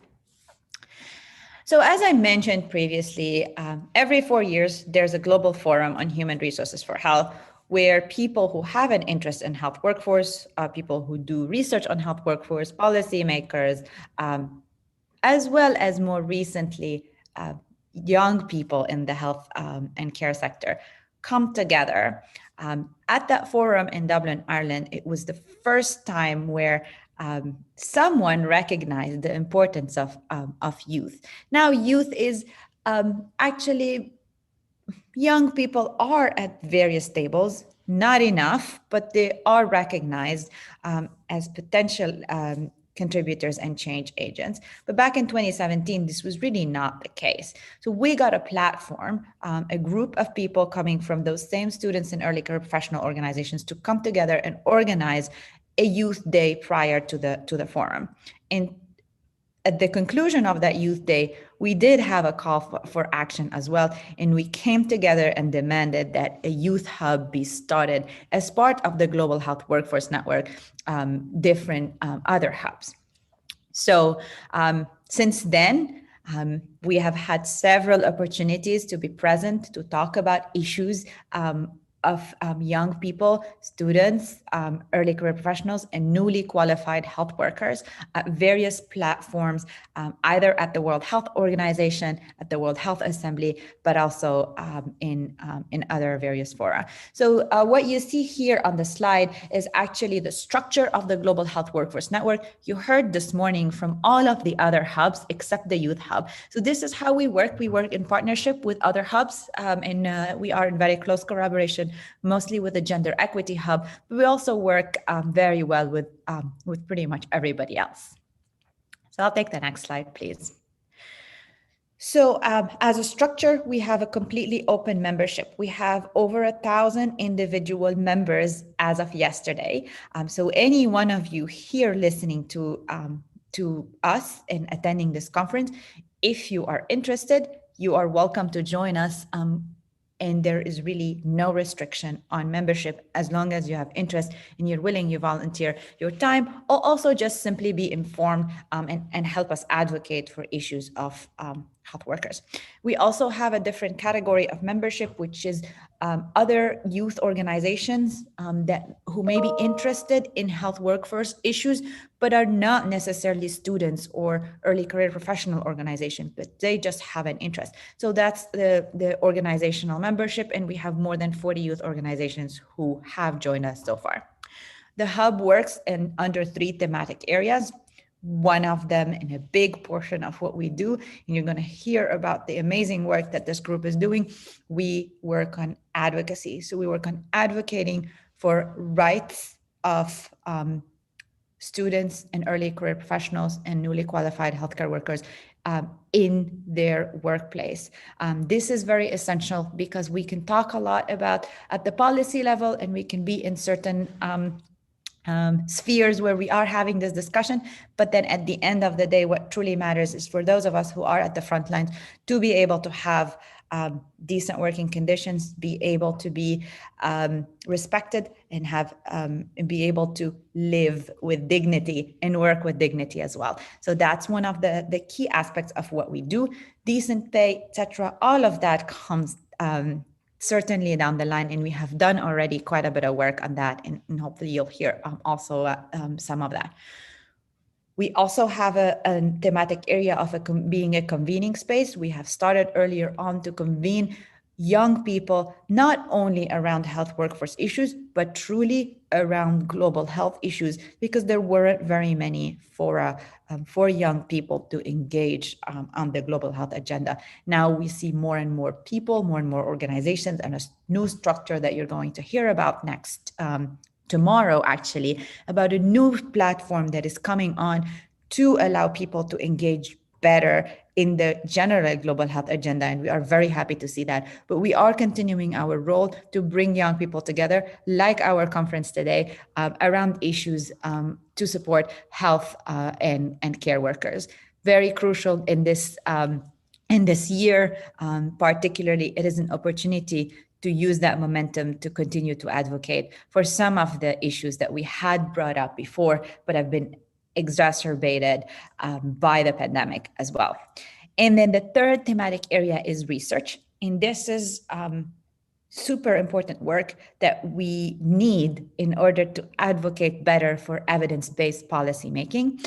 So the research working group, you're also going to hear from them. There are 2 subgroups working on 2 different topics, but all around investment and investing in youth in the health and care sector, but also what has the pandemic done to young people who are still in training or right out of training or still getting their education, and how did that affect their daily life. So some of those same priorities that I talked about, you can see those on the right-hand side on the slide. We want youth to be engaged in policy dialogues, to bring on some of the priorities that are very important to us, but not necessarily to everybody else, or maybe forgotten. As I mentioned this morning, everybody talks about how important young people are in the response, in the pandemic response, how they're always deployed first to the front line, including not only newly qualified health professionals, but also students who are still not there yet. Why do we just talk about that and not talk about the issues, very important issues, such as pay, such as personal protective equipment, such as violence in the workplace, etc. Young people who experience those issues, they need to be at that policy table. And this is what the Youth Hub is trying to do. We also want to ensure that students and early career professionals, newly qualified workers, understand their labor rights. And this is something that is very important, because throughout my work with the Youth Hub and with the various organizations I've worked on before, we have had several discussions with people from the International Labour Organization. And every single time the question that is asked, are you aware of your rights? And then people look at each other in the room, they're like, what rights? Because all what we are taught as health workers is that we are there to help our patients and our communities, but never taught to think that we actually have workers' rights as any other worker around the world. So this is another very important mission that the Hub has taken on, and we have received quite a bit of support from our colleagues at the ILO, who are always very present with us at our conferences and our events. We also support young people in the health and care sector to come together interprofessionally, like you have seen already today, like you have seen from the composition of the steering committee, but also from our very wide membership. It's only if we come together as future care teams that we can improve the healthcare delivery for our patients, but also we can improve our own work environments, all of us together, not one profession at the expense of the other, but truly working as one team to advance the agenda of health workers in general. So, and lastly, and something that I already touched on, we want the data and we want the evidence on education, on youth employment in the health and care sector, and we want to bring it forward to show policymakers, the people who have those big dollars in their pockets, how important it is to invest in jobs for youth, but invest in decent jobs for young people. This is a very big and broad and very ambitious agenda, but we are slowly getting there, and we certainly need the advocacy and the help and participation and contribution of all of you who have an interest in making a difference. While sometimes some of the projects or some of the activities that you do on the local level seem very straightforward from A to B. If I do a project on sexual health, I'm going to improve sexual health for people in my community, and that's absolutely true. But also, if we take on some of those great tools that the Youth Hub is developing, take them to your own local reality and use them to advocate for your own rights and the rights of your friends and colleagues and the people who are coming after you. This is exactly the power of the Youth Hub, and this is where we hope that the tremendous amount of work that is going into some of those tools will actually lead you afterwards. I'll take the next slide, please.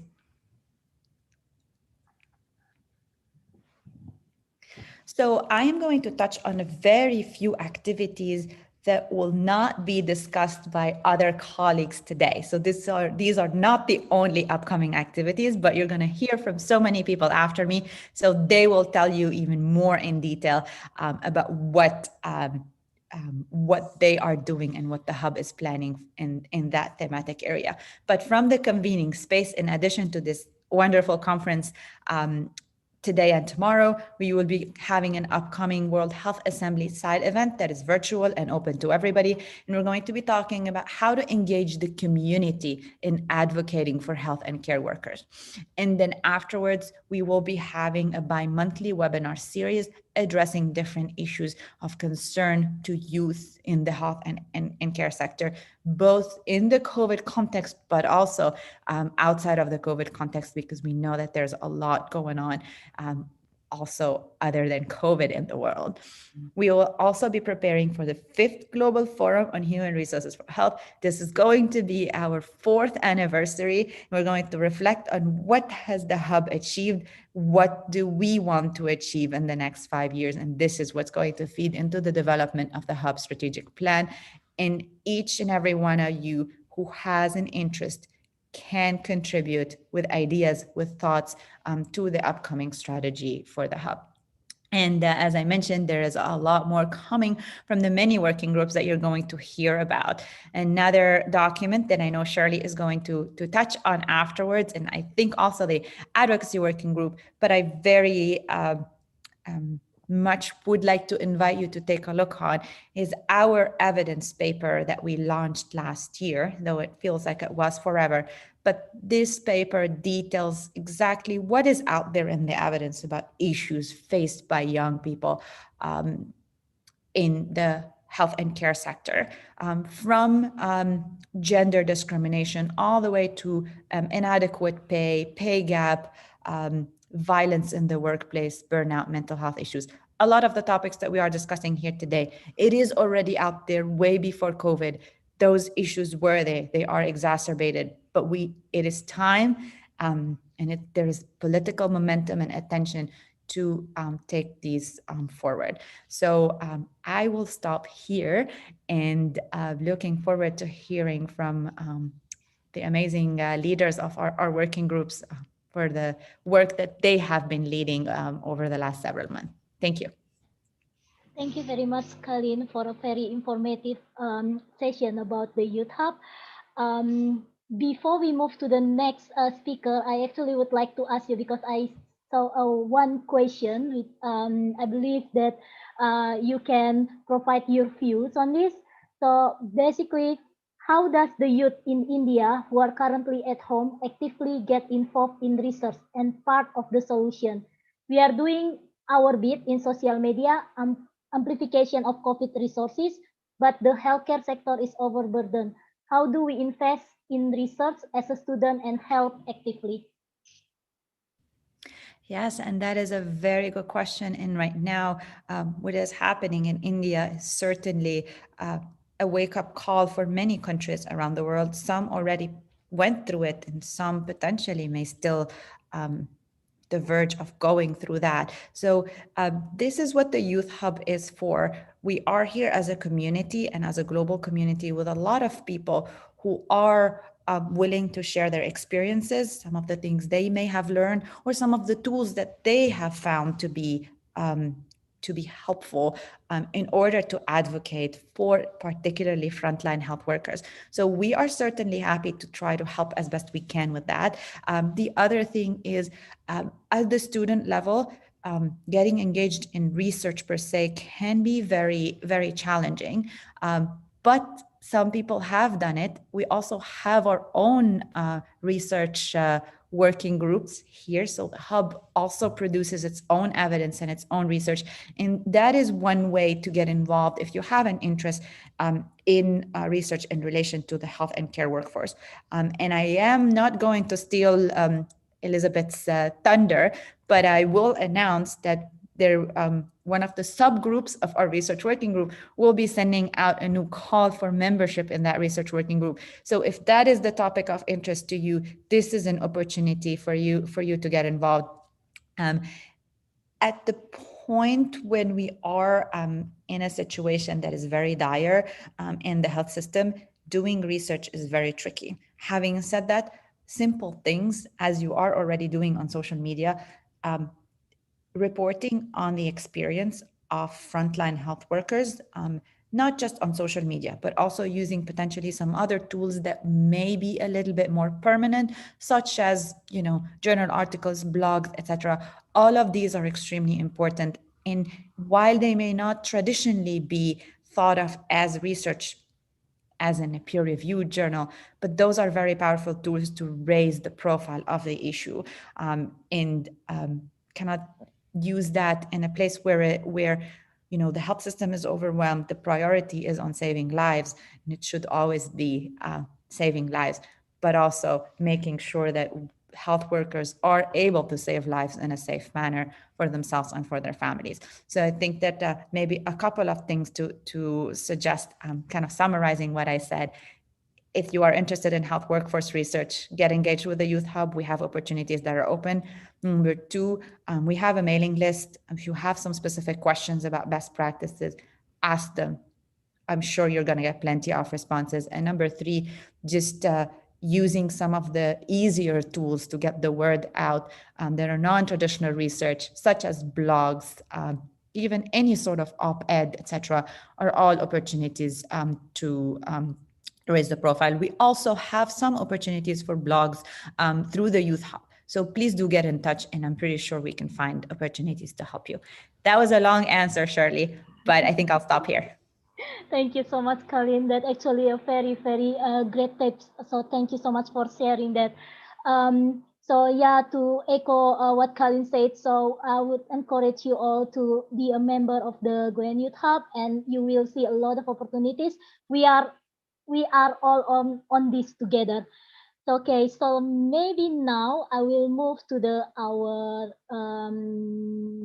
next speaker, which is Phuong Phan. So Phuong is a medical and public health student at the University of Melbourne.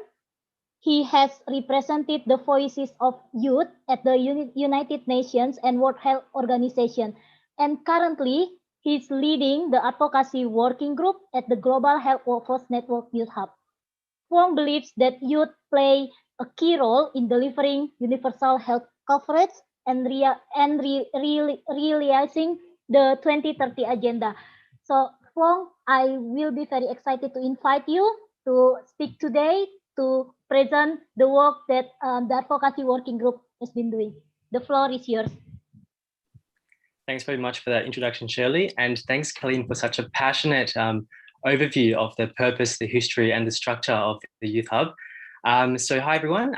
Thanks for having me today, and thanks for joining me. And so I'm Phuong, and I'm really honored and excited to be here today, although it is a little bit late here in Melbourne, so I do apologize if I sound a little bit tired. And so the idea of my presentation today is to give a brief overview of the current activities that are underway in the advocacy working group. And so a bit of background about our group. So we're an international interprofessional team driving the human resources for health agenda, and in particular, working to promote youth responsive policies and practices. And we actually consider ourselves very fortunate because we work with such wonderful people, and we are guided by a fantastic steering committee. And we also work with very wonderful internal and external WHO partners. Next slide, please. All right, so why do we do what we actually do? And well, firstly, the achievement of the SDGs actually require universal health coverage, and specifically target 3.8 is the realization of universal health coverage. And by 2030, it is predicted that there will be 120 million jobs created in the health and social care sector. And despite that, there will be an 18 million shortfall. And so evidently there is a massive deficit in healthcare workers, and without them, who is going to deliver health care? And so ultimately, there is no health without a health workforce. Next, please. All right, so this is a fantastic literature review conducted by our colleagues in the research working group, and it really nicely outlines the challenges faced by youth in training and in employment.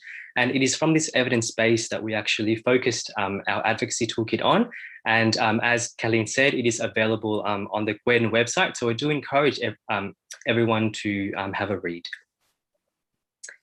Yep, next slide, thank you. So these are our lovely authors from the Advocacy Toolkit, each bringing their own skills, experiences, and perspectives to the table. And I'm so grateful to actually have worked with them because I've learned so much from them. Next slide, please. All right, so the toolkit itself. So based on the evidence, we've focused on 3 broad challenges: equal opportunity and treatment in employment, safe work environments and social security, and adequate earnings.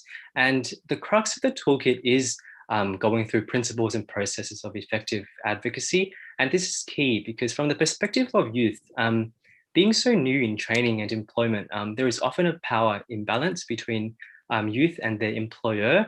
And so speaking up for yourself and advocating for others then often becomes very complex and nuanced. And advocacy skills aren't always taught in training, and systems, processes, and mechanisms aren't always established to facilitate youth in this advocacy. And systems change doesn't happen overnight, but certainly this is another step in empowering youth to advocate for fair, safe, and fulfilling training and working environments. Next, please.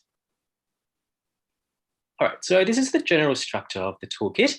And so it starts by helping the reader think about the problem itself, what may have caused and what it may lead to. And then it goes through thinking about who would be involved and the stakeholders, mobilizing available resources, curating and delivering your advocacy message, and thinking about when is the best time and who is in the best position to actually deliver the message. And finally, it goes through building partnerships for advocacy and supporting each other, which is really important. And finally, evaluating your efforts to ensure that your advocacy is actually effective. Next, please. All right, so we're really excited to launch the toolkit after having been in the works for quite some time now. So currently we are pending authorization and publication from the WHO, and subsequently we will find avenues to present and disseminate the toolkit, such as the wonderful conference today, and before consulting with youth organizations to implement the toolkit in their local context. And we are always looking to improve the toolkit, so we are very open to all feedback and hope to improve future iterations of the toolkit in order to stay relevant to emerging challenges faced by youth. And looking towards the future, we echoing what Kayleen and Shirley said, we very much welcome collaboration, and so please do not hesitate to get in touch. For example, if there's any opportunities to host workshops with youth organizations, or to collaborate in any appropriate advocacy campaigns, I'm sure it would be an absolute win-win for everyone involved. All right, and that's all from me today. Thanks very much for listening. Thank you, Phong, for the amazing presentation. Let me maybe just ask my colleagues first. Caitlin, do we have any questions from the audience?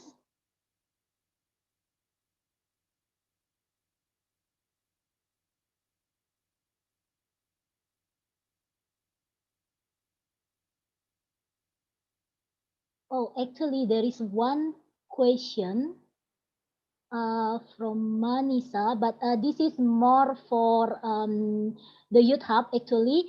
How do we become part of the working groups? So as what Colin mentioned before, we usually always we always share our opportunities in our social media. So feel free to watch out for any opportunities for to become working groups and join and apply when the opportunities come. Another one is, do we just register as a member of the Youth Hub, or there are calls for these working groups? So basically, for the members of the Gwen Youth Hub, you all can join by registering to the link that I mentioned before. Caitlin, if you don't mind, could you also share the link again so everyone can join the hub? And then after that, we also encourage you to basically follow our social media, Facebook and our Twitter, and watch out for any other opportunities related to the working group. Okay, there is actually a question about the toolkit of Phong. Where can we find this toolkit? So maybe you would like to pick this question.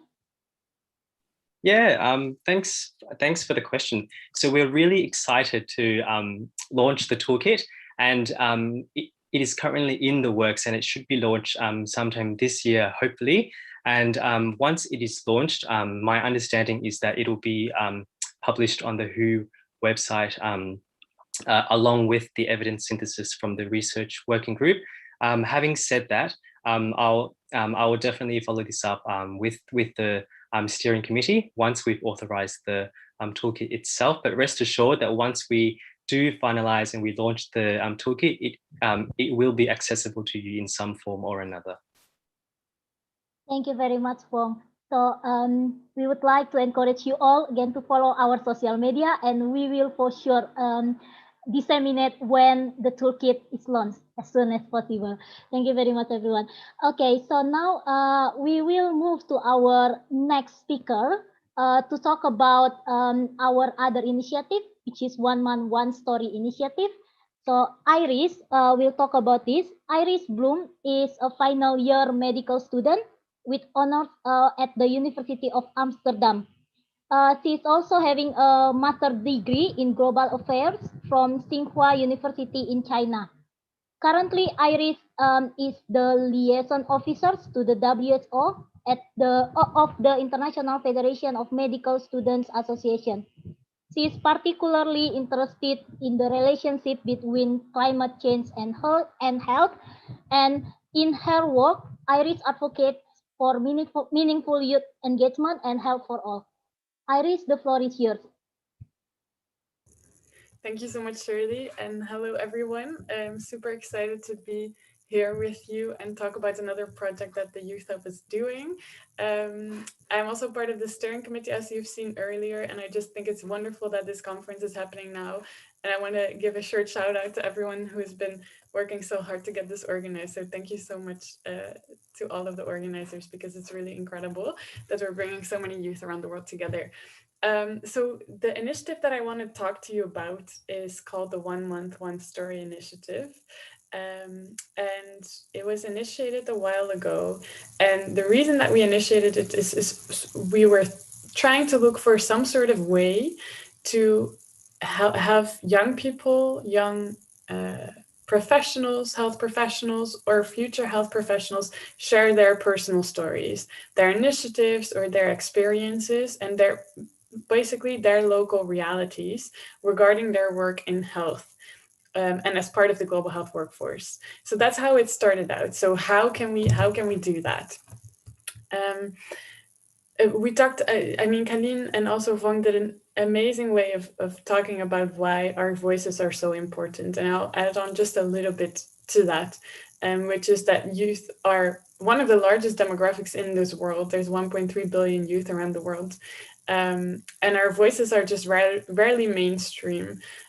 So through this storytelling initiative, we wanted to create another way to make the voice of youth more mainstream and offer a platform where that could be made possible and new perspectives could be shared. So the way that we went about this is we had a short promotion of this initiative on social media, and we called for stories. So we asked people that were on our social media, and definitely our members, to share their experiences, share their challenges, but also the solutions to the issues that they faced in the health and social sector from around the world. And the campaign was designed to shed light on the realities of students and of young professionals, early career professionals in the health workforce. And we also really wanted to make sure to have this multidisciplinary perspective, which I think is a huge strength of this Gwen Youth Hub, is that we bring together many different disciplines in the field of health and gain traction on social media. So, make sure that these stories go out and touch healthcare professionals, but also policymakers, people that work within the global health space, and, to ensure that we, again, work towards these decent work conditions, also quality education, because we are the future of the health workforce and also a large part of the current health workforce. Students and young professionals, both. So how it went is that we had this call. We had quite a large amount of responses with stories from people from across the world. And they were incredible stories. So what we did then is that we read all these stories and we selected which we thought were the top 12 stories that shed the most light on these personal experiences that were sort of like part of the author's local context as them as a young global health, part of the young global health workforce. So we had quite a large response and we read through all the stories and we selected 12 of them. And then we did copy editing to ensure that that all was correct. And now we're in the stage right before we will publish it. So I'm very excited to share that you should really stay tuned, as has been said before, on our social media, because the stories will be shared very soon. By the end of this month, the first story will go out. And I'm very, very excited for you to read them. I think many important perspectives are shared in these stories that are from young people around the world. So from young people like you that have shared these stories with us. And many important perspectives are shared. So for example, some stories focus on how did I find my specific area of interest, or what was my journey as a young health professional so far? Why did I go into the health workforce? What made me have that realization to go into it? I thought those were very insightful. Also, some youth talk about something that they did that made really a big impact on public health in their local context, which I thought was really interesting. And then finally, and very importantly, we have stories that really touch upon these challenges that have been mentioned before, these challenges in our workspace that really need to be addressed. And there are strong stories and also very brave authors that share about violence, harassment, and also abuse at the workplace, which I believe can be really beneficial for us to start conversations and keep conversations going and look for solutions regarding these issues. So finally, what I want to say is that storytelling is an important way through which young people, including future and young health professionals, can share their true lived experience and also relate this to the health workforce issues and challenges that we face today and also their solutions. So again, stay tuned on social media. You'll see the stories very soon. And I hope that you really enjoy the rest of the conference. Thank you so much, Shirley. Thank you, Iris, for sharing this initiative. Totally agree with you. Storytelling is really, really important, and it is a very, very good tool for us to basically share our experience and our challenges. Okay, so before I move to the next amazing speaker as well, I would like to ask Caitlin, do you see any questions about this topic? Yes, Shirley, there is a new question that's been raised. Would you like me to read it out loud? Sure.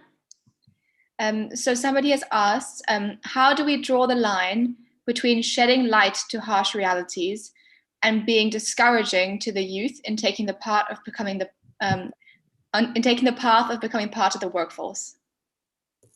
Yeah, thank you so much for the question. I think that's a very, very good question. So what I believe is that through these stories, and I think I mentioned some of the examples as well, as we know in our lived experiences as well, many of you might know, there are beautiful parts of what we do, and there are challenges and issues that we need to face and come up with solutions to. And through this storytelling, these perspectives, all of these perspectives, this big range of perspectives are being shared. And I think we all know that we experience that all together. So we experience the beautiful part, but we also experience the challenges, and we realize where we need solutions. The stories also have a focus towards solutions. And I believe in the end, this storytelling will again contribute to solutions as well, and thereby make the health workforce even more attractive in the end. So I think it's important that these are shared so we can work on solutions. Yeah, but thank you so much for the question. Thank you very much, Iris. That's really amazing. Okay, let's move on now to the next speaker. We will talk now about one outcome from the research working group. So Samin will talk about the impact of the financial barriers of the health workforce development in the era of COVID-19. An evidence-based analysis of contextual experiences. Samin is a member of the research working group, and he's currently a coordinator for Respire initiatives at Child Health Research Foundation, Bangladesh. He has a dual MPH at the University of Sheffield, UK, and EHESP France. He was also a policy coordinator at the International Pharmaceutical Students Federation. Samin, I will give the floor to you. The floor is yours. Thank you, Shirley, for the wonderful introduction and a warm welcome to this session. We understand the importance of evidence-based advocacy and the analysis of the research at the country contextual level. So with that in mind, the research working group was set up last year with a background expertise of a multidisciplinary importance in terms of health economics and investment decision in the finances. So we will proceed in this order with providing a background and explaining the methodologies, and we'll highlight the financial challenges in health and care workforce with navigating with some country-specific stories. And then we will highlight how COVID-19 exacerbated these financial barriers, and then we will summarize with some recommendation and future directions. Next slide, please. As we understand that health workforce is a vital cog in delivering universal health coverage. However, we can see that there is a huge gap of healthcare workers throughout the world, but this will not about to change, and it will remain the same by even after the projections estimated additional 40 million jobs to be created by the end of 2030, but the shortage will remain the same. Even though there is a dramatic increase of youth participation on account of demographic transition over the last decade, but there is much efforts to be done and much challenges complexes this situation in the investment of health financing for health workforce development. Next slide, please.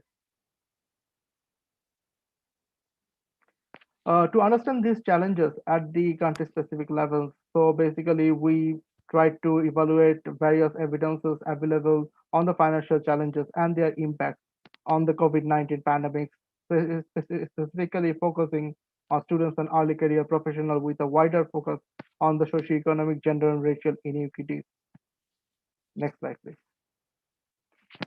Before we dig down to the understanding the burden and the financial challenges, we have to understand what exactly challenges are going on, focusing on youth inclusive policies in the health and care workers. It starts from the planning and stewardship from the government side when they are deciding on the ongoing development priorities, and the health investment in healthcare workers often renders direct and lower tangible returns, which lead to a shortage in availability of skilled workers. As we understand from the evidence analysis of the countdown countries, there is a huge gap in between the availability of health workforce from 1.46 to 146 health workers per 10,000 population. The gap is huge for the developing countries especially, and with that in mind, with several attributes like inequitable gender distribution as well as geographical distribution of the health workforce with the appropriate skill mix for the fit for purpose health workforce for the delivery of the services. Youth and the early career professional often enters into a very overwhelming working environment, which often leads them to migration from their existing working environment to the different countries, as evidenced by the rise of 20% foreign-born doctor in OECD countries. Alongside 7% healthcare workers actually leave the workforce in a full analysis conducted in 49 countries. Next slide, please. To navigate these financial challenges, what we understand from these 8 countries, we find out that the major challenges stemming from the students during the pursuit of their education stems from the burdensome tuition cost in all of these countries and the lack of financial stipends, which leads them to the lifestyle adjustment for these students during the pursuit of education and the deprivation of socioeconomic opportunities. On the other hand, these students also get a lower valuation of the return of investment they made on the pursuit of education. This is due to the variation of curriculum, as we earlier mentioned in the session, as well as due to the higher dominance in developing countries by lecture-based delivery, which leaves them at a balance from the theoretical understanding integrating into real-world scenario. With the higher tuition burdensome tuition costs already incurred during the student life, by the time they enter into the early career professional, the burden escalates due to the meager salary and remuneration they often get during the services, as well as limited growth opportunities that stems from the lack of the professional support and infrastructure, which also overburdens them with the tedious working environment. And while the deployment opportunities for the gender inequity actually results in lower identification and lower opportunity for the early career professionals overall in all of the research countries we have found. Next slide, please. Well, navigating through the specific country-specific examples of the students, we have found that in various developing countries where the parents bears the brunt of this high education cost, there is a depletion of the family financial assets, which often lead them to more and more poverty into the country. And on the other hand, while in developing countries where self-financial independence is the main factor, there is the high tuition cost actually exacerbates the existing socioeconomic inequality. While in evidences from the Philippines, we have found that there is a huge overdependence in private sector for these educational opportunities, which leads to lower availability of educational opportunities due to the unregulated sector. While the evidences in India, we have found the facilities are saturated in some of the localities that actually deprives many of the students to actually pursue education in the health and social care sector. Next slide, please. While we're moving to the early career professionals, the challenges and the economic barriers are quite different than from what challenges were to the students. While the multidisciplinary teams are quite scarce and quite dire in the developing country through the lower representation, especially in the clinical and the frontline settings. So this exacerbates challenges on the clinical colleagues who are placed in this kind of settings in a very overwhelming working condition, which lead to lower return of the productivity. While healthcare workers in most developed countries like Japan earns lower salary than any other sectors, and the lack of decent pay is also overall attributes to the healthcare workers. But in many of the countries, there is the salary difference in between the profession as well as those who are involved in the government sector and the private sector that exacerbates on the early career professional more than anyone. While the existing socio-economic, socio-cultural context in many of the developing countries such as Bangladesh and India actually results in gender inequities of placing female workers into rural areas. And with lower career opportunities and development opportunities, that is vital for the early career workforce more than ever. Many of the early career workers are reluctant to be deployed at the hard to reach area where the health needs are more dire than any of the urban areas in the developing countries in our analysis. So next slide, please.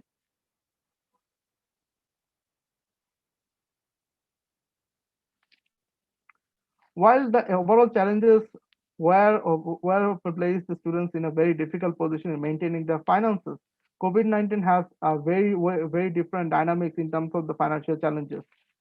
To maintain the high tuition cost and the lifestyle of during the pursuit of education, student has to rely on a lot of floating income opportunities and informal sectors, which were heavily impacted due to the ongoing public health preventive measures and the lockdown that was imposed with not much understanding over the epidemiological curve in respective countries.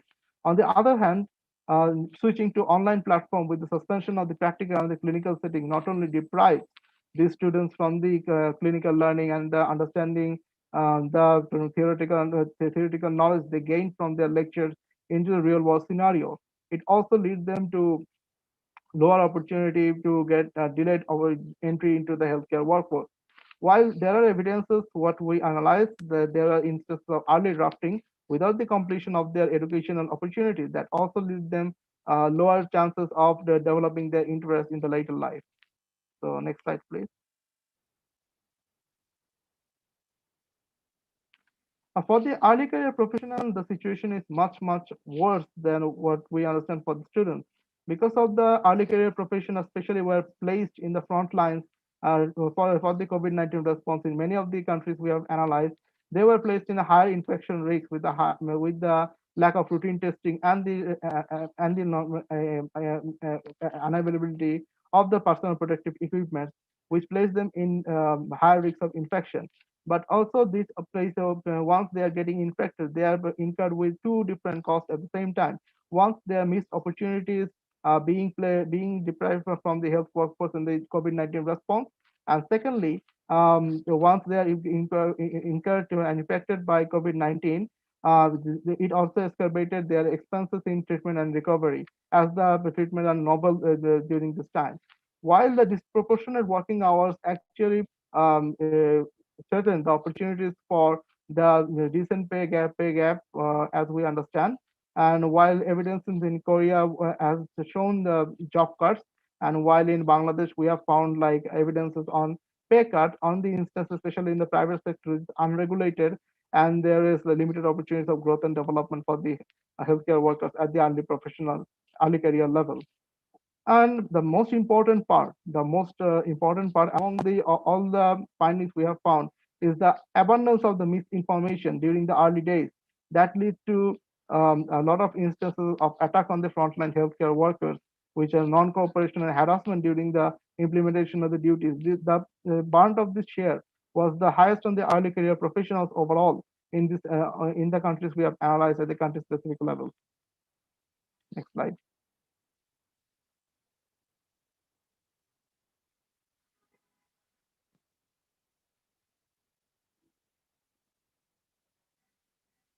While based on the overall findings, we believe come up with some recommendations over the investment decisions that should be done in the next decade to achieve the SDGs as well as the Human Resource for Health 2030 agenda. They should be focused on the stipendship and incentivization on health education, so that more and more students can participate and more youth participation in the health workforce can happen over the next decade.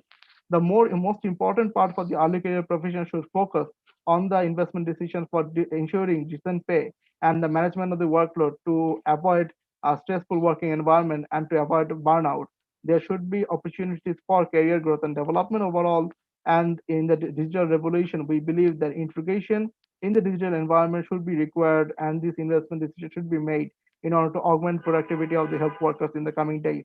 On the other hand, we believe that there is a dearth of multidisciplinary workforce, especially in the frontline settings in many of the developing countries, and this integration should be required in delivery of the outcome and to prepare a fit for purpose workforce in the coming days. And while formulating the policies and the opportunities, the equity decisions that we have discussed overall need to be considered, and these are the vital decisions that need to be taken. Our next activity should be more emphasis on understanding the quantitative evidence on the burden of these financial challenges on the country-specific level and how these financial challenges can be compared, as well as the magnitude of the investment of the youth inclusion policies overall. Next slide, please. So to sum up, what we understand, this kind of diverse challenges and creating the context and constraint on the effectiveness of any investment decision that is taken like overall. So there is a lot of individual country specific decision that needs to be considered. A lot of multiple factors that we understand handling multiple responsibilities, and due to the lack of appropriate skill mix and the inadequate investment in staff at the early professional level are actually leading to losses in productivity and increased potential of burnout. While these challenges have exacerbated in terms of financial benefit during the time of COVID-19 pandemic, and what we believe overall in the end, the integration of the equity and multidisciplinary workforce is essential and vital to addressing the challenges that we have mentioned to adapt the healthcare students in the new normal. So that is all from our side. Thank you. Thank you very much, Samin, for sharing the work of the one of the research working group.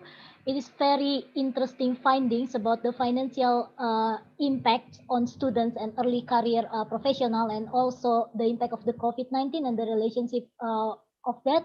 So that's a very, very interesting findings. We are looking forward actually to see the next step of the research working group in the future. Okay, so now I would like to ask actually to Caitlin, my colleague. Caitlin, do we have any questions regarding this topic? Thanks, Shirley. We don't have any questions for this presentation at this time. Okay, thank you very much, Caitlin. Okay then, so if you all have any questions, feel free to still throw up in the question and Q&A box, and we will pick up at the end of our session as well before we finish our session. The next part will be our engagement session. So I would like to invite Kalin to also join me again to moderate this session actually. So what we would like to do is basically to invite you to join us in slido.com. So you need to use your computer or your cell phone and click slido.com. And then put hashtag 977731, and would like to invite you to answer this question. Kalin, I will give the floor to you. Thank you very much, Shirley. So this part of the presentation is really meant for us in the Youth Hub Steering Committee, but also the organizing committee and the leadership of our working groups to understand what some of those topics that we discussed today truly mean to you. And we're going to ask you a couple of questions that will also help us inform some of the future steps for the work of the Hub. So as Shirley mentioned, this first question is, what does the year of the health and care worker mean to you? Certainly, some of us had the opportunity to share what the year meant to them, but this is an opportunity for the group as a whole to let us know. So please do go to slido.com and enter the number so that we can have a better idea of the feelings of the group as well.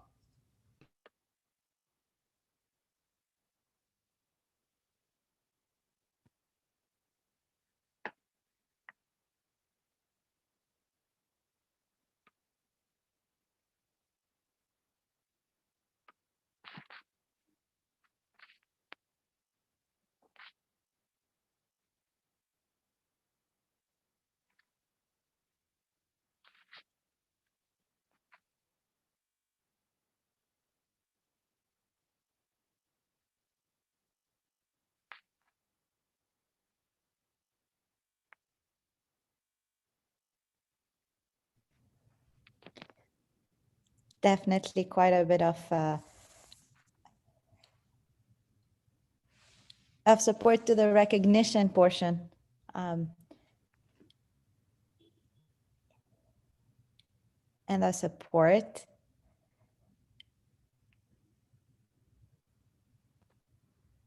So I'm sure you are all very familiar with word clouds, but the words that we see in larger characters are the ones that have received many responses. So really, really great thoughts. So certainly a time to appreciate the effort of health workers, recognition on the same side of or the same side of that same coin, awareness. Yes, and I certainly hope that this year will help people be aware of some of the challenges and the sacrifices that it takes for healthcare workers to do their job every single day, not only during a pandemic, obviously where everything else is heightened. Equity, absolutely, and it's a moment for us to come together, certainly. A moment of global unity, one would hope. I think something that has been somewhat addressed in this conference about global unity in the context of the health workforce is the health workforce mobility. And yes, I'm not really sure that we have yet seen that global unity on that front, but hopefully we will. And resilience, yes. And this is a big topic that this conference is discussing quite a bit, and investment in the future. So certainly our hope is that this will lead to further investment in decent jobs for health workers and an improvement in the conditions of the current jobs as well. So I think that this is all those thoughts are wonderful. Certainly thank you for that. And I think that this is a screen that we're going to be sharing for the near future quite often. Certainly, thank you for your thoughts, and I think we all share some of them as well. Okay. So the next question is one that also is going to help us inform the Youth Hub plan. We do develop a working plan every 2 years for the hub, and the upcoming one is going to be drafted in the fall of this year, alongside the strategic plan that I mentioned before as well during my presentation. So this question is going to be very direct and very concrete. So I'm not necessarily asking you what you want the hub to do in general, but rather one initiative or one activity that the hub could organize that would be of benefit to you individually, to your maybe local group of colleagues, to your national association, to your international organization you belong to. So advocacy, absolutely. Policy making advocates, yes. Okay, so maybe all of these are great thoughts. If I asked you to specify things a little bit, so for example, the activities that develop the skills of students, what would be some of those activities? Career opportunities, okay, capacity building spaces, perfect. And if you had any thoughts specifically about what are some of those skills you want to hear about, that would be a lot of help. Peer education and how to implement it. Yes, that's a really great thought. And we'll certainly see how we can make that happen.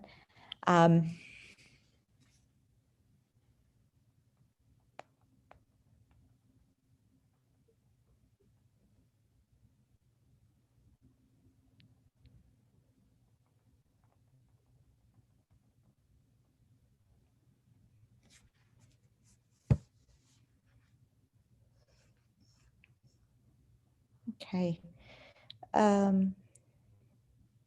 Opportunity for youth to participate in public health policy making. Yes, we can certainly try. Definitely at the global level, we are always at the forefront asking for a seat at the table. what I would ask you from that standpoint is that on your national and local level, we would help you with the tools, but we want you to ask for that seat. Networking opportunities, perfect. Advocating as youth workforce for the rest of the workforce, perfect.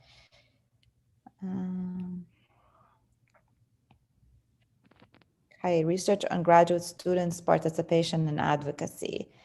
And here we're talking about advocacy for the health workforce, or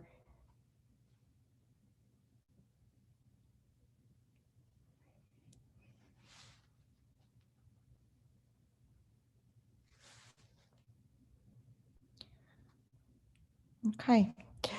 So all of these are certainly very, very interesting thoughts.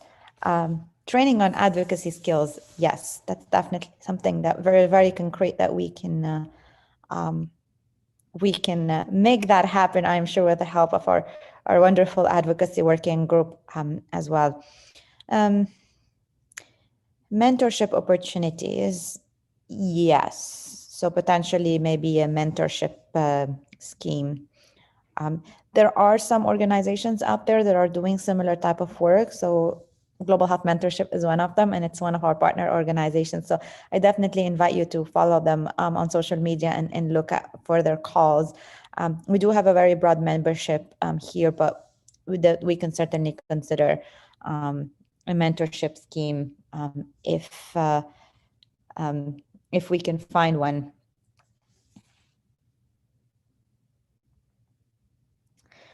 Okay, well, those are wonderful ideas, and we certainly have them on Slido, and we will be looking at them. If you think of anything else that you think that you would like the hub to take on over the coming year, or even year and a half, let's put it this way, you are more than welcome to email the Youth Hub email that we have put on several occasions already. And we certainly ask you for very specific things because some of those broad topics that you are mentioning may be perceived differently by different people, and we want to make sure that the activities that we are planning do respond to your individual needs. So I think that this was a great opportunity. Thank you all for your answers, and I definitely would like to thank all of our presenters and all the work that they are doing for the Youth Hub. And I will hand it back to Shirley. Thank you, Colleen. Thank you very much, everyone, for your engagement. I may ask Caitlin now if there is any questions in the chat or question and answer box. Thanks, Shirley. There was just a question about whether the session was being recorded, and I can answer that now, that it is being recorded and it is also being streamed on YouTube. Okay, thank you very much, Caitlin. So if there is no questions, then maybe I will ask each of our speakers to provide one short take-home message to wrap up our session. So I will start with, maybe I will make Colleen the last, I think. So I will start with Phuong now. Phuong, can I give the floor to you? Yeah, thanks for putting me on the spot, Shirley. Thank you. No, I think there were so many wonderful things said today, and I could really feel a palpable sense of passion and a sense to want to be involved in our initiatives, and it's absolutely wonderful. If there was one take home, it would be you youth all around the world are essentially our future, and you will be delivering universal health coverage. And so you absolutely deserve training and working environments that are fair, safe, and fulfilling. And so keep fighting for that, and know that we will be with you all the way to make sure that that does happen. Thank you very much, Phuong. I will now maybe go to Samin. Thank you, Shirley. I think like overall throughout the wonderful session, we have learned a lot of diverse initiative of the overall Youth Hub and the overall session on the conferences. My take-home message would be focused on the identifying more and more areas of like the financial barriers that are being exacerbated. We always like to hear more and more stories to the countries and the individual countries overall, and also addressing the financial challenges at the local level to motivate the policymakers in order to have more youth inclusive policies in the coming decade. Thank you. Thank you, Samit. Very powerful message. Iris? Yeah, thank you so much, Shirley, and thank you everyone that contributed to this session, as well as everyone that was present. I very much enjoyed the conversations that we had. And what I would like to say is to everyone here, I hope the conference is going to be amazing for you. I hope it's going to start a lot of conversations with you amongst each other and in your local context about the issues that we face and also the solutions that we want to see. Your voice is very important, so please let it be heard. And I'm very much looking forward to working with all of you in the future. Thank you so much, Shirley. Thank you very much, Iris. And last but not least, Kalin, the floor is yours again. Thank you very much, Shirley. Thank you for all the speakers and all the attendees. The Youth Hub has been doing a lot of work, but there's always room to grow, and there's always room to be more responsive to the needs of our members. And again, I reiterate the offer that I made before. You're always welcome to reach out to us with any ideas on activities that would also be of direct help to you at the local level, at the national level, or whatever activity you are doing. It was a pleasure being here with you on this session again, and looking forward to the rest of the conference. Thank you. Thank you very much, Kalin. And thank you very much for everyone who attended the session. And thank you so much again for all of the speakers. I would like to inform you that there will be a 30 minutes break where we will be showing some thematic videos, and then all who have registered to our networking session, please join our networking session afterwards. And yeah, I think that's all from me. I would like to thank you as well, Caitlin, for supporting me with this session as well. Sorry, I forgot about it. But yeah, thank you so much, Caitlin, as well. And yeah, so now this concludes our session. And again, thank you very much for all speakers, and thank you for all who attend this session. We hope you have learned and enjoyed this session. Thank you very much, everyone. Bye.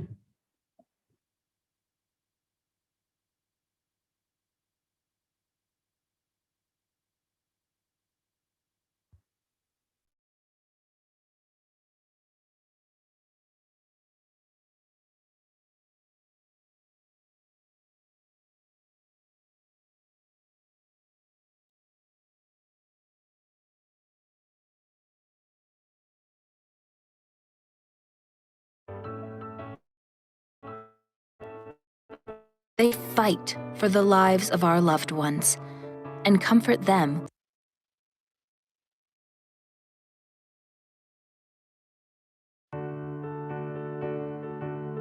Health and care workers. They protect us when we need it most. When our world shuts down, they go to work.